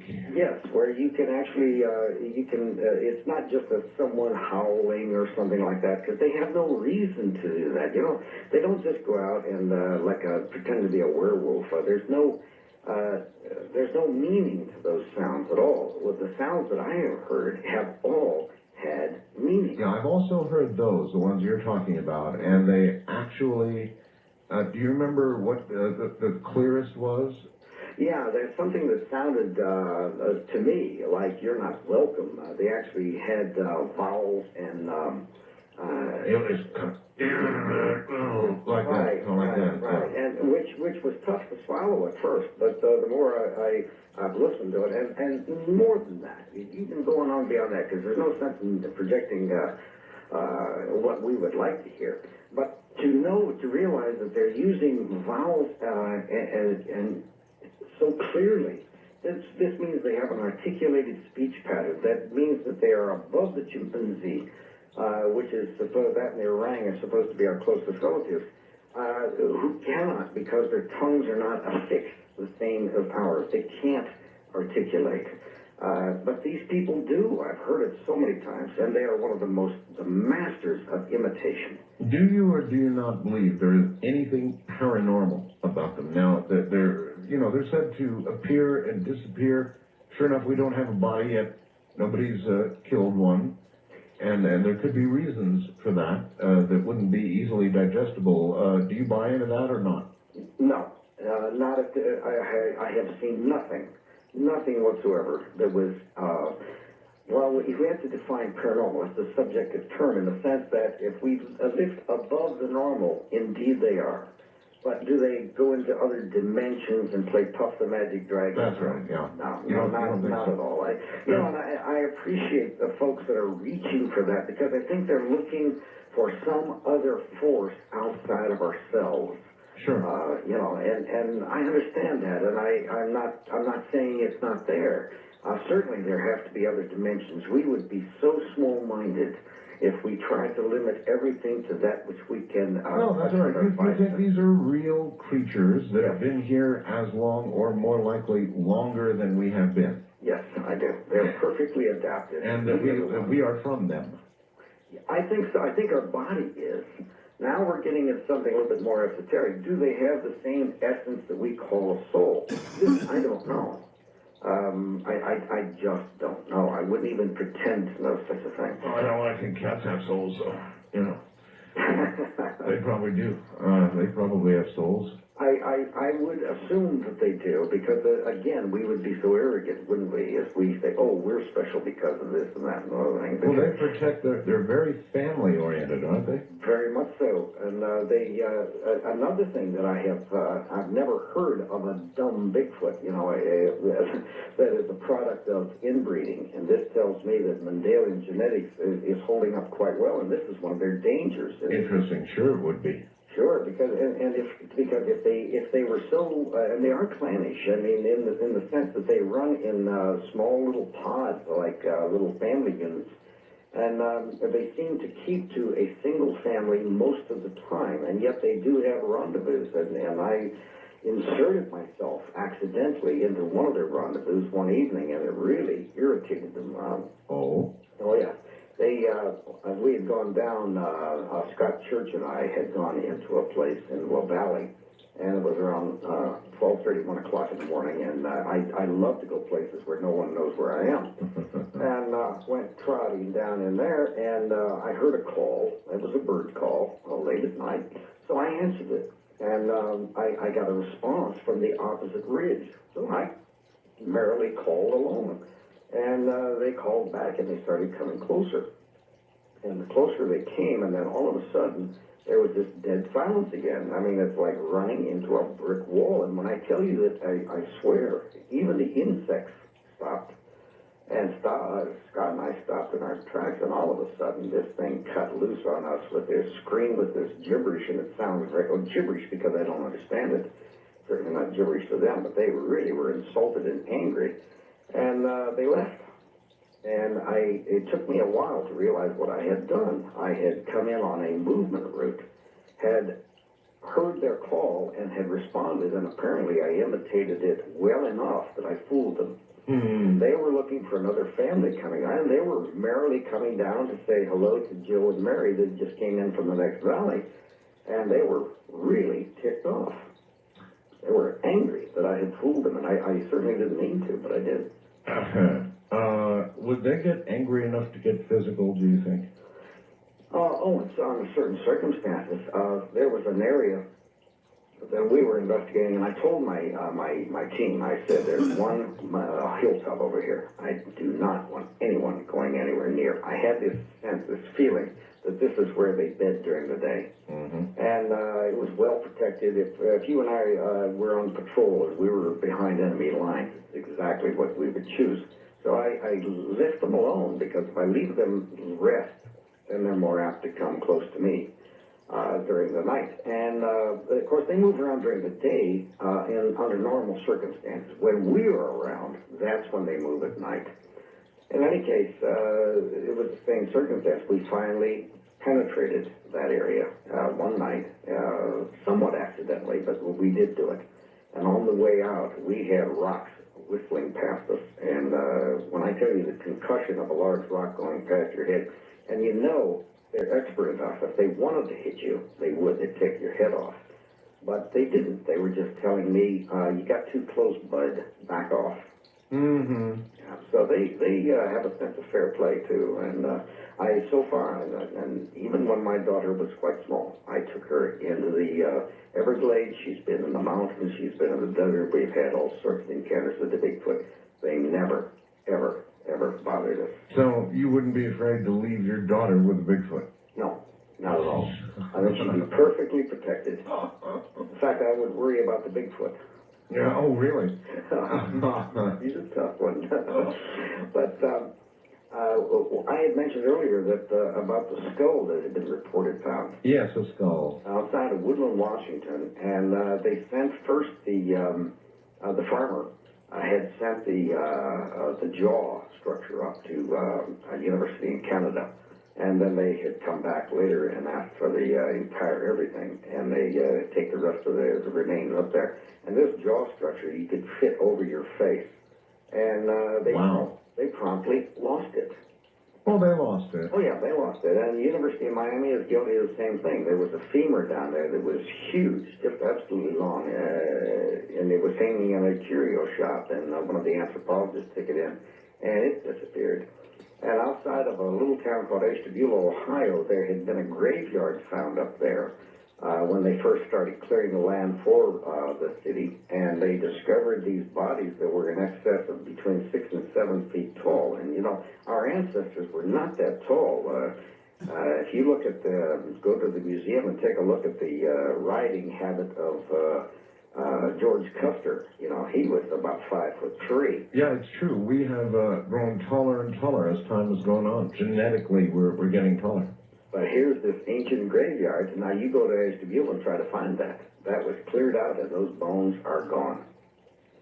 So, you know, as I've said so many times, we have this common prayer. Please, God, Allah, Buddha, whoever, please let me get through this day with a single new thought. And this is unfortunately true. You've got a couple of CDs out, isn't that right? Yes, I do. In fact, I sent them to you. I hope you received them. What are they? Explain to everybody what they are. The new CDs. I have made the Bigfoot: The Ultimate Adventure, which is an audio cassette, and it is true an adventure. It takes you into the woods and teaches you my method of coming in contact. But you only have so much time on a 90-minute cassette. I was bombarded. So finally I came up with the Bigfoot Pocket Field Manual. It covers 2 CDs, and these CDs give you absolute 100% everything you will ever need from the beginning. You don't know anything about Bigfoot to actually putting yourself in a position. They're 2 CDs long, and they're available now. They're just came off. They're literally hot off the press. Okay. Yeah, and the first 100 of them, as a matter of fact, they asked me to autograph each one of them. Really? Yes, and they're in production now, and they can be had if they go to artistfirst.com. They are our fulfillment agent. Artistfirst.com if they're on the web. Okay, how much? Those are, boy, you would ask me that. I believe they're $25 for the set.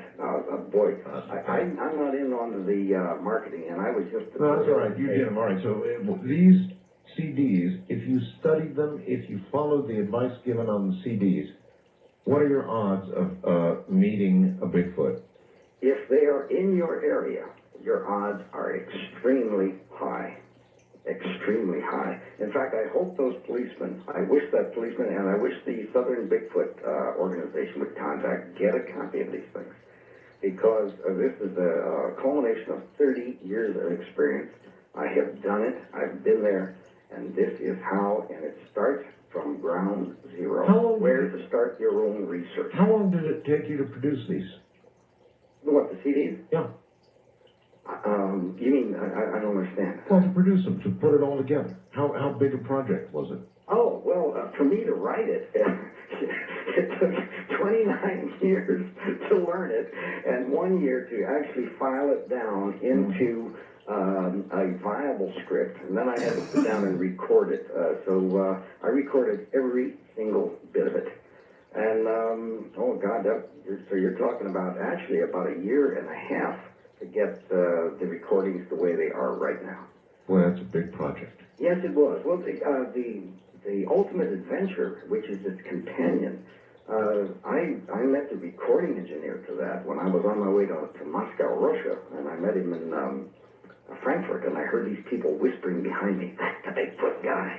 And I thought, oh, Lord, Zuck, I can't even go to Russia, you know. And he was a supreme engineer. He'd worked with Rod Stewart and Cher and the Jacksons and all this stuff. And he told me, he said, when we get back, if you want to do something, I will do it. Well, he did. He came to my home, built a recording studio, and spent 9 months. And nothing on that recording is canned. And the only thing is, he didn't have a sense of humor. He would not let me sing. He wouldn't let you sing? He wouldn't let me sing. All right. Well, that'll add to the attraction and buy, I guess. I don't sing either, Robert. I just don't do that. If you really want to meet Bigfoot, the website is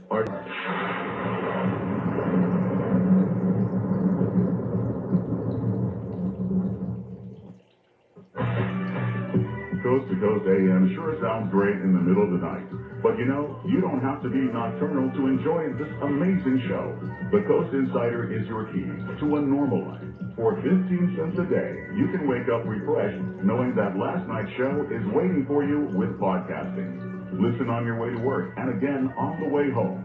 Or listen to one of over 1,000 archived shows from the past 3 years. As a member, you'll have access to our monthly live chat sessions with George Noory and special guests. The Coast Insiders Club is a must-have feature for all Coast to Coast AM listeners. Visit coasttocoastam.com to sign up today. You'll sleep like a baby, knowing you'll never miss your favorite guests and topics ever again. Remember, a 1-year subscription comes out to only 15 cents a day. Sign up today at coasttocoastam.com. Looking for the truth? You'll find it on Coast to Coast AM. Let's talk a little bit about the shadow government. Do you believe it's there? Yeah, we've heard that term, for so many years, and I thought it was this group in the Netherlands that sit behind smoked windows and make decisions like, giant players of chess. But it isn't. We don't have the government anymore. What we have is a loose coalition of bureaucracies. But we have no representation in that government. So when I look at the Constitution, I see it as a really inspired and eternal document that has been sidestepped in almost every legal way possible. So the process itself has been intentionally manipulated to facilitate a certain style of government. And it's taken a while to set up, but I think it's set up now and it's working just the way they like it. We need a systemic change in order to let the Republic be representative of the people again. You're listening to Art Bell, Somewhere in Time, tonight featuring Coast to Coast AM from December 11th, 2001.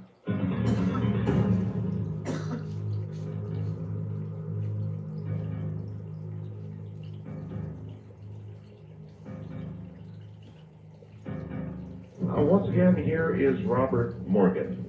Robert, hold on just 1 second. I need to pose for a picture here. I'm right here. All right, yeah, I'm going to do that. I still haven't got it right. Well, I'll do it here shortly. All right, Robert, I'd like to take you to the telephones and let people ask you questions. They know that you know, and so obviously they have questions. Sure, but I have a question for you. Yeah, fire away. Is it really true that we, for the Al Qaeda, that we changed Ramadan to Ramadan? Right. Is that true? No, Robert, that's not. Well. You don't want to go there. Yeah, I don't care to go there. Instead, I'll go to the phones. First on caller line, you're on the air with Robert Morgan. Hi. Hello. Hi. Good evening. Where are you, sir? I'm from Columbia, Missouri. Listen to you on 1400 KFRU. All right. This takes place about 2 years ago. About 3 of my friends, we were up hunting around Cody, Wyoming. And me and my friends, we're more like traditionalists. We try to preserve the style of hunting back to the mountain man type, with old muzzleloaders. You. And so we really have done a lot of research and a lot of, researching in clothing and weapon use and all that. Well, we were up in Cody, Wyoming, at a friend's ranch up there doing mule deer hunting in the old traditional style. And we were up there and we had shot a mule deer. We'd been up there about 2 weeks and finally shot a mule deer. We're up there with pack horses and we're cutting this mule deer up, put on pack horses. And all of a sudden what I thought at the time was this animal coming up. And it was kind of growling and snarling, not really snarling, but kind of baring its teeth. And I told my friends, I said, let's go with what we got on the horses and leave the rest. And so we went back to our base camp. Later that night, I heard rustling in the leaves. And I told my friends, I said, well, bears are trying to get to the meat. Let's reposition it. And we do. And didn't really notice anything. And got up the next morning, I asked my friends, I said, did you notice something odd about that animal yesterday? They just kind of said, yeah, I really hadn't seen anything like that, but we're not really from this country, so I figured it's something just native to this country. So, me too. So we go out and go scouting for more mule deer, and I come back, me and a friend of mine come back early. And I heard some rustling in the camp, and I said, and bears have gotten into the meat again. So let's sneak up real quiet and see if we can catch it and scare it off. So we sneak up to it, and there's this, looks like a guy in a I don't know, have you ever seen the old pictures of the Indians or the mountain men with big buffalo capes around them? Oh, yeah. It kind of looked like that, but it was not quite. I mean, the hair was long. We're like, what in the world is this? And we sat there and watched it, and this. I now know that it was Bigfoot, but at the time it didn't register, you know. And we're watching it, you know, look at our packs and stuff like that. And our packs are the old basket style packs, you know, not the metal frame, wood and basket weave. Let me tell you, they're a killer on the shoulders. But you know, he's just real intrigued, or Ed, I don't know if it was a he or she, is just real intrigued with what we got. Well, we finally said, well, I don't like this, you know, let's just kind of just real nonchalantly walk up and kind of see if we can't spook it away. And so we start walking like normal, and sure enough, it kind of just, it runs away, and it's a little spook. Well, later that day, we was eating lunch, and I happened to notice the same things across this creek that we're camped at. I said, boy, look at that. And we sat there and watched it, and it watched us for probably, I don't know, it seemed forever, but it's probably more like 30 minutes. And I said, now, wonder what that is.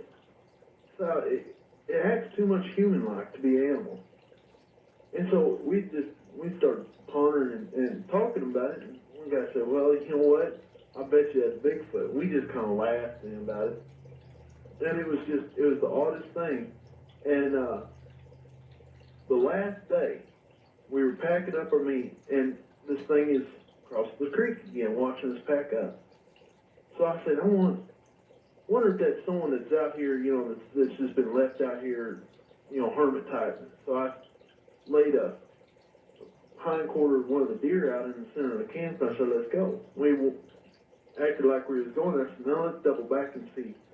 And as the Bigfoot had come across the creek and was eating on a little bit on the leg of deer.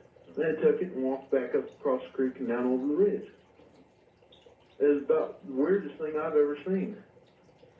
Well, what you performed was something very similar to what the Native Americans would have done and are continuing to do, and that is to share what they have.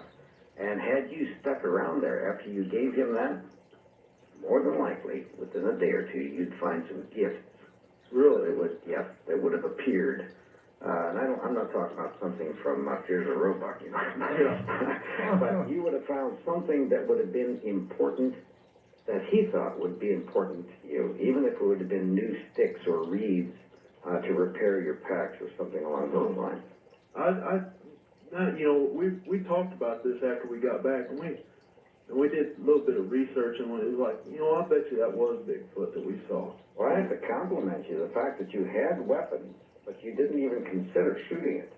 And no, we're talking muzzleloader type weapons, and I mean, we was like, we're more of the type that, you know, only shoot what you're gonna eat, and that's it. Boy, good for you. And I agree, good for him, and you know that, and he's about the third tonight that said that you know, like it never even occurred to them to shoot it. And do a lot of people who get near Bigfoot come back with that same story, that it just never occurred to them to shoot? More and more are coming to that, because, and I want to say that some of my colleagues that are like myself are getting through to people, and I hope we are. And more people are reacting to the Bigfoot as well. It's not bothering me. And of course they're cautious, just like the police officers. They had their weapons in case. But they didn't do, unfortunately, what Bugs did, the fellow that we've talked about before. And, everybody wants to know about Bugs, and of course it ended, at least for now, when Bugs' wife said, oh, no, you don't. And we have not taken it any further than that. I tell you, though, on reflection, I absolutely believe Bugs. I don't know about you. You listen to the story, and what do you think? I am ready to go to Texas. I was very surprised, and on top of that, I was extremely impressed and pleased. Even scientists had contacted me offering their services especially out of UCLA. I had people from the state's attorney's office contact me. I had Texas police officers, detectives, people wanting to help. That was quite an event, and I hope that Buzz is listening, and I hope his wife lets him out of the closet. Well, he knows that I stand ready at a moment's notice to take him up on his offer and to pass it on to you and to take a trip to Texas. He knows that's true, so we await that call, Bugs. Listen, with respect to your CDs, is it true that all the profits are going directly to an organization to help further research? Oh, absolutely. The profits go to the American Anthropological Research Foundation. Well, how in God's name are you making a living? I beg your pardon? How are you making a living? Oh, hijacking cars, things like that. I've always been fairly lucky that way. I go out and I make my money, and then I go back and spend it. That's what it's all about. And if I die with more than $26 in my checking account, I'm going to be very angry. You know, that's kind of the way I think about money, too. All right. Wild Card Line, you're on the air with Robert Morgan. Hello. Hello? Hi there. Hello. Oh my goodness gracious, can I say something real quick to you, Art? Yes? Before I make my point here. I am so grateful that you're here. I missed you so much. Me and my wife, my wife and I, we cried heavily when you were gone. Well, I'm grateful to be here, too, sir. Thank you so much. And I'm so glad that you did what you did for Rush. We all prayed, and you know, it was a great thing, and I'm so glad we cried when you were back. Well, I wish I could tell you all I know about Rush, but I can't right now. I know, I understand. Things will be apparent in time. All right, anyway. Exactly, okay. So, hey, Robert, I have a good friend that, he's called up on the Art Bell show a number of times under several assumed names because he's a very paranoid sort, just like most of us. And anyway, so he says that he knows in the Shasta area, of course, all the, the stuff that goes on in Shasta and the Shasta Mountains, that's a whole different program. But yeah, it's kind of like tomorrow night's program. You're going to want to hear that, sir. But anyway, your point is?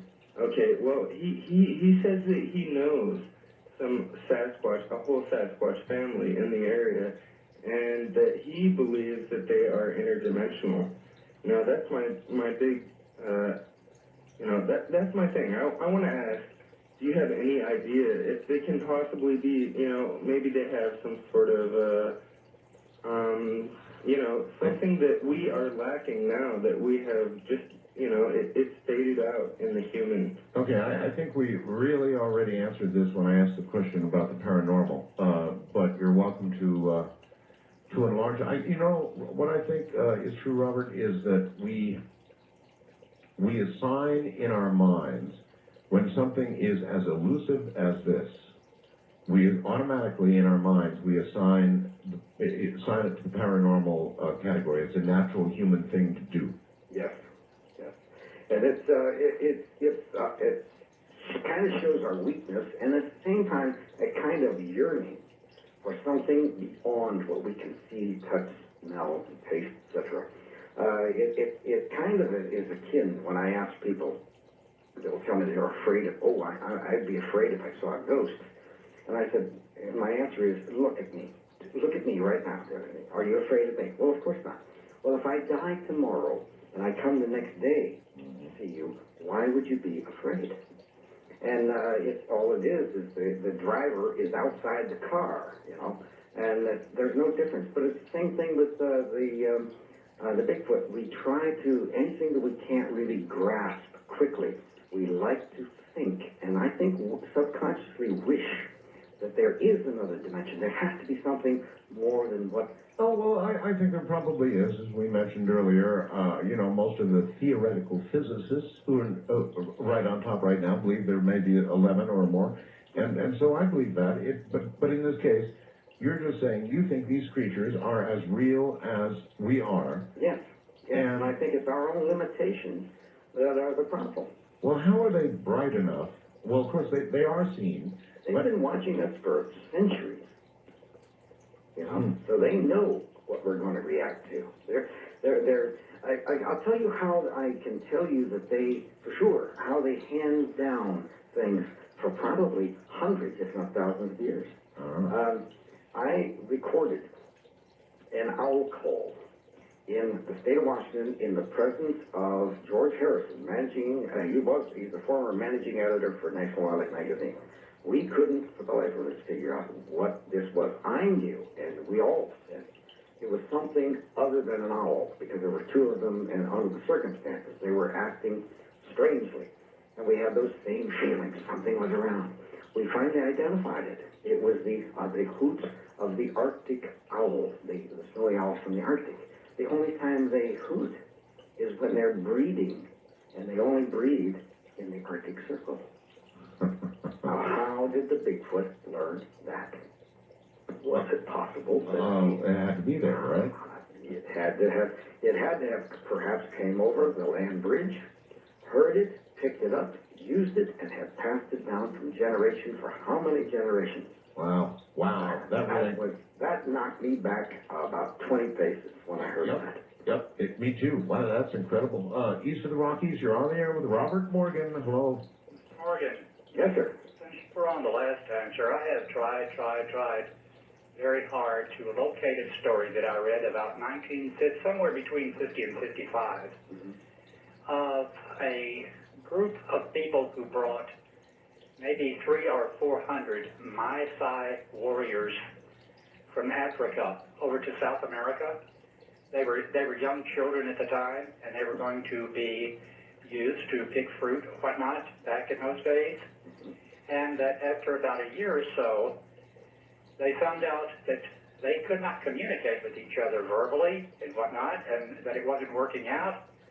So they took the majority of them up to the rainforest and left them there. And I was wondering, have you heard any of this story? No, I have not. Well, you know, after you were on the last time and you were telling about these things, that popped into my mind, and I started thinking about that, how they could have come up from South America through Mexico into the Southwest. Well, the Maasai, these are human beings. We have descendants of the Maasai playing basketball. Oh, I know. So these are actual human beings that you would be able to identify in a New York second. I will say there is in South America, in Venezuela, and especially in Ecuador, they call it Mor Grande, otherwise the big monkey.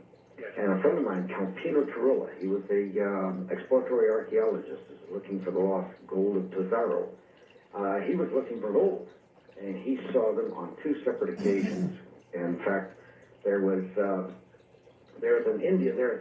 feeling among the Native Americans, and it seems to go even to South America, that if you really do something bad toward the Bigfoot, you have what they call bad luck.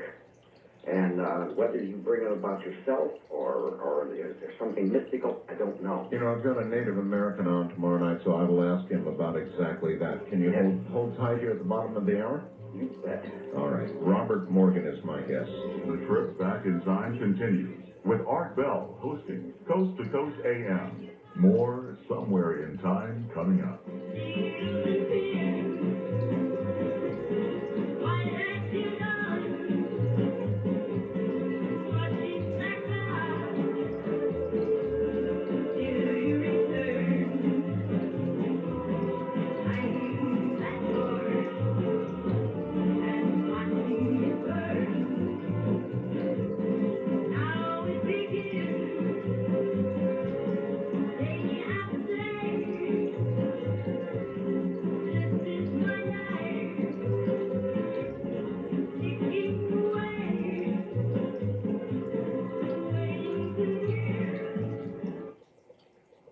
Guess what?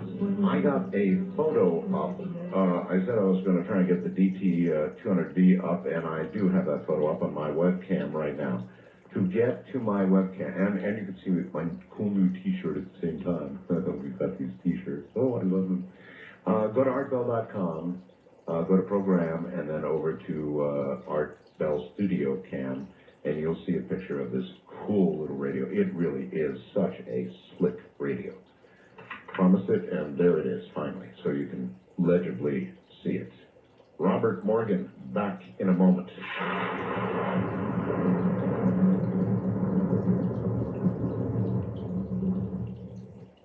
You're listening to Art Bell, Somewhere in Time, tonight featuring Coast to Coast AM from December 11th, 2001.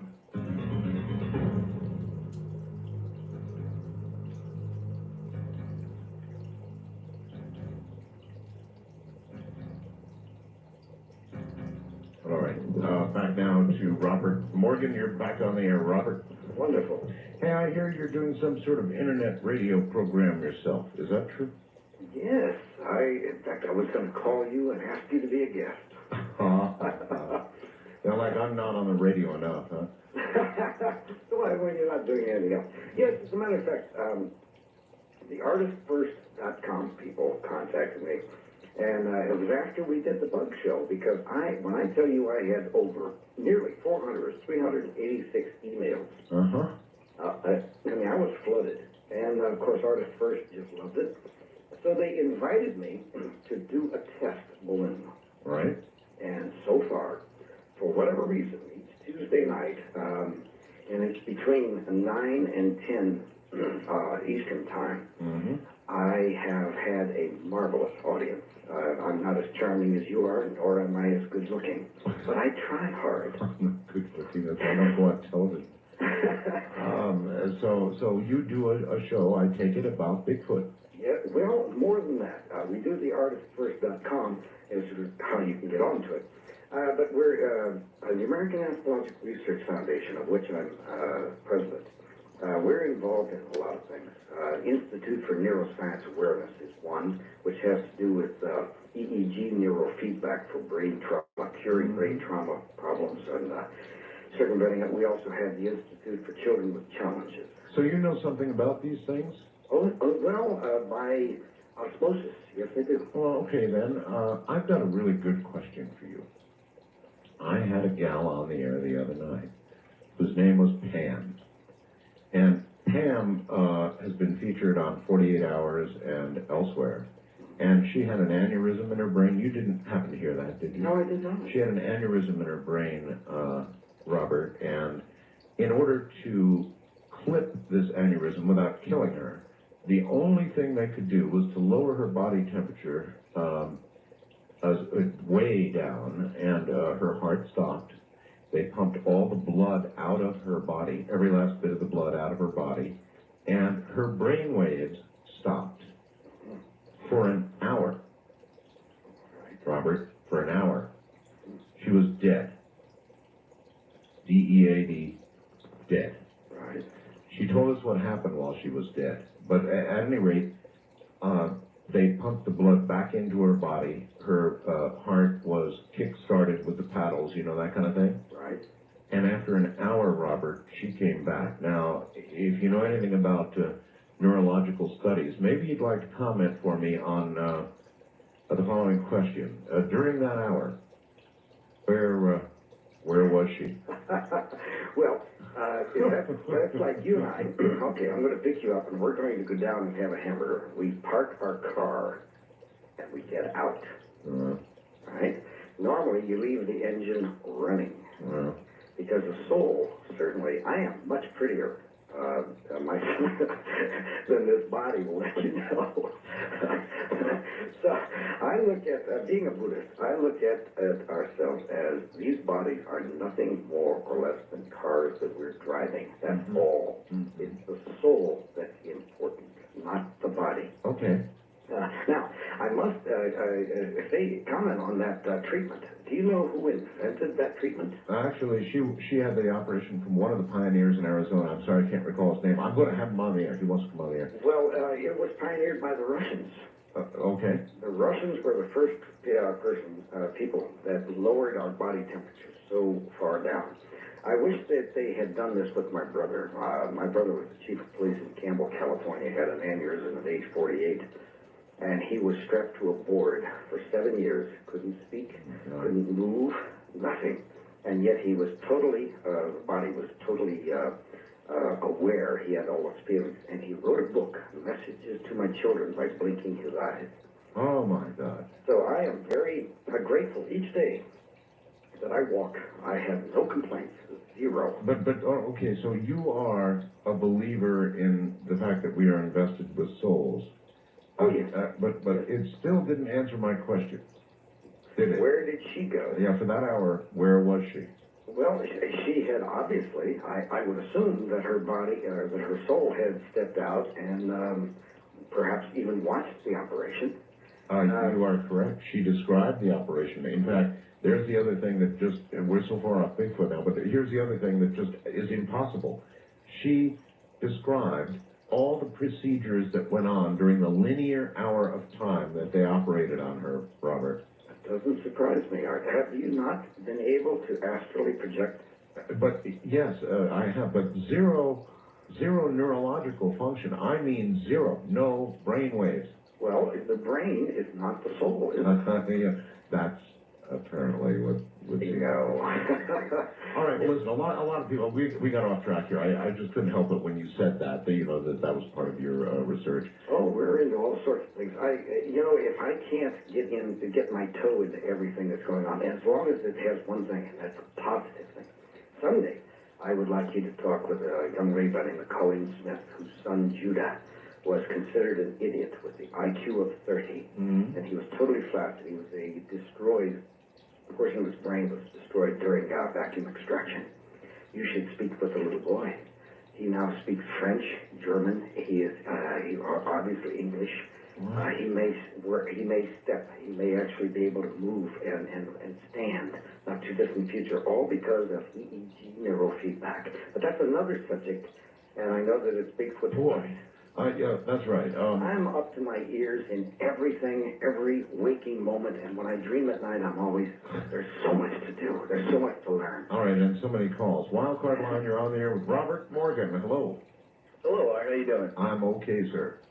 Incidentally, that bumper music was great at the bottom of the hour. I just went to Graceland over Thanksgiving. It was a great trip. Good for you. Yeah. I had a question for Robert. I'm a physical anthropology student here at the University of Oklahoma, and I just got done with a Yeti research paper. And one of the questions I had upon doing the research was that I'm assuming that, I guess there's a lot of geographical variations that a lot of researchers in this field kind of acknowledge, like Yeti, Sasquatch, and South American, counterpart to that is the Kurapira, I think, or something like that. Well, you have isolated gene pools that would modify themselves within their environment. That's right. Right. I was just kind of wondering, are these variations considered subspecies, or are they derivations of the same line that are considered one species entirely? Well, first of all, it wouldn't be considered by anyone because science hasn't really accepted it yet officially. Unofficially, between you and me, yes. Because, for instance, I noticed the difference in the body type in South Florida, in the Florida Everglades. They're tall, very slender, very almost emaciated in comparison to the giants that you find and of the massive chest and all of this. And the rationale behind that, I'm a slow learner. Believe me, it takes a long time for things to sink in. But I discovered, the key deer that they have in Florida are tiny because they don't need that massive body around them to keep the intestines warm. And so what happens here is things have adapted. So the Bigfoot sightings in Florida would be distinctly different. Isolated gene pools also would be multiplied according, I'm sure you're familiar with Mendelian genetics because you'd have a fallout when you have certain groups that have been isolated in certain areas for X period of time. Two things are going to affect them. First of all, their environment, and second of all, the gene pool from which they can draw. Am I right? Right, that's exactly right. I was just like, there seemed to be so much literature on the subject, and based off that, I had understood that there was just a lot of groupings into different categorical kind of divisions based off the environment and geography. Just even around the Himalayas, there were several subdivisions of the Yeti phenomenon there alone. And it was I just found it pretty fascinating that there was so many of these kind of regional things that were all locked up together based off just the literature that was involved. Well, the major differentiation that I've been able to, the primary thing that I've been able to note in the Himalayas, for instance, and I'm trying so hard to put things together. I want to go to Mongolia. There's an isolated area there, but I think I'm going to try my methodology, my protocol for contacting them passively, and I might get my beam knocked off over there. Maybe we'll find out. But the major differentiation is in the color. The color of the skin, or not of the skin, but of the hair among the youth in America, in North America, I'm speaking, is reddish color, and then they turn black as they become an adult, and then of course become grizzled gray. I don't find that. I don't find any variations at all, any reports at all among the Yeti and Himalayas. Now I've been to Georgia, the Republic of Georgia, and out of Tbilisi up in the Caucasus Mountains. And Zaina, the female there, was pure black and things like this. And they seem to be more related to us than they did to the Himalayas. That's amazing. So you'll have some fun with that. Yeah, thanks a lot. All right, Fuller, thank you. And I've got a really, really interesting email here, Robert. It says, hi. In order for a scientific name to be valid, a type name-bearing specimen is needed. However, you don't need to shoot one. The best approach is to look for fossils in caves, especially ones that are natural traps. If Bigfoot exists, there are fossils gathering dust in museum. Paleontologists, including me, use search images. If you don't know what you're looking at, you don't recognize it. The way past this is to appeal to grad students. Post a reward for confirmed Bigfoot fossils. Offer a year's supply of beer, and the fossils will be found in a month. This is from a paleontologist. Well, I stand up to salute that gentleman, or lady, whoever it may be. I had a feeling you might agree. Thank God for a scientist like this. I don't know who they are, but I wish you well with all my heart, and if I can gather that much beer, I will let you know. A natural trap. That's kind of would be an interesting place to search for artifacts, wouldn't it? Yes, it would, except for one a problem here. You're dealing with a human-like species. Now, how many Neanderthals, Cro-Magnon, etc., have we found in the tar pits or places like this? We have found very few. Very few. And I don't know of any. Now, there may be some, but I don't know of any. Well, the idea is that if you fell in, we wouldn't hunt alone. We would be out someplace. And Art, if you fell into one of those traps, I'm going to get you out. Okay? And we'll throw you a rope. I will find a way. I'll break a tree off and send it down. So we're an elephant. Of course, they will try to get their people out, but they can't do it because of their massive weight. They're going to go down. So you're going to find mastodon. You're going to find things like this. You're going to find deer, because deer don't help one another. If one gets in trouble, the rest run away as they say, God, it's not me. Yeah. So when you're dealing with a hominid, I'm not sure. How many monkeys have we found? Oh, it's a very good point. No, excellent point. Well said. East of the Rockies, you're on there with Robert Morgan. Hi. Hello? Hello. Yes. I'm calling from New Franklin, Missouri. Yes, sir? And I was wondering if Robert knew anything about a town called Louisiana, Missouri. I have heard of it, yes. About 25 years ago, there was a sighting in Louisiana, Missouri.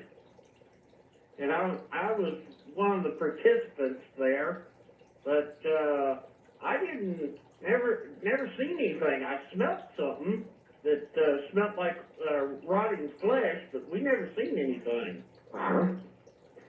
Is that Robert, what a Bigfoot smells like? Rotting flesh? Well, okay, now I'm going to have to gross some of your people out. That's all right. It's real late. Go ahead and gross them out. All right, here's a theory that I have that I think is pretty accurate. Let's go back to Native Americana. If we wanted to hunt buffalo, we would dress like a buffalo, walk hunched over like a buffalo, and if you found fresh buffalo scat, if you're a good hunter and you have a strong stomach, you're going to roll in it. Exactly how you're going to get close. I had so many reports that were so oddball, Art, I just didn't accept them. I couldn't believe it. Is that one of the ways that you get close to a Bigfoot? I mean, have you done this? Have you gone down and rolled in poop? No, it's the opposite. What has happened is that I had report after report after report of Bigfoot rolling where we dumped or pumped out our septic tanks. Oh, man. Absolutely rejected it. I thought this was the most ludicrous. But I kept getting them. And suddenly it dawned on me, and thank God it was for Nino Cochise, my adopted father. He said, look, dummy, I think that was his favorite name for me. Hey, dummy.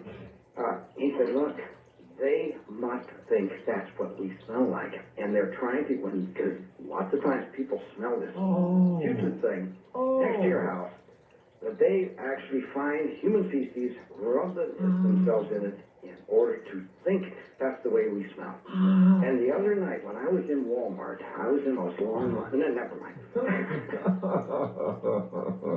You thought you detected a Bigfoot in lines. I could tell where we got that idea. But, you know, when you think of it logically, coldly, not emotionally, you think of it coldly, this would make sense from their viewpoint. It would, sure. Yeah. Yeah, of course it would. You know, the Vietnamese, when they were hunting us, they could tell we were in the area by our smell. They could smell an American. Yeah, I know. Okay, so why not? So if I were shot down behind their lines, I just might. You know, if I just might. I'm going to live. Robert, bless you, my friend, and good night. Anytime. Take care, and you can be sure there will be another time. Welcome to Art Bell, Somewhere in Time. Tonight featuring Coast to Coast AM from July 31st, 1995. From the high desert and the great American Southwest, radiating from Tahiti and the Hawaiian Islands, going west to the Caribbean and the U.S. Virgin Islands in the east, south well into South America, and north we fully bleed to the North Pole. We'll have to wait and get a report on that one, but I'm sure it makes it. This is Coast to Coast AM, keeping the name, getting bigger, just deciding it includes other coasts. Welcome, everybody. Good to have you. It's a brand new week. I'm Art Bell, and this is live, unscreened talk radio. Now, we are welcoming, let me see, KVNA AM, Flagstaff, Arizona, the network. Hello, everybody in Flagstaff. Big one. 10 kilowatts on 600 from Flagstaff. Now, it's kind of a little bit of a hole where it was hard to hear down there. Not anymore. WARA AM in Attleboro, Massachusetts. Now, this also is a big one. 5KW, blazing into Providence, Rhode Island on 1320. Attleboro, Massachusetts, Providence, Rhode Island, welcome. And WAZL in Hazleton, Pennsylvania. How about that? Hazleton, Pennsylvania, 1490 on the dial. Also welcome to the network as we continue to grow at an outrageous rate. Oh, 200, here we come. There's going to be a big party here in, we think, a few days, actually.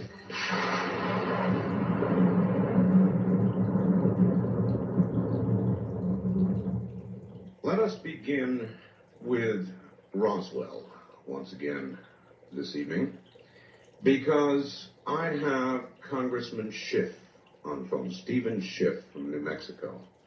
Now, for those of you that know about Roswell, you already know about Congressman Schiff. I think the best way to tell the story is, to those who don't, is to just simply get him on the air. And a genesis of how all this began. Congressman Schiff, welcome to Coast AM. Good morning, Art. Thank you for having me on your program. Well, I think you're a good person to get up at after 2 o'clock in the morning back there. Well, let me say first, I know we owe you one. I want to say to you and to your listeners, I apologize. I was supposed to be on last evening, and a miscommunication solely on our side. Well, I didn't realize it was confirmed, so glad to be on tonight. Glad to have you, and I know it's a particular stress because I know you're on the Waco Hearings Committee, and I think they on occasion go all night. Congress goes all night. And so it's rough. All right, Congressman, let's go back a little bit before we get to what's happened, and one of the reasons I want to have you on. How in the world did you get involved in the beginning in all of this? In other words, why call for an investigation into what happened in Roswell? What piqued your interest? Well, first, I just want to get in our one thing and hope we can get to it at some point, but this is just for listeners in New Mexico. There was a article in the Albuquerque Journal Saturday morning written by a gentleman named Richard Parker, who's the Albuquerque Journal's Washington correspondent, about the General Accounting Report that I received Friday and released Friday, that states my conclusion that this was a balloon, and I have never stated any conclusion. So, to say the least, this article is way off. So, at the appropriate time, I'd like to go back and we absolutely will. But starting at the beginning, as you asked, I must say I've never asked for an investigation of the Roswell incident in those terms. What I asked for was what government records might still exist about the Roswell incident so that I can make those public, and which I've now done. Why were you curious? Was it a constituent? This goes back now to the end of 1993, and I started receiving letters from inside of New Mexico and some from outside about the Roswell incident. Now, I've lived. I'm originally from Chicago, but I've lived in New Mexico and Albuquerque for over 26 years, so I've heard of the Roswell incident. And again, as you said, for listeners who might not be familiar with it, the Roswell incident was 1947, and there are two things that are not in dispute about it. First is something crashed in 1947 near Roswell, and Roswell is located in southeast New Mexico.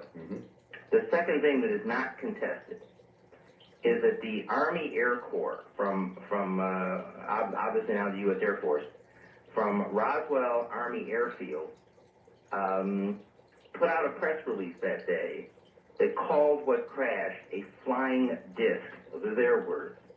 And flying disc, we would say today, flying saucer. That's exactly what they meant, an extraterrestrial visitation. And needless to say, that created quite a commotion back in 1947, as it would at any time. Sure. And about 8 hours after the Army Air Corps said it was a flying disc, they came out with a statement that said, "Oops, we made a mistake. It wasn't a flying disc; it was a weather balloon." Which of course raises the question: can't somebody tell a weather balloon from a flying saucer? But those facts, as I have given them to you, are uncontested. After that, disagreement begins. There are many people who believe that that was really a flying saucer, and in some cases, some people believe complete with alien bodies from the crash. There are other people who do not necessarily accept the flying saucer theory or extraterrestrial visit theory, but they don't believe the weather balloon theory either, which turned out to be, at the very least, that turned out to be appropriate thinking, because the military rejected the weather balloon theory recently. That didn't mean they adopted an extraterrestrial visit. Well, but they readopted the weather balloon. They said, well, it wasn't a weather balloon, it was a special balloon. Well, right, with some differences, and that leads to where the Albuquerque Journal story is all wrong, I think. But I got these requests. What the requests were everyone who wrote said, the military is not telling us the truth about Roswell. It is not a weather balloon. And as I said, the military has at least conceded that point much later. Now, it is quite clear, Art, that a number of the people who wrote believe this was an extraterrestrial visitation. Yes. I don't think necessarily all of them did, but they all had in common that they felt it wasn't what they were told. It wasn't a weather balloon. So, I Secretary of Defense, then the late Les Aspett, telling them about what people were saying, who were writing to me, and asking for, could you send me back an official explanation of Roswell, and then I will pass it on back to these people who are contacting me. Okay. And as a side note, having lived in New Mexico for many years, I knew what the Roswell incident was. I didn't know how prominent it's become. I didn't know, for example, that a TV network was preparing a movie about it, or that books had been written about it. Actually, I viewed this as, although somewhat different, I suppose, in subject matter, otherwise a routine request. We in Congress, of both parties. So just really a constituent service. Exactly. Nothing unusual. People, the subject matter was a bit unusual, but people write to us in Congress, in both parties, regularly, and say, I would like information about a certain subject. And we go to that agency, and the agency sends us information. We send it back to the constituent. And that literally happens day in and day out in Congress. Sure. And I thought that this would be just as routine. And so when I sent my request to Secretary Aspen, I thought that this would be, nothing out of the ordinary. In fact, I thought the explanation would be, we've looked into it over the years, and here's what it is, and please send that to your constituents. Now, that's what I thought was going to happen. That is not what actually happened. Well, I said I thought this was a routine request, and we do this day in and day out. But the response I got from the military was anything but routine. Can you describe it? Certainly. I got a response back from the Air Force, and I have no problem with that. If the Secretary of Defense sends something to the Air Force, that's also routine. The Air Force sent back about a one-sentence letter that said, we sent your request about Roswell to the National Archives, period. And to say the least, I was taken back by this, and I was taken back because, first of all, I didn't write to the National Archives. I wrote to the Department of Defense. You expected an answer from them. I expected an answer from the Department of Defense. Second of all, there's normally a certain protocol of offer to help when there's a congressional inquiry. And this one basically said, why is this on my desk? We sent it over to the National Archives. And one columnist described me as offended by that. I wasn't offended, I was surprised. So I wrote again to the Secretary of Defense, and I said, is this the answer you really intend to stand from the inquiry I made? And I got back another letter from a Special Assistant Secretary Aspen that you might say was written in more diplomatic language, but essentially said the same thing. Go check with the National Archives. So, okay, I can get a hint.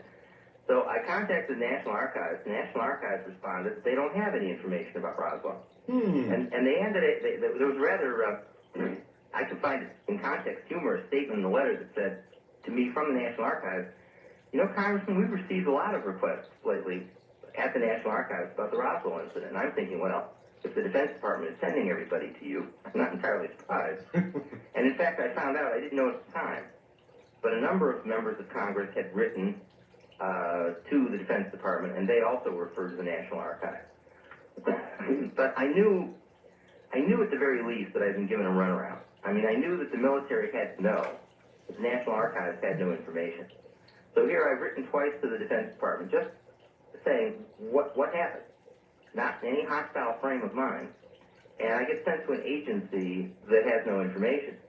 And at this point, I was not happy. Can I put it to you that way? Not happy. Not happy at all. But the question is, what are you going to do about it?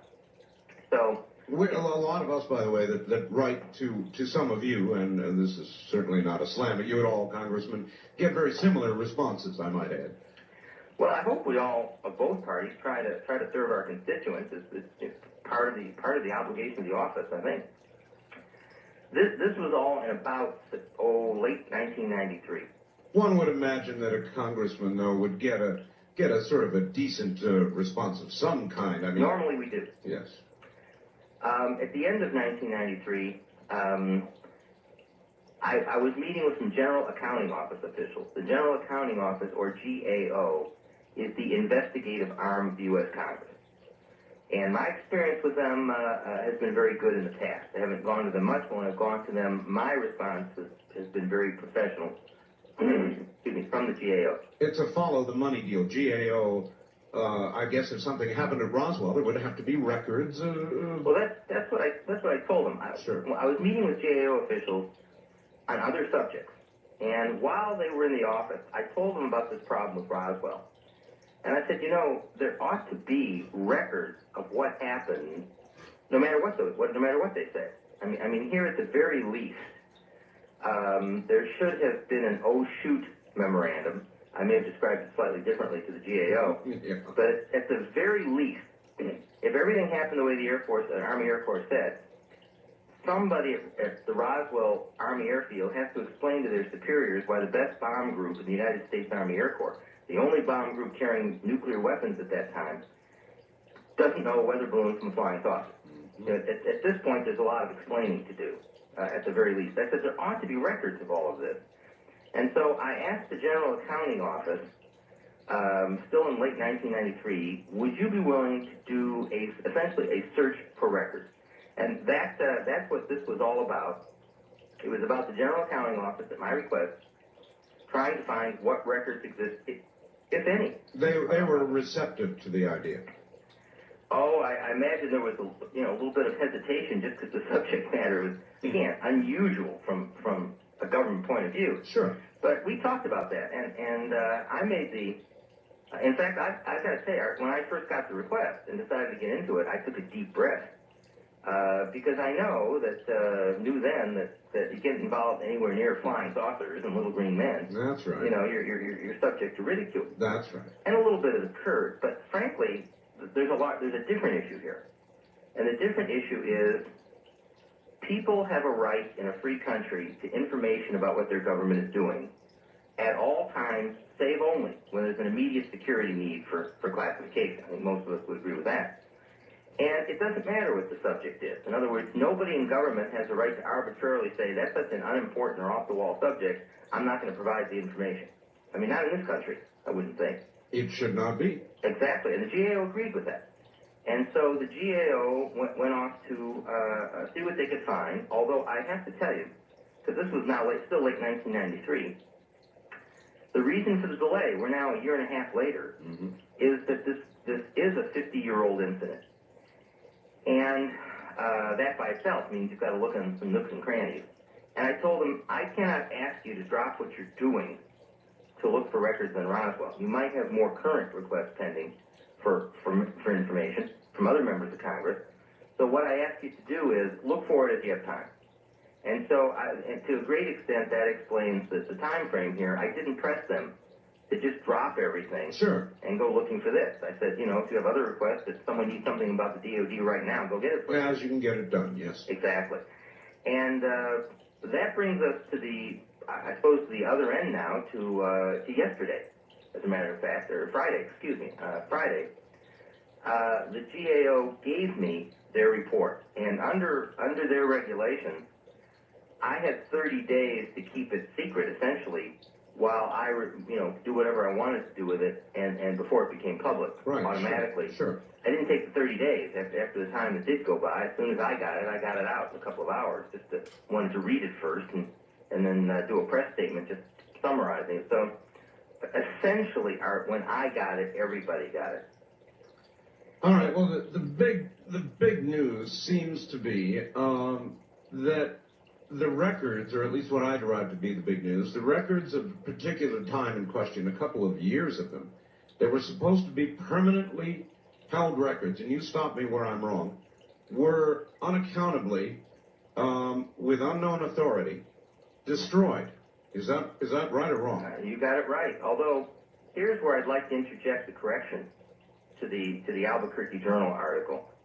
The Journal article says that I personally concluded that this was a balloon, and the balloon they're talking about, it comes this way. In September of 1994, this is several months after I've asked the GAO to do this investigation, the Air Force issued a new report, and the new report said that they admitted that this was not a weather balloon, which is interesting because that's what they've been saying for almost 50 years, that it was a weather balloon. Correct. And a weather balloon, by the way, never fits the circumstances. This doesn't mean that it had to be an extraterrestrial, but there is really, in my mind, a great deal of testimony that at the crash site there was a high degree of military security, that the remnants of what were taken were flown on a single plane off to be examined at Wright-Patterson Air Force Base ultimately. Now, you don't do that with a weather balloon. You don't treat a weather balloon that way. No. And so it was obvious to me that it wasn't a weather balloon. I don't even know if you reuse them. You don't do. Right. I wouldn't know, but I don't think you have. There was a number of people who said security was stopping people on the roads going towards the crash site, and that doesn't happen for a weather balloon. And so that part of it didn't surprise me. What the Air Force said the crashed vehicle was still a balloon, but a much different balloon than a weather balloon, as they describe it. They described it as a then classified military project to determine if the Soviets were exploding nuclear weapons in the atmosphere.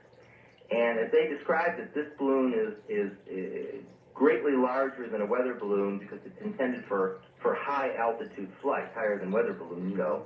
And it carried equipment different than a radar tracking device, simply, which is what a weather balloon would carry, again, as I understand it. And in September of 1994, the Air Force said, you know, this is what it was not a weather balloon. And just to again briefly state this, because I know many of your listeners are not from New Mexico. Right. The article in the Albuquerque Journal stated that I concluded that it was this second balloon, and the headlines is Schiff, the crash with the balloon. Flat wrong. What I did say was, and the only conclusion I've ever stated is that I didn't believe the weather balloon story. That is not the same as saying, therefore, I do believe a new explanation. Did the Journal contact your office or talk to you prior to their... No, they got it from the press release, and Gee. Well, really, same this press is the quote. release? I'm going to take an extra second, if you don't mind, just read this to you. No, go ahead. If this is reading from the Albuquerque Journal article, it says, Schiff concluded after receiving the report, but not in quotes, it was a crash of a classified Cold War device. And here's the quote. At least this effort caused the Air Force to acknowledge that the crashed vehicle was no weather balloon, Schiff said. Well, the quote is accurate, but the quote didn't say what the Journal said it said. I mean, the quote says, I agree it's not a weather balloon. The quote doesn't say I concluded, therefore, it is the new balloon. So, newspaper people are so creative. well, but in addition to that, let me tell you, the headlines was Schiff, Roswell UFO balloon, which is inaccurate, but let me read the headlines, kind of tells you what the rest of the story says. All right, can you hold on to that for a moment, Congressman? We've got one of these network breakthroughs. All right. Okay, we're going to break here and come back and get the rest of the story from Congressman Schiff in Mexico. Congressman Schiff. What an answer it is they've given. Well, it wasn't a balloon. Well, it wasn't a balloon. Well, didn't happen. Did happen. We'll be back. You're listening to Art Bell, Somewhere in Time on Premier Radio Networks. Tonight, an encore presentation of Coast to Coast AM from July 31st, 1995.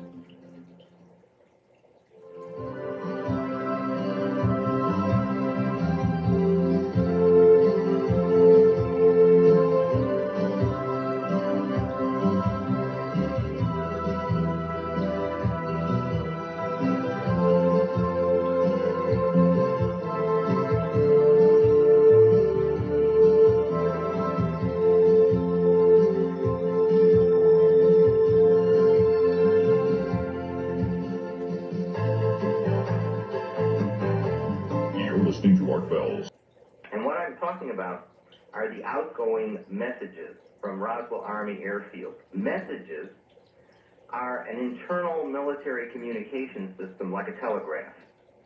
And I told the GAO that if we were going to find something, the most likely place to find something was there, because no matter what happened, there was enough national and even international interest in this that the military at Roswell would have been having to explain to all their higher-ups what's going on here. Absolutely. And I said, go look, even if it was, oh my goodness, you know what we did? We just called the weather balloon a flying saucer. I mean, whatever the explanation was, look there. And someone asked me, how do you know they wouldn't just use a telephone? And that's a fair question. The answer to me is they probably used both, because there was a great deal of publicity after the Air Force, Army Air Corps, said this was a flying disc. So one advantage of a message is you can hit a number of your higher headquarters at one time. So it could not be fairly concluded then that there simply was no paper trail at all, that there was nothing destroyed because there was nothing to destroy. Well, the outgoing messages would have been all the messages that were sent from Roswell Army Airfield that year. And so it's on whatever impossible. subject. Oh, okay. And I just thought that'd be a good place to look. Sure. For, particularly, I have a military background in another life. And the GAO reported that those records had been destroyed. And they said that they were destroyed without proper authority. Now, without proper authority means the military can't tell you who destroyed them or why. The military's response on that is essentially that other records were destroyed too. In other words, the military can't offer any explanation as to why these messages don't exist, but they said, well, the 1950 year outgoing messages from Roswell Army Airfield were also destroyed, and they were also destroyed without proper entries being made as to who destroyed them and under what authority. I, too, have a military background, and so I'll ask you this. A circumstance is it that records covering that period of the time for any base would be without authority or known authority destroyed? How unusual is it for this to have been done? Well, I can't really say. This goes back before my military career. The GAO estimated, after talking with the Air Force archivist, that the records were in fact destroyed over 40 years ago. The records were probably destroyed, before they said about 1956, so we don't know exactly when. So I don't know how common it was to be destroying records that perhaps shouldn't have been destroyed more than 40 years ago. A major problem, of course, is since the GAO has estimated that they were destroyed decades ago, they have really suggested no way of going further into this. I mean, it's not as if I can just call somebody into a congressional hearing and say, why did you destroy these day before yesterday? Sure. It appears that they were destroyed decades ago, and we don't have an answer. The Air Force implies that the destruction of records during this era was common. The only example they cite was Roswell for the year 1950. But and in fact, the batch these were in, the records were destroyed from late 46 to early 49. And then the Air Force says 1950 was destroyed, and that's their explanation. And I simply am unable to take it any further. So you're stuck at this point? I really am. I really think we've taken it as far as we can take it. I would say there is one other, with respect to records, accomplishment here, and that is certain agents. Do you have anything on the Roswell incident? And time after time, I saw the report. They came back and said no. It's my understanding by those who've studied this incident far more than I have that, for example, the Central Intelligence Agency, which says in this report that they have no records on Roswell, was never point blank asked and responded in the past.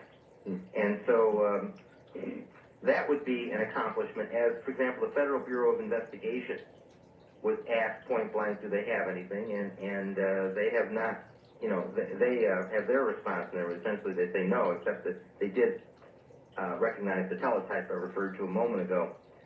I think probably the most important accomplishment was going back here to the fact that the Air Force acknowledged this wasn't a weather balloon. And it didn't take a rocket scientist, as they say, to come to that conclusion. But that was the first time that the military has said it wasn't what we've been saying for almost 50 years. All right, well, there is a survey out, just breaking news this morning, that about 3 out of 4 people do not trust the government. You are part of the government.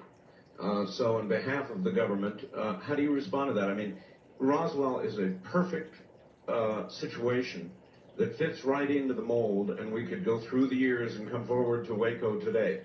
And 3 out of 4 Americans don't trust the government. Should we believe this story, in your opinion, about the destroyed records? Well, I have to hold on one more second.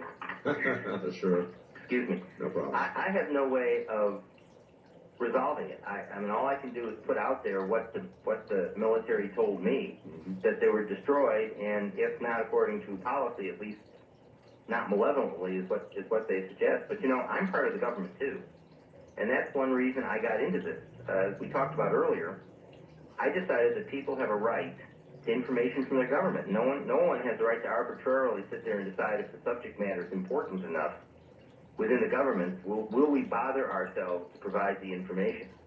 And I think to a great extent that was what the military did when they just passed me off to the National Archives when I originally went into this. And my view is I'm trying to get out everything I can. And we appreciate that, certainly, but you named the subject, Whitewater, the Nixon years, even now with Waco, and a million others. Things, gee whiz, blank videotapes, blank audio tapes. Rosemary Woods wasn't old enough to have had anything to do with Roswell, but, I mean, it's just 3 out of 4 Americans just don't trust and believe the government, and should they? Well, certainly in this particular instance, but let's stay with this one. Fine. Even if there was no cover-up here, the Air Force acted like there was a cover-up, and that's just as bad because it puts that idea in people's minds. In other words, when I first wrote to the military, they should have responded with whatever they were going to respond with. And when they don't do that, when they send, in this case, me, but also a number of other members of Congress, I have since learned, to an agency, the National Archives, which has no information on this subject, what are people supposed to think? And so there's no way I can definitively resolve the matter. Should you trust your government? How would you? The government hasn't acted like it ought to be trusted. Mm-hmm. Well, that's right. So how would you sum up your personal response with the word continued suspicion? Would those words be appropriate? I would use the word unresolved. I have brought forward all the records that the GAO could find. I've brought forward an explanation of what I asked them to look for that they can't find. And as I said, people can form their own conclusion. And some people will say, this is an understandable mistake, and that's all there was to it when the records was destroyed. Others will say, it's part of a continuing government conspiracy not to tell the public about Roswell.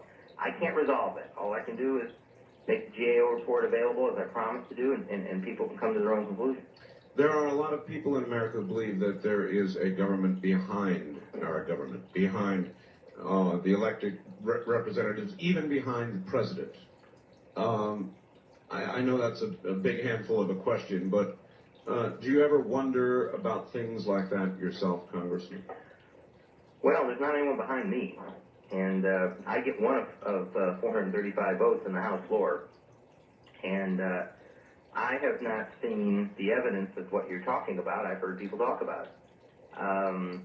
But not as far as I can see. When you guys are together in the now, no doubt, no longer smoke-filled rooms and just chatting among yourselves, is this ever a subject of conversation?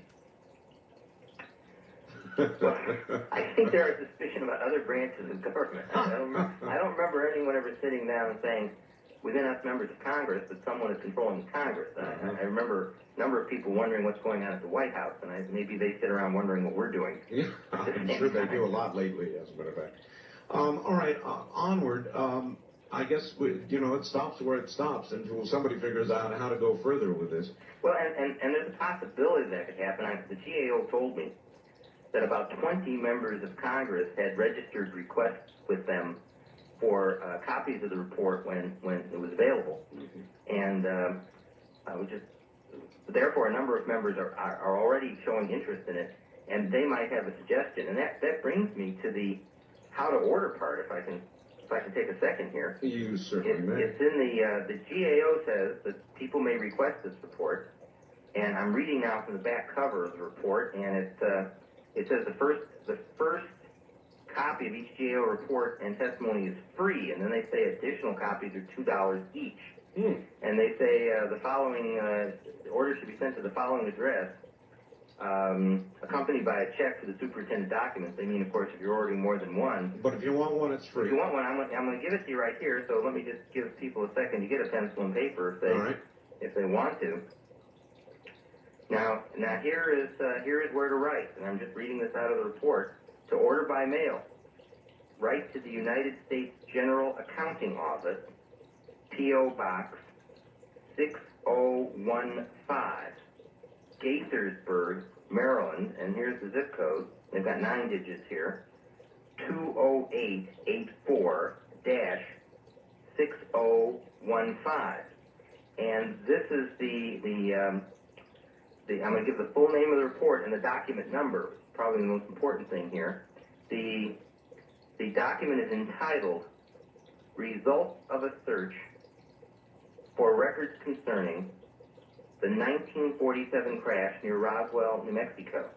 And it has an identification number as follows: GAO/NSIAD-95-187. And they say that's how you order one. We've had some delivered to our office in Washington. We're sending them on to Albuquerque. And first come, first served basis. We'll hand them out to whoever comes by. But that's how to get some more of them. Excellent. All right. There is, in London right now, in England, a man named Ray Santilli, who I had the pleasure of interviewing here not long ago. He claims to have come up with this film of the Roswell crash. Now, while the film is not out and won't be for a while yet for the general public, there are still photographs that are circulating that, as a matter of fact, he gave me permission to publish in our newsletter, and they are fascinating. And I don't know what to say of them, except that when I saw them, I was shocked, because instead of the typical little gray guys or green guys or whatever anybody generally in the UFO community expects to see, this thing appears to be almost human, eerily almost human. And I know that, or I believe that you've seen some of these photographs. How do you react? I saw the video. You saw the video. Right. An associate of Mr. Santilli, and it's my understanding that this film, which purports to be an autopsy of an alien, right, will be available. Maybe available now in video cassette. That's not a joke. I think they might be selling it right now. That's right. But it's intended for use in a British documentary about Roswell. Channel 4, I think. That I understand will be shown. That I understand will be shown in the United Kingdom next month. That's right. Meaning August. And I know I've been told that Fox Broadcasting has purchased the U.S. rights. Right. To this film, so I think it will be out here shortly. Well, how did you react? I mean, you've seen something we haven't seen yet. How would you describe your reaction to it? Well, I can't resist just one other quick aside here, and I want to tell you that this is really not Bash the Albuquerque Journal week with me. I've worked with these people for many years, but I just have to tell you again, for my New Mexico constituents who listen, that the Albuquerque Journal heard I saw this film, and a couple weeks after the fact, they called and asked me about it, and then did a front-page story about my looking at this film, and then proceeded to poke good-naturedly a little fun at me for looking at films about aliens.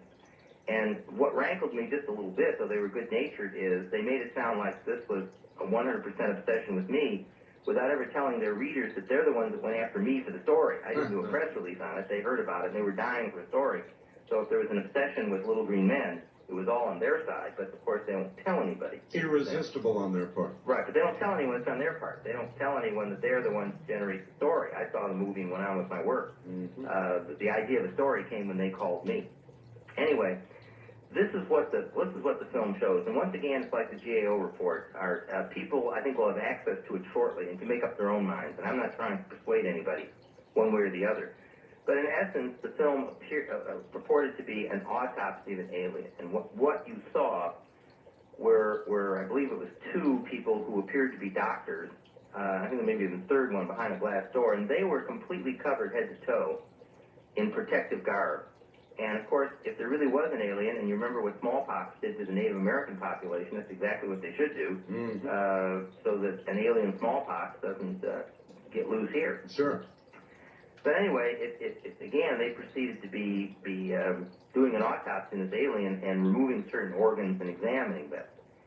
And I only have one conclusion at this time. If this was a hoax, it took some degree of planning. In other words, this was not a matter of two people having too much to drink at a party and saying, let's pull out the video cam and all pretend that we're aliens and do this. Somebody, if it was a hoax, somebody had to sit down and plan out how they were going to put this together and how they were going to get all the props and so forth. And it could be a hoax. The British who own it Mr. Santilli and his associates understand Yes. that it could be a hoax. They have told me that they are endeavoring to verify its authenticity, and I told them that I would inquire around our government, which I've started to do, about whether there's a government agency that might assist them, although they're going to some private sources that they think have sufficient technology.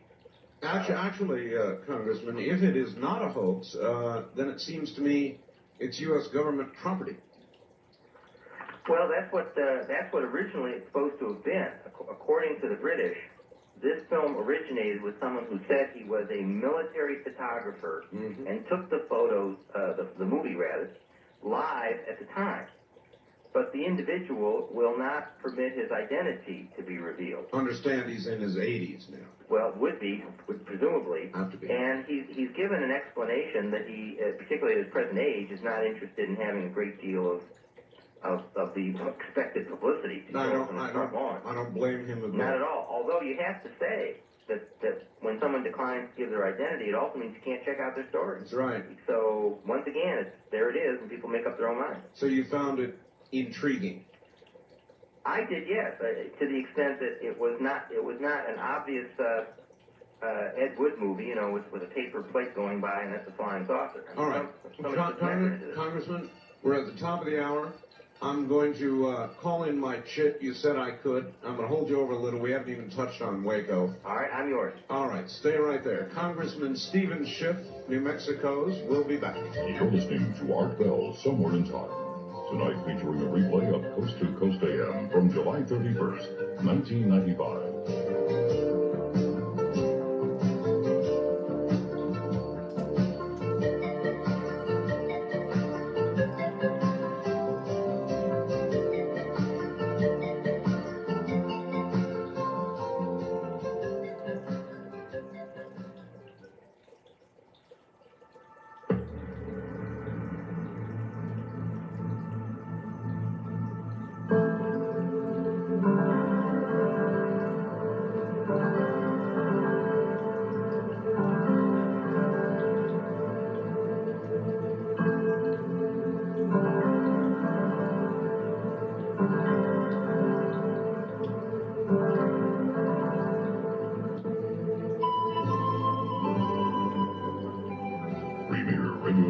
Presents Art Bell, Somewhere in Time. Tonight's program originally aired July 31st, 1995. My guest, and I do have one, welcome everybody, is Congressman Stephen Schiff from Washington. That's right, where it's now probably a little bit after 3 o'clock in the morning.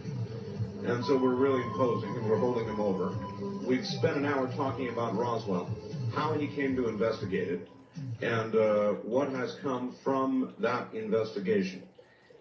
This particular congressman also happens to be on the Waco committee, and so I'm going to ask him about that and much more in a moment. Then we're going to open the phone lines, so get ready.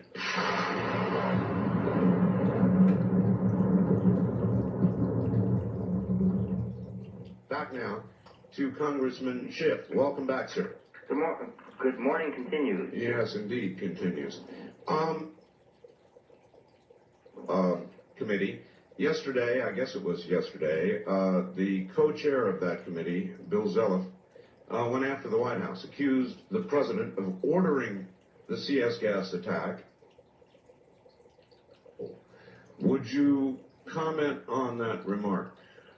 Can I just say first, very quickly, once again, the main purpose of the Waco hearings is to bring in all the testimony we possibly can. Sure. So that the American public can make up its own mind. Yes. And we may have individual conclusions, I'm sure we will as members of Congress, but really the testimony is there, and I hope people who have had the maximum opportunity to watch it live or rebroadcast, it's there really for the public to make up its own mind.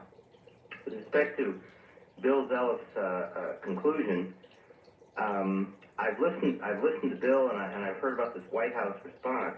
Very angry. And I don't know if they're all talking about the same thing. I think maybe they are, but the most that Bill has said, Bill Zelliff from New Hampshire, co-chairman of these hearings, is that he believes that this was such an important matter at the time, such a touchy matter for legitimate reasons, Janet Reno was brand new as Attorney General of the United States, that the president would want to be involved in some way in the final decision. Hard to imagine he wouldn't be. I say, assuming this is true, I'm not sure why that's a negative, why that's an accusation. The White House has talked about, excuse me, not the White House, but the witnesses have been testifying about the president has been asked to be kept continually informed, as if to say the president listened or the information got to the president and he just stoically sat there and said nothing at all about it.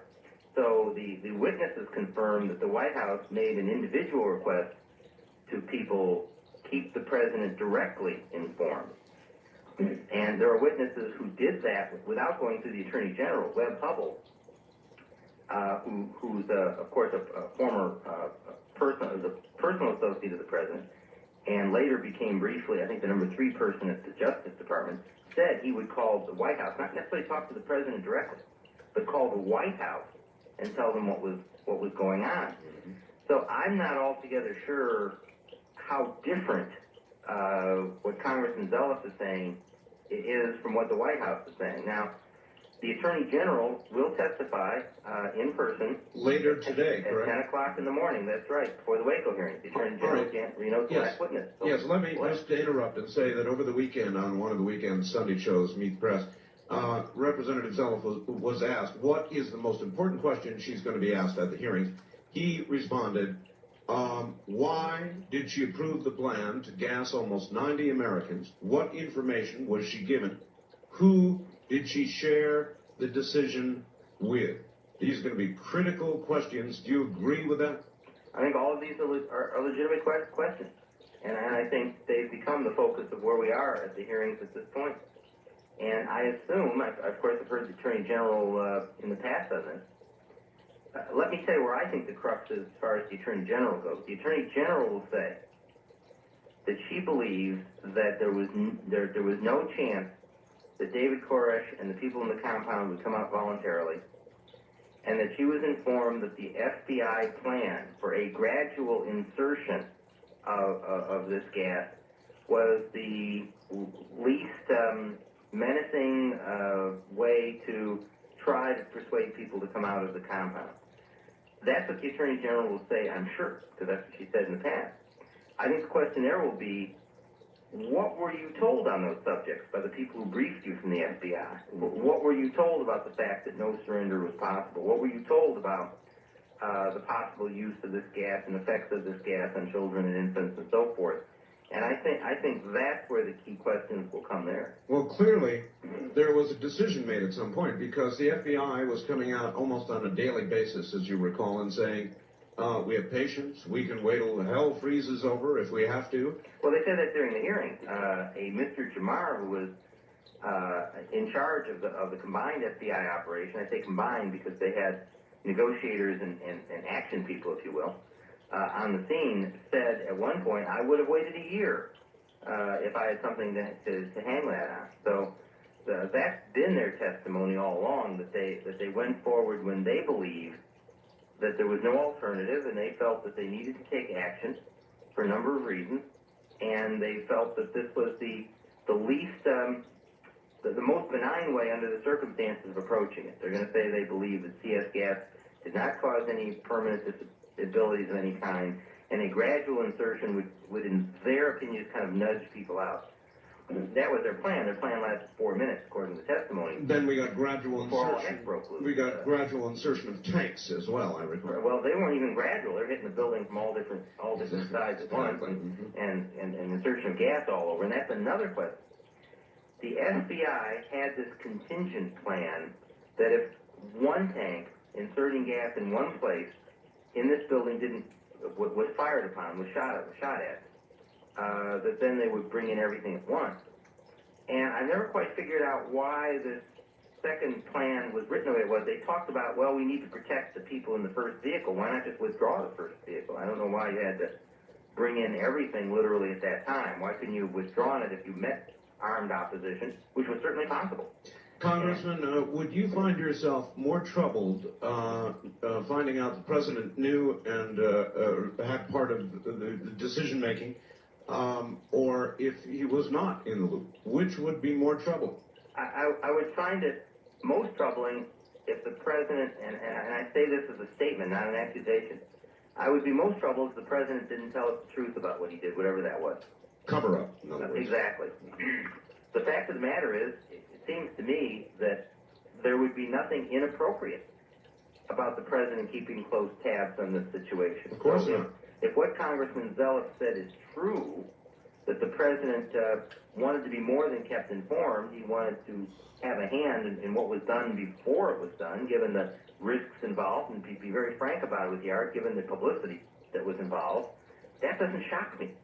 So I don't know why, if that happened, I don't know why there'd be all this resistance from the White House. In fact, I find it a little difficult to believe, and I don't have any evidence behind this. I know we'll see tomorrow, but it's hard to believe the president would just say, thank you for the information, and then turn around and go do something else. You are a colleague of Bill Zelos, Congressman Yes, Zelos. I'm a member. Actually, I happen to be the only member of the hearings who's on both subcommittees. I'm on Congressman Zelos' subcommittee from what is now called the Government Reform and Oversight Committee, and I'm on Congressman McCollum's subcommittee in Crime and Criminal Justice. So, would you imagine him to be the kind of man who would make such an accusation with nothing to back it up? well, once again, I'm not sure that the word accusation has been thrown in. I don't understand what the White House feels being accused of. Well, exactly. Virtually, I believe the wording was of actually ordering the gas attack to occur, and then, as you pointed out, the more troubling aspect of it, seemingly denying it. Secretary of State was on a couple of weeks ago, refused to answer whether the president had any involvement or not. So, well, but the president, excuse me, once again, I misspoke. The witnesses have stated that the president wanted to be kept individually informed, which means that all of the president's briefings did not come from Attorney General Janet Reno. Webb Hubbell testified that he called the White House, didn't talk to the president directly, but talked to White House staff to keep them advised of what was happening here. And the point is, we may all be talking about the same thing, and I don't find anything in the president asking to be kept informed. Let's just start there. That by itself causes me any concern, and if the president was more involved, I don't know why that would be a negative in and of itself. it's almost like It might be negative the other way. It's almost like Roswell. It's the reaction that is, making us all very curious, if not suspicious, from the White House. And they're just really, apparently, this morning angry. Also, Altman, you might want to comment on this, apparently wrote a memo to Secretary Benson on 15 April, 4 days before all this, saying in 4 days there's going to be a catastrophe. And nothing was done. Well, it's been accused that nothing new has come out in the Waco hearings. I disagree with that entirely. I think a number of things have come out. I think some in the government's favor. I think some not in the government's favor. My view is the chips should fall where they may in that regard. Are you satisfied, for example, that the fire was apparently started by the Davidians? It seems like there was quite a bit of weight of evidence to that effect. The weight of evidence is, I'd like to come back to Secretary Benson in the memo in a second, but the weight of evidence is that the fire started inside, and perhaps in 2 or 3 different places, almost simultaneously. Right. The evidence is not that the FBI started the fire. The fact that it started inside and the fact that it started in 3 different places would give the most logical idea that somebody on the inside deliberately set the fire.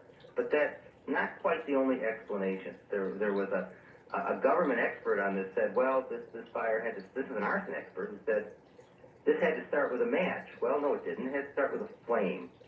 And you do have the fact that these people were heating and lighting with lanterns because their electricity had been cut off. Sure.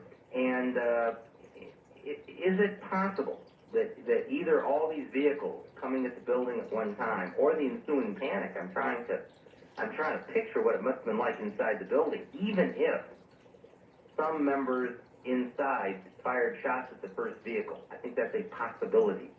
It doesn't mean everybody inside was armed and ready to start shooting. Right. And certainly the children weren't. And so is it out of the range of possibility that all of the commotion, and that sounds like a weak word to me at the moment, but vehicles ramming the building, people running for cover, that lanterns couldn't have been spilled.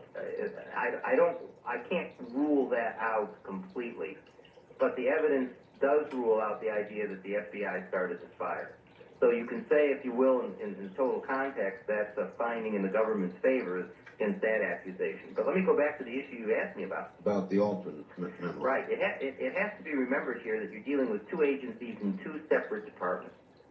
The Bureau of Alcohol, Tobacco, and Firearms, which did the original raid on February 28th, is under the Treasury Department. And after that raid failed and we had, in essence, a siege, the FBI, under the Department of Justice, took over the responsibility.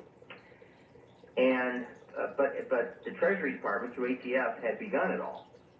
And Roger Altman, who was then the #2 person at the Treasury Department, on April 15th wrote a memo to his boss, Secretary Benson, saying that the FBI planned for a gas insertion and explained to him, and he was worried about it. He said, I think the word he used was a tragedy could ensue. Yes. And Secretary Benson, whom I greatly admire in many respects, but his testimony, I was astounded by it. His testimony was, when he got that memo, he did absolutely nothing. I mean, just did nothing. Essentially threw it away. And the reason he gave was, it wasn't our problem anymore. I mean, this had been turned over to the Department of Justice, and it was no longer a Treasury responsibility. Now, that's sort of like the proverbial waiter saying, that's not my table. I mean, it's not even the polite equivalent of we're passing this on to the archive department. I don't think the memo got there necessarily. Here is the point. Secretary Benson is entirely correct when he says that the Treasury Department was out of responsibility and the Justice Department had taken it over. But this is all one government. And at the very least, what Secretary Benson should have done was pick up the telephone to the Attorney General and say, my #2 person has some concerns here. Perhaps he should come over and talk with you or talk with somebody on your staff.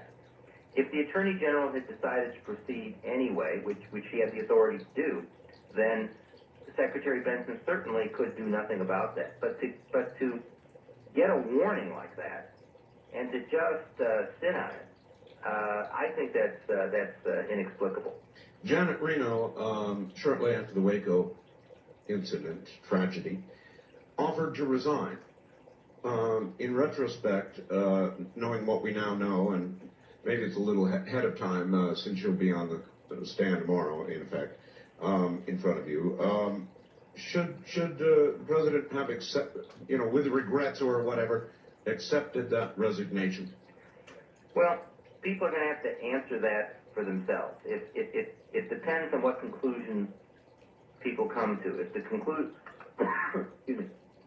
conclusions are that this was a mess and that caused by the government and Janet Reno is responsible, then I guess you could say the President should have accepted a resignation. If, to turn it completely around, the government had an impossibly difficult situation, at least at the time the siege began, and all decisions were risky, and Janet Reno acted in good faith and made the best possible choice, then there'd be no reason for such a resignation.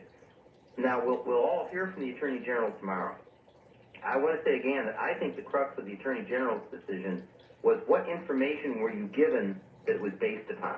Right. In other words, what I think is starting to come out of the hearing is that the FBI discounted the possibility that David Koresh would come out by himself. They regarded that as a deception. Against, I understand, all advice of people who knew about cults. Well, they got mixed advice on it. I would say this. The question is, when they briefed the Attorney General, did they eliminate the possible counter scenarios of David Koresh coming out because they didn't believe it?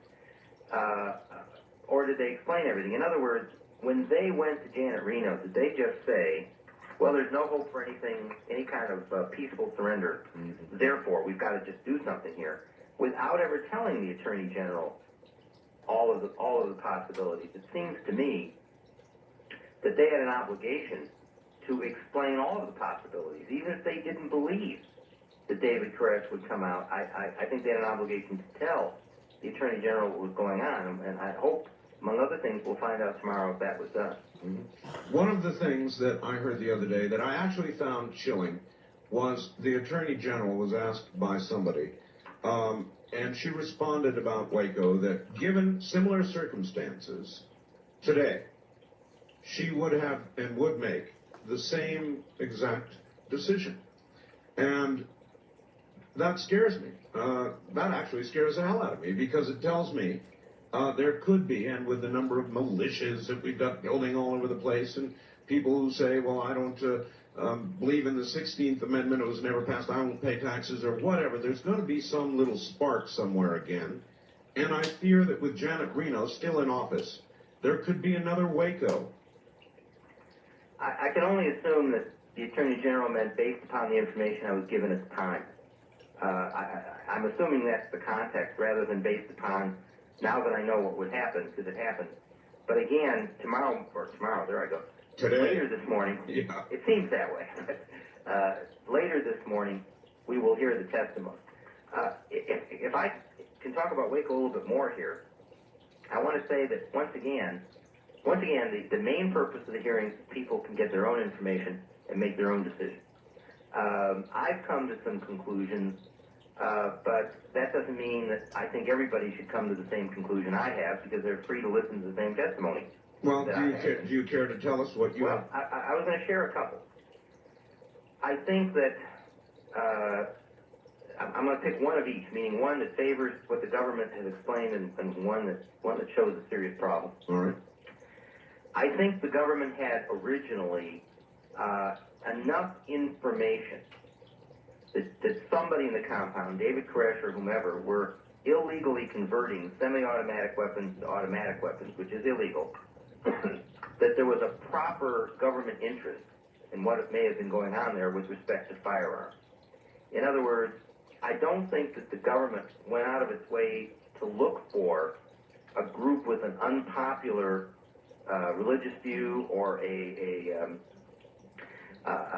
other reasons to... I'm with you. In other words, they were not targeting them. Congressmen were at the bottom of the hour. But they did mess up much more than they've admitted. All right. Time, I'd be glad to talk to you about We'll cover that in a moment and take some calls as promised and do another half hour. Congressman Schiff, New Mexico's Congressman Schiff, is my guest. More in a moment. You're listening to Art Bell, Somewhere in Time on Premier Radio Networks. Tonight, an encore presentation of Coast to Coast AM from July 31st, 1995.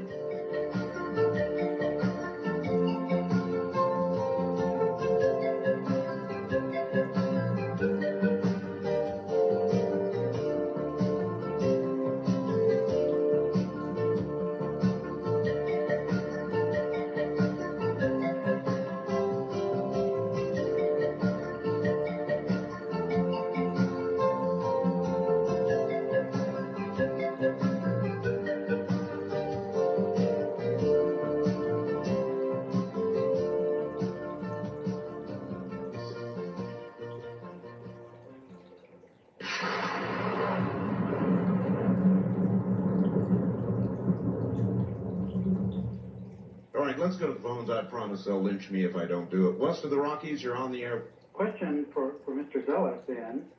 It's Congressman Schiff we have here. Tell him, please, not to hit me. The original fire investigator for the BATF, who said the fire was set from the inside, was in fact someone who had done work for the BF before, and in fact had shared offices with the BATF somewhere in Texas. Is this the same guy that testifies before your committee? Well, the person I think you're referring to now is the Houston Fire Department.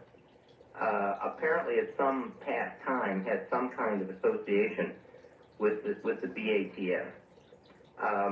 However, there were also other individuals who looked at investigated the fire, and at the hearing, we suggested that the fire started inside the compound at about 3 different locations simultaneously. All right, east of the Rockies, you're on the air with Congressman Schiff. Hi.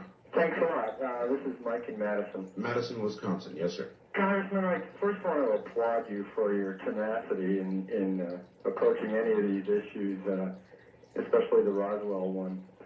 The thing that I really wonder about is, does your inquiry have to stop where it is at this point? I mean, assuming that something did crash and they are withholding information, I can't see that they would just throw the parts away after a while. So it must be somewhere in some warehouse being guarded by someone, and so I would assume somebody still knows about it. All right. Well, first, thank you for that compliment. As indicated earlier, when I first was asked about the Roswell incident and decided to get involved, I took a deep breath because obviously it was a subject matter that at least potentially opened up anyone for ridicule. My view is people have a right to information on any subject and not subject to someone else's arbitrary view of whether it's important or not. To answer your specific question, the GAO was unable to find any other record. And they've said they've exhausted all the possibilities they have. And so when you say, is there something and is it being guarded somewhere, I can't prove a negative. I can't say something isn't the case. I can only say that the GAO, I think, did a very thorough search for records. And as I've indicated, perhaps the most important thing they found were destroyed, and no one can tell you why or by whom. But that's where we're at. So I can't, if there's something still in existence, there is no paper trail the GAO can find to lead you there. Seems to me there's some things we're never going to know about. I said the other day on the air, if somebody today came up with a film showing a rifleman on the grassy knoll taking his shot at Kennedy, it would be just one more piece of evidence for people to doubt. It's like the Roswell film. Nearly anything can be done, faked, it can turn up to be a fraud. And after a while, like with the Kennedy conspiracy, there becomes so much that if the absolute truth were presented by somebody such as yourself, who stood up on the congressional floor, it would be just one more theory. Well, the Roswell incident now is getting near 50 years old, and, Right. and it's hard to believe that this will be resolved to everyone's satisfaction. The GAO report shows what they could come up with, which you've described accurately. It's one more piece of information that still leaves people, I think, pretty much believing what they believed before. Exactly. East of the Rockies, you're on the air with Congressman Steve Schiff from New Mexico. Hi. Hello, this is Jack from Charleston, South Carolina? South Carolina. Okay. Nice to talk to you, Congressman Schiff. Thank you.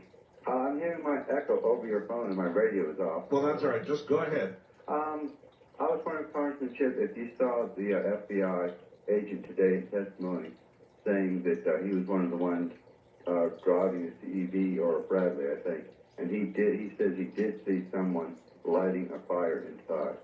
And also, I was thinking that if they hadn't done the raid when they did, and a couple days later, the Davidians came outside holding children and firing, people would then look at Roger Altman's memo and say, why did you let him stop you from doing something?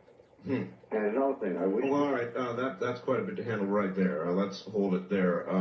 The testimony of the FBI agent who said he saw somebody lighting a fire? I may be misrecollecting. I don't remember him being that absolute about it, but the testimony does appear to be that the fire started inside, and the most reasoned then conclusion is that it was deliberately set inside. I think that's the preponderance of the evidence. I just have not quite ruled out the possibility that since electricity was cut off and there were lanterns all over, and this massive assault started on the compound just a few minutes after one vehicle went forward, another possibility. But I agree that's where the majority of evidence certainly lies. With respect to Roger Altman's memo, you raise a very good point about what were the alternatives and what were the risks. I think that frankly the Attorney General had risks under any possible decision that were made. My point about the memo was, when you get that, do you throw it away? Or do you put your number two person in your department, which started this whole situation, now they're not just bystanders, into touch with the Justice Department? I'm saying that the Secretary of the Treasury should have passed on the memo to the Attorney General.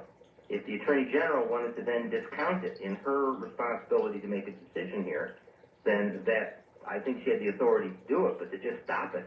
She should have at least had the opportunity to review it. Exactly. And it may well be that with all the information available at that time, the Attorney General would have gone forward anyway.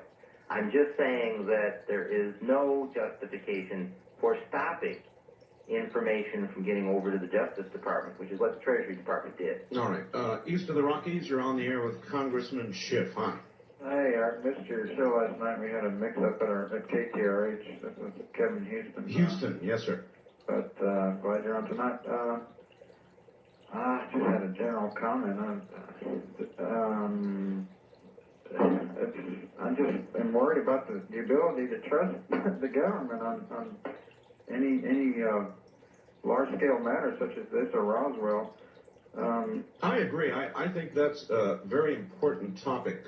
With, I guess, beginning back, with the Kennedy assassination and the Nixon problems, one after another of our government institutions have sort of fallen in the eyes of the American people to the degree now where 3 out of 4 people don't trust the American government.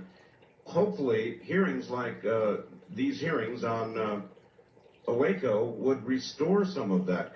Congressman, do you think it will? Let me add, I hope so, because Congress is part of the government too. It is. And I think one of the purposes of the Waco hearings is the idea that Congress, as part of the government, is going to let everything it possibly can hang out there.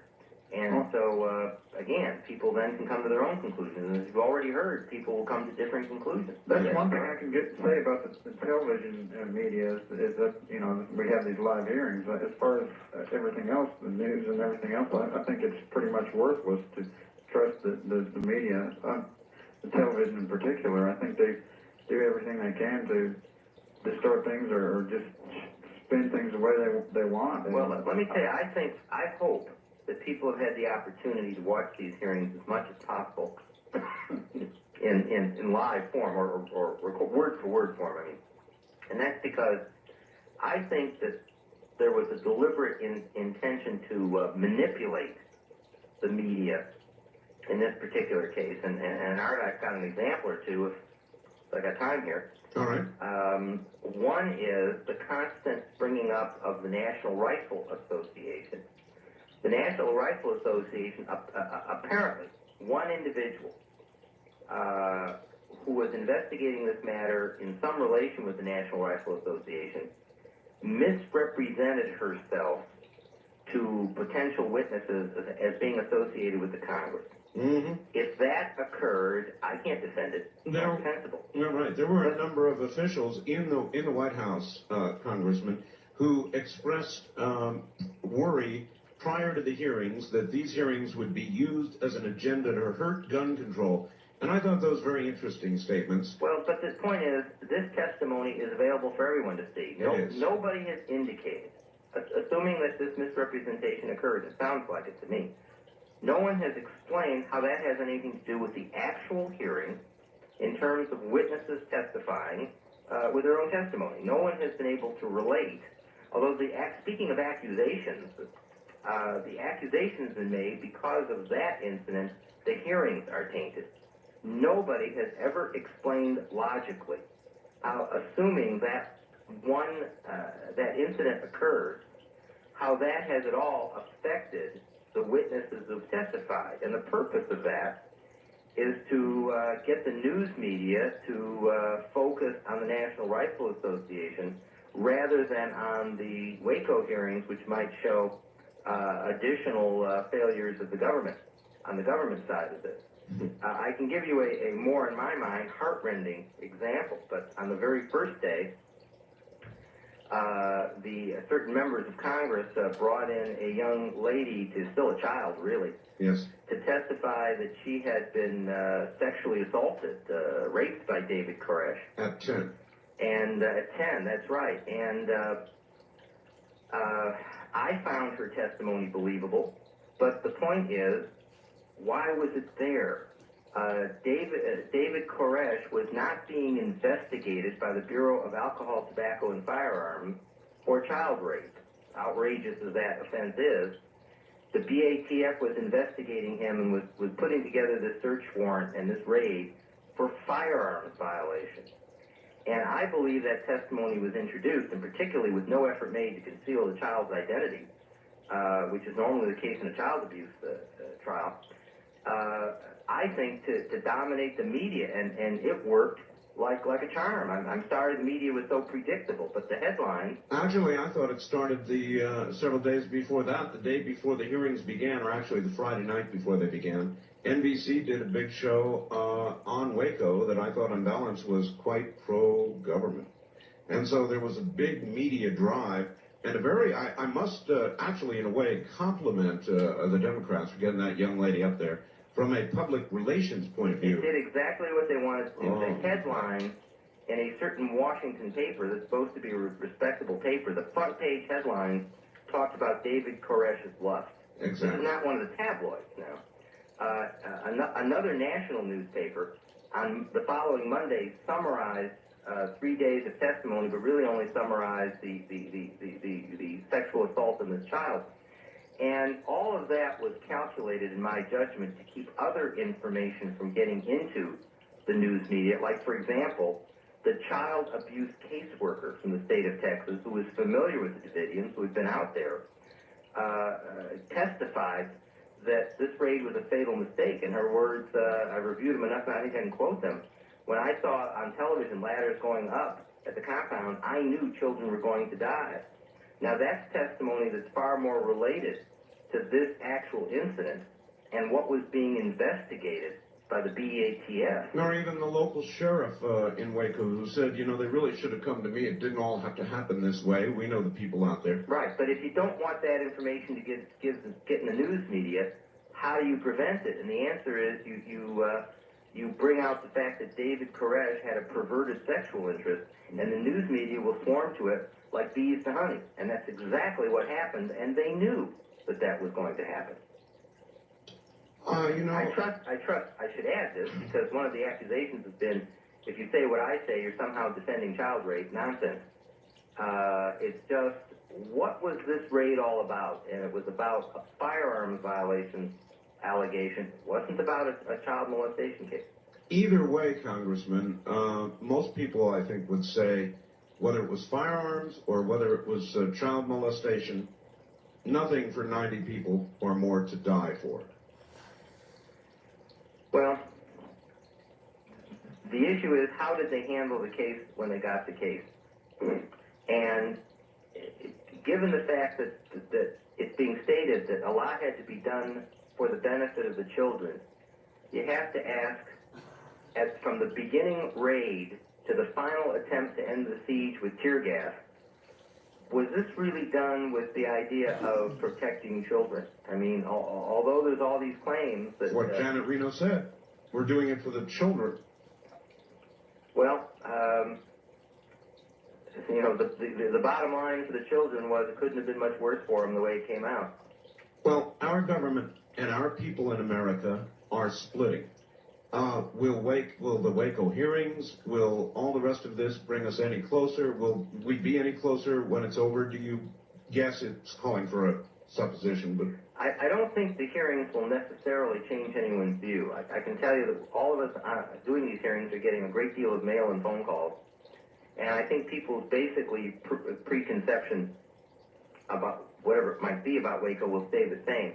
I think, though, that the Congress has shown that if there is a subject of immense interest in the public and of legitimate concern, that we're going to make sure that everything possible comes out. Congressman, we've got to hold it there. We're out of time, and you've got to go to bed. You've got a big day coming up. Thanks for having me on your program. Thank you for being here, and ask the Attorney General hard questions for us. I'll do my best. Thank you. Thank you, Congressman Schiff from New Mexico. You're listening to Art Bell, Somewhere in Time. Tonight featuring a replay of Coast to Coast AM from July 31st, 1995.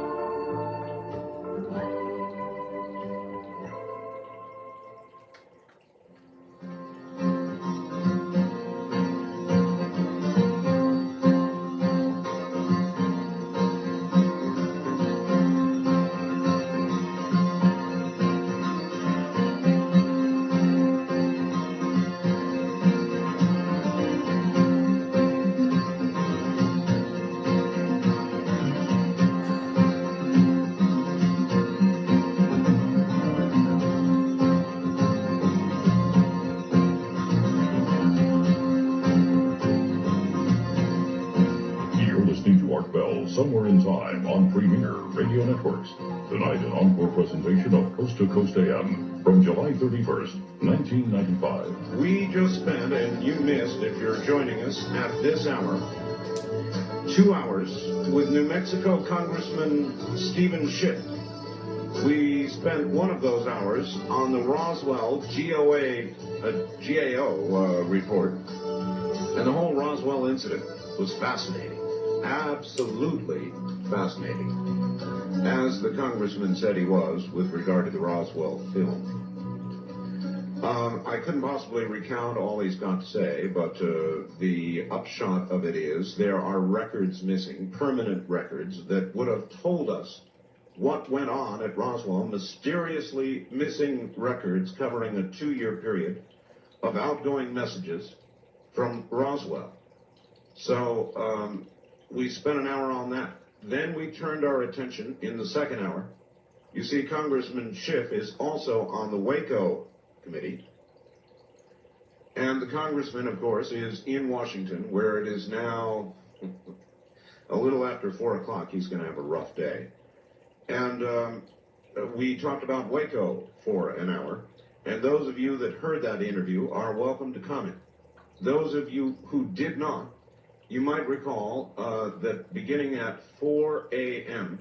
Pacific time, in other words, a little less than 3 hours from now, we will repeat those 2 hours of interview with Congressman Schiff. So if your radio station carries the repeat hour or two, you will get it. If not, I'm sorry you missed it. We'll try to repeat it soon. Now, welcoming KVNA AM in Flagstaff, Arizona. Welcome to the network. Good to have you on board. They're a big one. 10,000 watts, 600 on the dial in Flagstaff. WAZL AM in Hazleton, Pennsylvania. Welcome. Good to have you along. They are 1,000 watts on 1490 in Hazleton, Pennsylvania. And one other, and a big one at that, WARA AM in Attleboro, Massachusetts. Transmitting over very nicely, thank you, to Providence, Rhode Island. So, now you're about to learn what our program really is. Interviews are rare. We do have them when they are relevant. Congressman Schiff was certainly relevant. I'm going to hold my East of the Rockies line open for this hour, at least this hour, for people in Hazleton, Pennsylvania, or listening to a WARA in Attleboro, Massachusetts. The East of the Rockies number is 1-800-825-5033. So Massachusetts, Rhode Island, anybody listening in that area, or our other new affiliate in Hazleton, we will hold the East of the Rockies line open for your listeners. Now, one other announcement. This is a big one. This is an important one. Listen to me very carefully, please. We, by special permission of Ray Santilli, the man who possesses the alleged Roswell film, we are in possession of 5 very special photographs. They are to be published in the newsletter. I told you the deadline for ordering to get the issue with the Roswell photographs was coming. I got the following message.